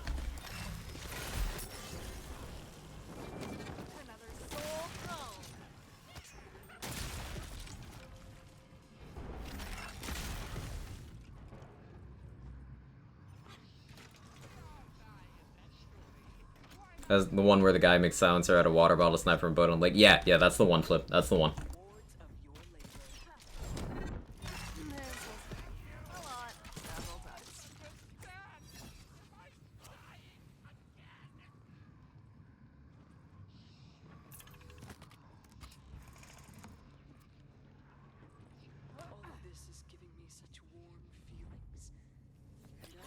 The one with curving bullets? No, that's Wanted. Boom. That's Wanted with curving bullets, Angelina Jolie, Morgan Freeman, James McAvoy.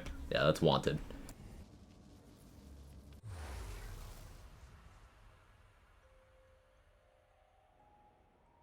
Yes, this whole place is burning. Any movie with an exclamation point at the end is amazing. If I seem cold, it's because these monsters put my soul fire. They all need a light I can't disprove that. for my heart. By the looks of it, they're keeping it here.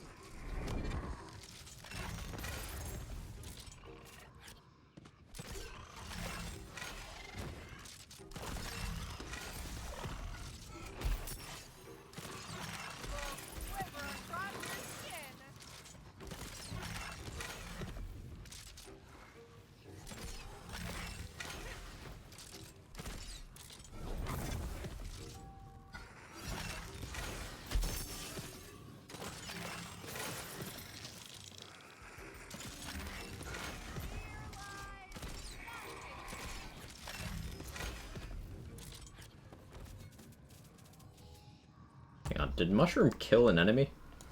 I think it did. I think the Mushroom killed an enemy. I'm kind of concerned. Are they all parody movies? Maybe. Just got my first Liquid Cooling. Yeah, Liquid Cooling's good. As long as you can deliver those crits, it's a good gun. They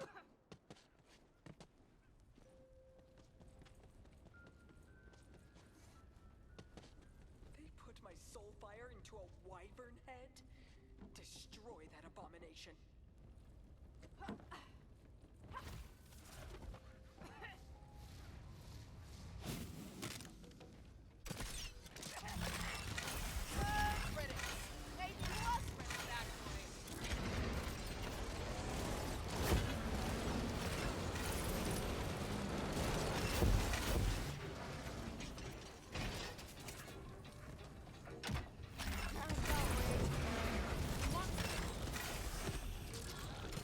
Mosquito is so beyond silly.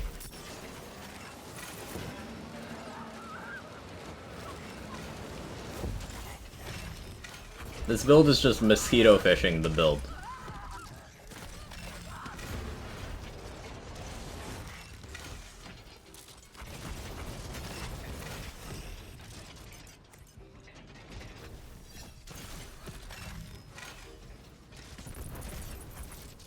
My powers.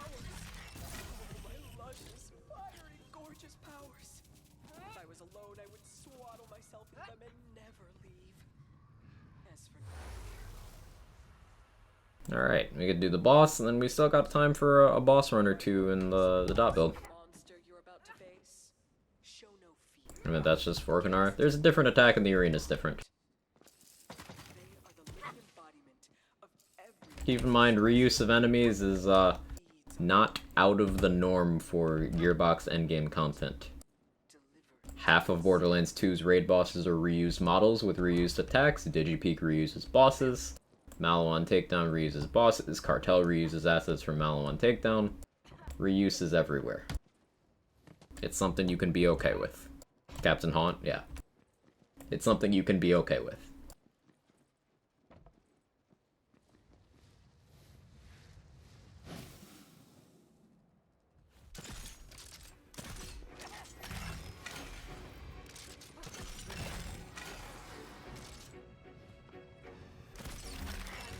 Hot air out of that big head.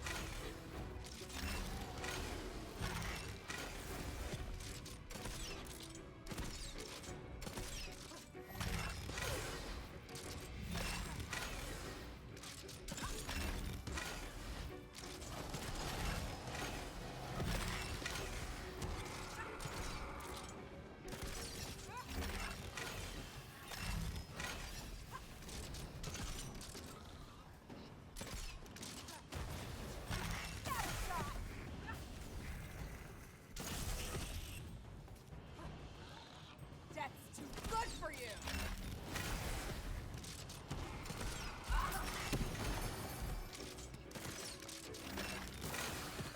Oh, Cat went down. Redmorn does enough damage to take down Cat. It's impressive.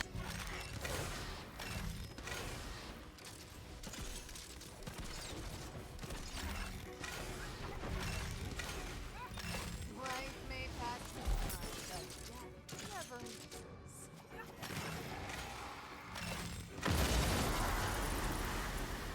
Redmorn hits so dang hard, he does. You defeated fear itself. How does it feel? Like, way. Summary for current findings on Plague Storm. Damage Storm only stores damage dealt in the last 5 seconds. Each bolt does reset the store, as card says. At a test, though, obvious reasons. Plague Storm favors high DPS to high single hit. Enough lost Yeah, that makes sense. reward. Makes sense to make it favor dots. Settle up.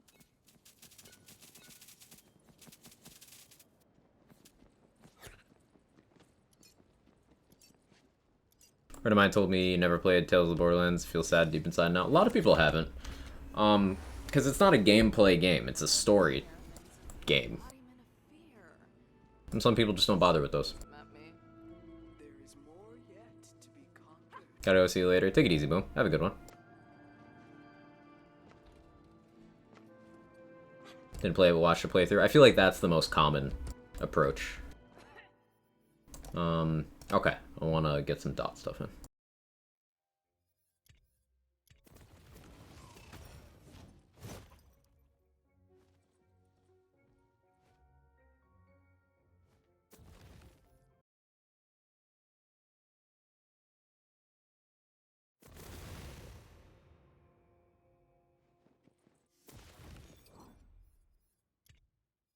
I don't need to use that right now. But I could just do it anyway. Choose, Fate Maker.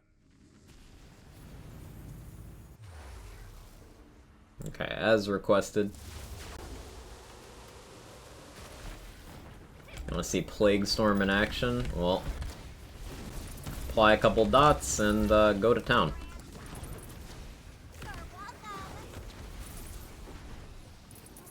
It's incredibly good for boss rush because Plague Storm on Obelisk is oof.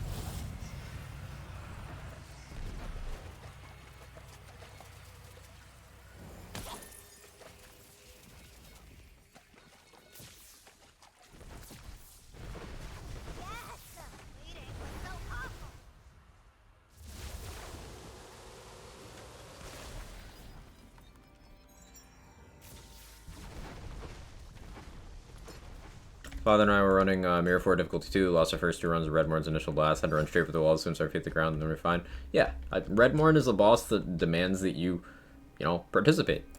I like that. You can't just stand there and be like, haha, you're a dragon, I'm gonna stand in all your attacks, and nope. Nope.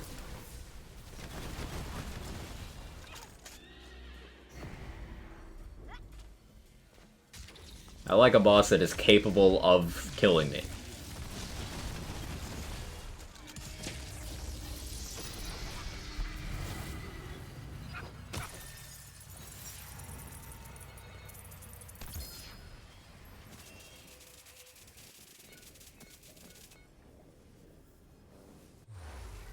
You're also making a good dragon boss. They did it, Asa. They did it.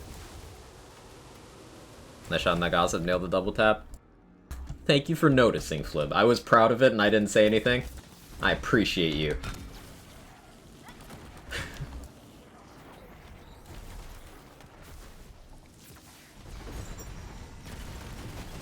Of course, now I have performance anxiety and I'm missing the other ones, but it's fine.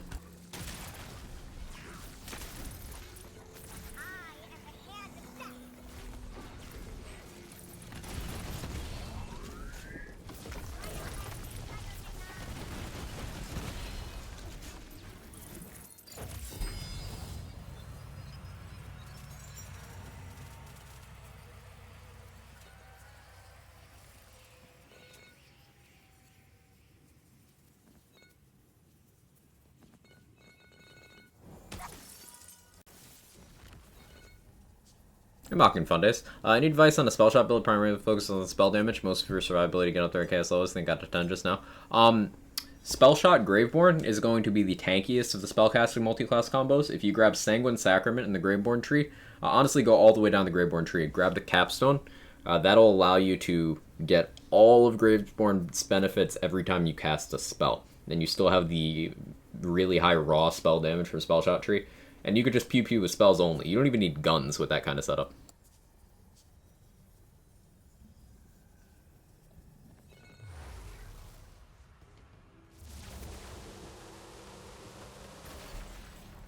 So, Plague Storm does not work on Banshee. So, I'm going to... yeah, we'll volley.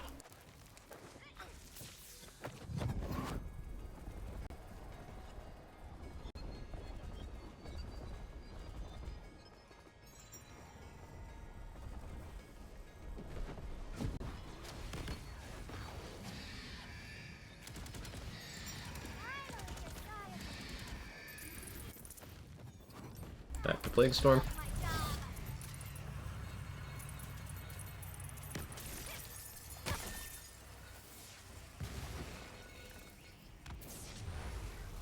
Plague Storm works pretty well if you target her, similar to how you do Ghostblade. Do the bolts actually target her if you place it that way, Flib? Because I know the rain will hit her, but the bolts don't seem to target her. I haven't tried using the Ghostblade positioning, so I'll take your word for it.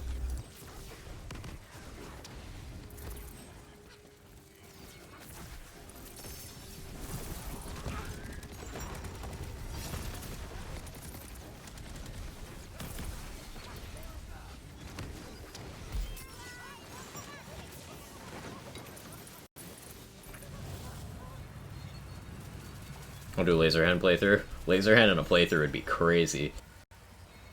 I don't know if it would ever fall off. Like, if you got a laser hand at maybe level 10, I think it could last you your entire playthrough, legitimately. Like, you don't ever need to switch anything out. I think it would just work.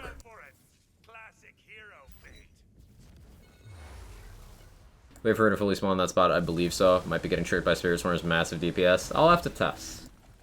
I'll have to give it a shot myself.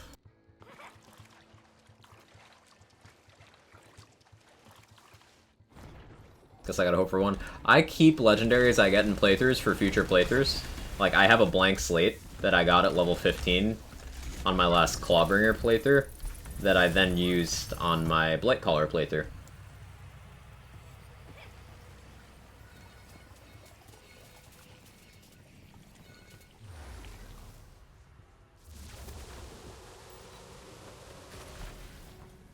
Spirit Swarm's the ultimate chompy boy. True. Gotta run, peeps. Have a great day. Take it easy, Stump. You have a good one. You set all story requests for a character? No.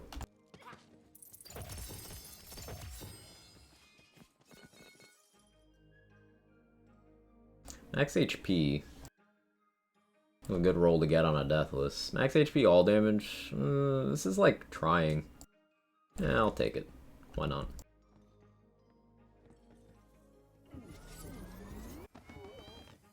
Got a laser hand, super fun. Yeah.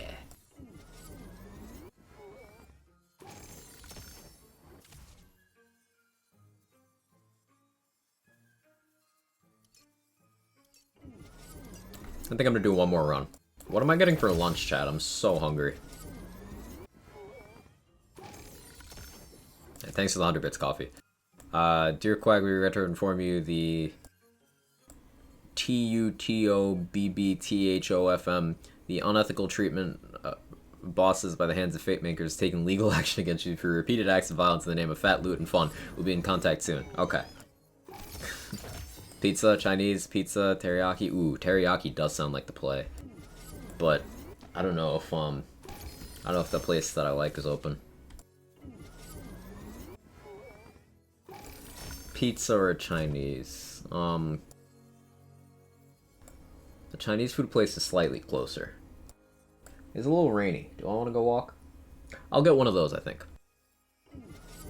Cheesesteak? I don't know of a place that does good cheesesteaks near me. I could make it myself, but I don't know the ingredients.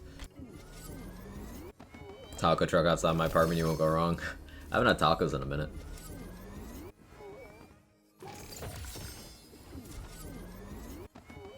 Can I have a piece of these nuts? Don't threaten me with a good time.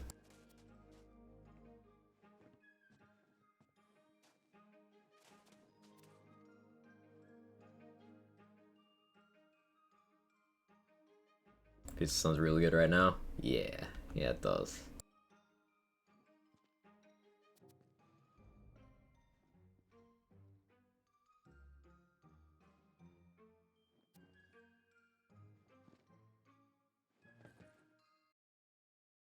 Cursed to say this, but Wawa can do a decent cheesesteak if you can get it close.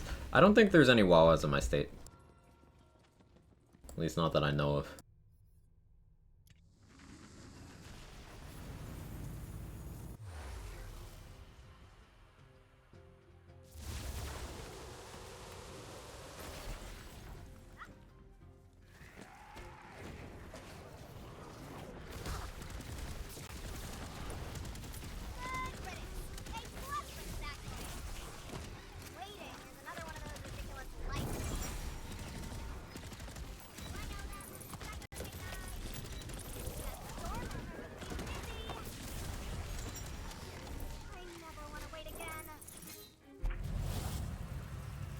Clearly I'm nowhere near you if it's raining where you're at.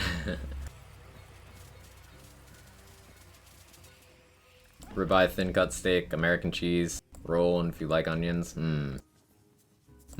That sounds good.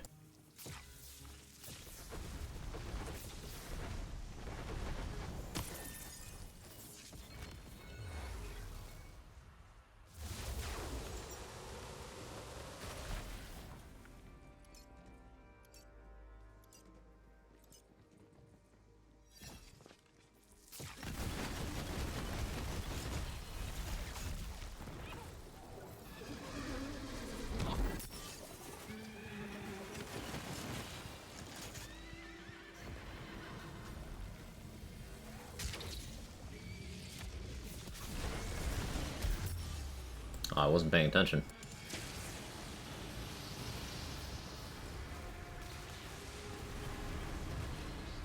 Spirit Swarm, you got me?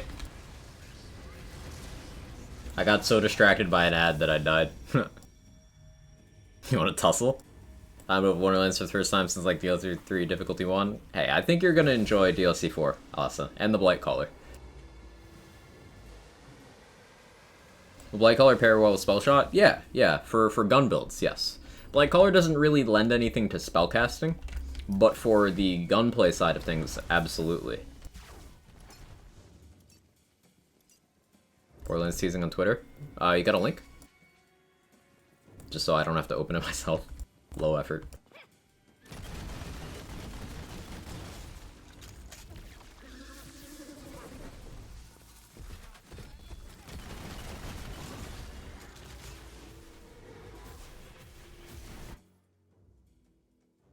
Have to update the game, that'll take a minute.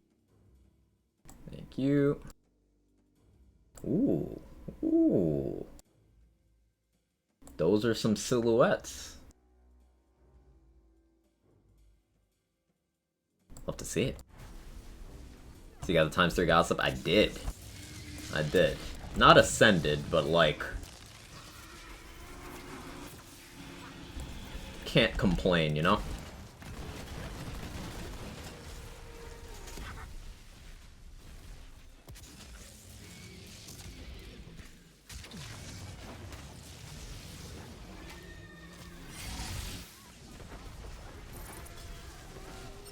Delivery incoming.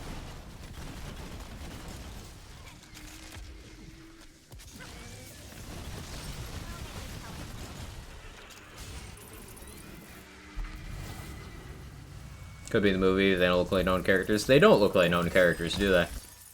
What is it? It's silhouettes of 3 characters, with the implication that they're gonna tease something, or they're gonna reveal something Borderlands-y at Gamescom.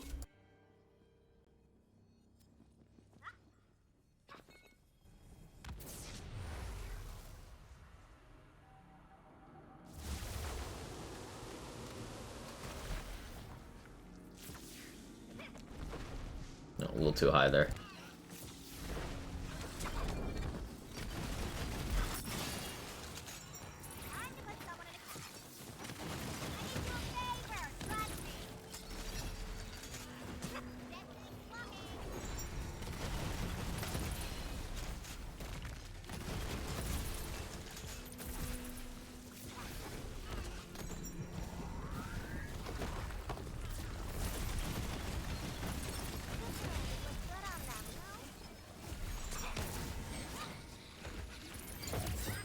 Imagine the Borderlands community turned mad. Wow, they're teasing 3 new raid bosses. They've done that similar level of nonsense before, Zen.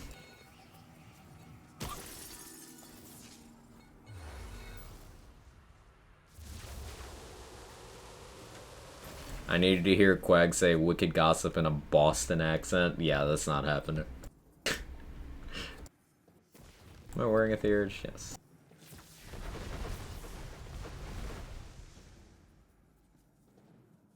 Gonna head out later. Take it easy, son. You have a good one.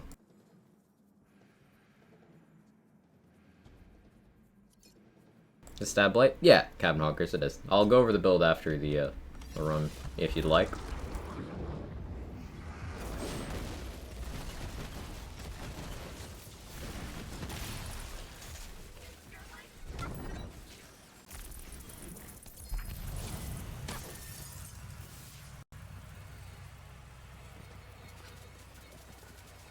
Oof. Sagmill.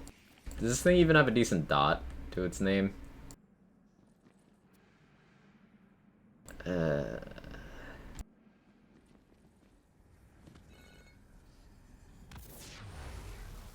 Sagmill.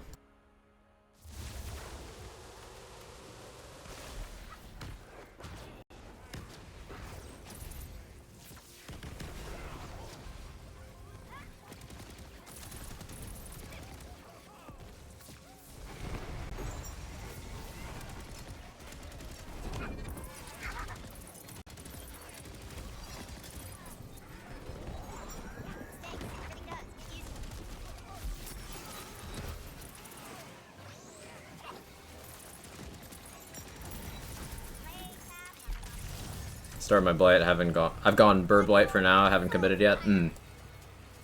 If you're doing the dot stuff, Stabbo is hard to beat just because of contagion, potent poisons, honestly. It's just like those two. Exploit their weakness is nice, but it's mostly, if anything, these 3 skills that make Stabbo really worthwhile here.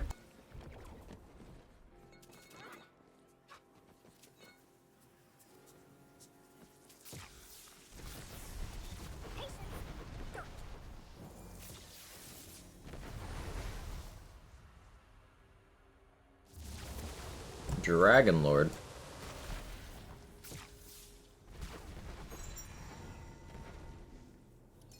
I'm gonna lead with her. Lead with the crossblade.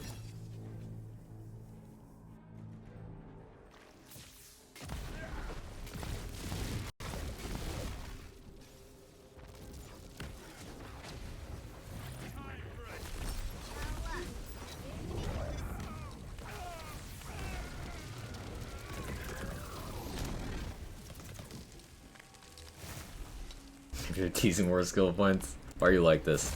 Blazing Volley? Yes.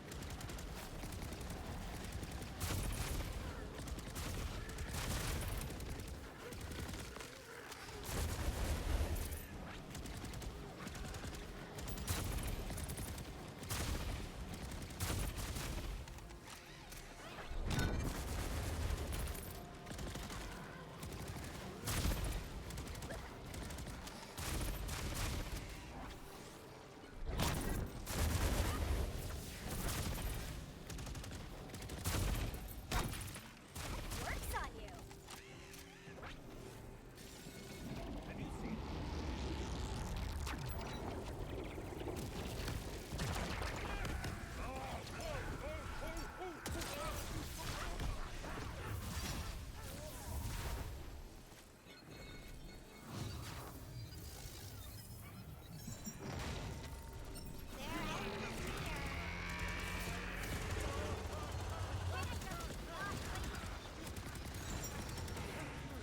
Now.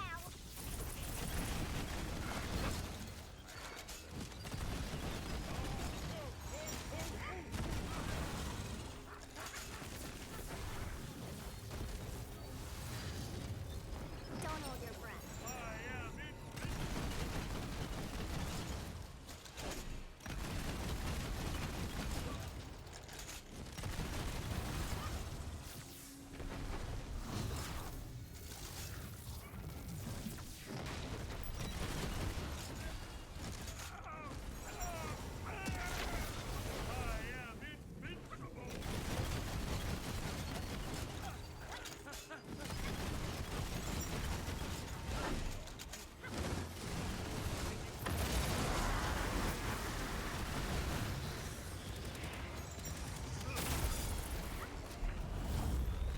Oh, the volleys since horrible aim and shooter games. Yeah, volley's really friendly, very player friendly. Bernadette more like Bird.et. Where's the root go? Chat boo.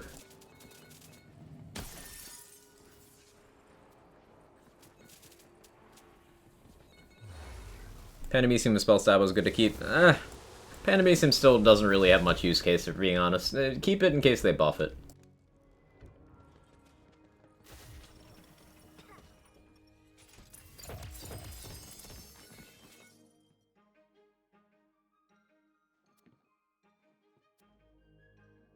Okay, the build. Blight Caller down to Spirit Swarm. Spirit Swarm is absolutely incredible.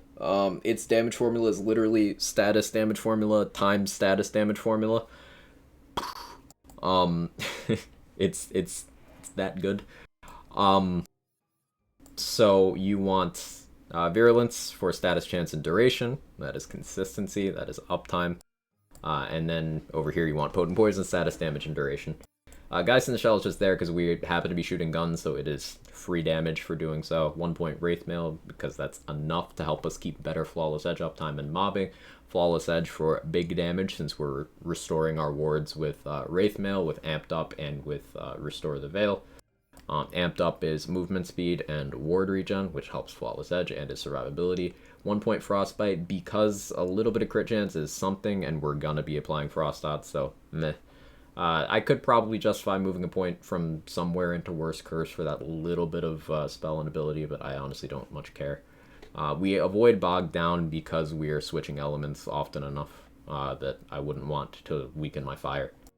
Burn Offering is there, again, 1 point just because we can benefit and to get us down the tree. Toxicity is some action skill cooldown and crit damage. Crit damage helps our guns more than anything. Although it does apply to other stuff, it's just guns are the only thing we're doing that will consistently crit, and the cooldown is nice to have. Plus, we're doing poison more consistently than other elements because the Geist in the Shell. Restore the Veil is there for survivability. Spirit Swarm is there because Omega damage. Plague Storm synergizes very well with dots because any dot damage you do within a period of 5 seconds will be stored and delivered with Plague Storm bolts, which can then themselves also apply dots, which can then spawn Spirit Swarm. But also, you can Plague Storm with your stored up dot damage and deliver that bolt. Then you can echo off of that, and you can just do a lot of crazy damage snowballing stuff with combining dot stuff and Plague Storm. It's a good time. And over in the Stabo tree, as I mentioned, Potent Poisons, Exploit Their Weakness, Contagion are the main events here. You have enough points to get Capstone and Blight, and then 3 in Contagion. No more, no less. If you really wanted to, you could go 1 on Elusive, 2 Contagion, but I just go 3 Contagion. The points in Haste are to move down the tree. The point in Swift Death is to move down the tree, and the points in Nimble Fingers are also to move down the tree. Arsenal would do absolutely nothing for you here. Follow-up would do absolutely nothing for you here, and Shadow Step would do absolutely nothing. Elusive is not as valuable as Contagion, and Sneak Attack is a terrible skill. Over in hero points, I personally maxed Wisdom for status damage, maxed Constitution for survivability, and then I put the remainder in Strength for some damage. Gear-wise, I'm running a Amp Echo Twin Soul. Element doesn't much matter here, but 1.94 swing speed is comfy. This basically allows us to boost our next couple shots. Amp will boost the dot applied by the weapon, which is notable. Echo will deliver our recent damage. We got a Sword Explosion because it's got extremely high dot, is element flexible, and also Torg Stickies feed into dot formula. So it's just really, really good. Volley, because it's a good, consistent fire dot, multiple projectiles, just good base formula, and it's homing. This is, for the most part, our Imelda Melter, but other flesh bosses it's good for. Shadowfire is good when we want to apply a good dark magic dot. The Chuck from this does a lot of damage and has a very high application chance. Then Crossblade will apply multiple elements and is good for shooting through crowds. Just all good dot guns here. And we've got Demon Blights, DLC 4 Ring, status damage, and the sub-stats are chance and duration. A Body Rune for more damage. A Miasmic Bale, dot damage. Theurge for Plague Storm uptime. And Wicked Gossip is just a really good damage dealer that also has a pretty good dot. That's the build.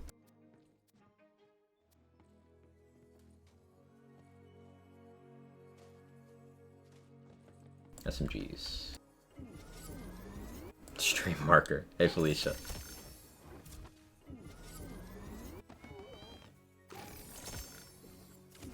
And you didn't get with that it. You're just about to get with that it.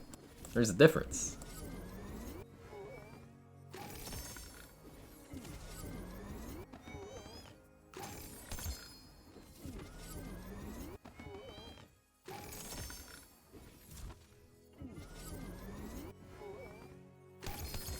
What does the Perceiver do again? It has a chance to, double crit. Basically. So the Perceiver has a chance to get bonus damage based off of your gun crit chance.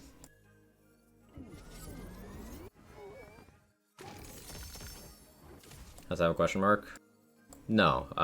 The Nightbot saying thank you for testing is just if something starts with does. That was awesome. You're awesome, Tom Nasty. I don't know what was awesome. I don't know what we're talking about. I already forgot.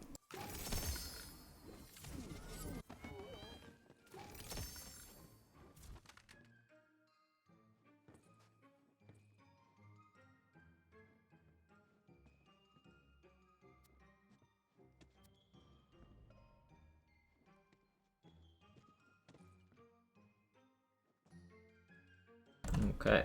Slim pickings there. Ah, that's a question, Irish. What about stuck? Anyway. That's gonna be it for today. I gotta get some food. My stomach's killing me. Also, I need to hydrate. I need to drink more water. Alright, Quag's awesome. No, you. So, thank you guys so much for hanging out today. Let me find somewhere for us to raid. But business as usual tomorrow. More Wonderlands build stuff. I was thinking about slipping in a BL3 day at some point soon. I don't know when I'm going to do that. I'm going to be doing that 24-hour stream by the end of the calendar month. My goal is this week, but let's see if my health holds up for that. But at the very least, I'm going to be forcing myself to do it before September. Because it's been a long time coming. And I aim to deliver. Find somewhere for us to go. Lazy's doing his Wonderlands thing. Pascaroni's over on BL2. BZK's on BL3. David's playing some Elden Ring. Tizzle's on Hearthstone. D2H is playing the new Saints Row. I don't want spoilers for that though, so I'm gonna stay out. But I'm excited for that. Yeah, let's go to Lazy. Let's go to Lazy. No, I just got here. Sorry, usual suspect. I'm about 15 minutes past my normal end time, but I hope to catch you next time. And I'll be, after I get food and whatnot, I'll be hanging out in the chat over at Lazy's. But yeah, I hope you guys have a wonderful rest of your day. Thank you so much for all the love and support. I started off today not feeling so good, and I feel better, as I always do, hanging out with you guys. Whatever you want for raid message, I don't much care. Let me think of a shit post. I got one.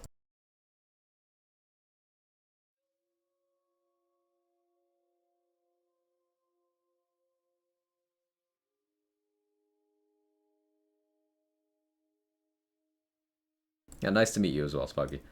So you're gonna do does as the raid message, not a street? Nice.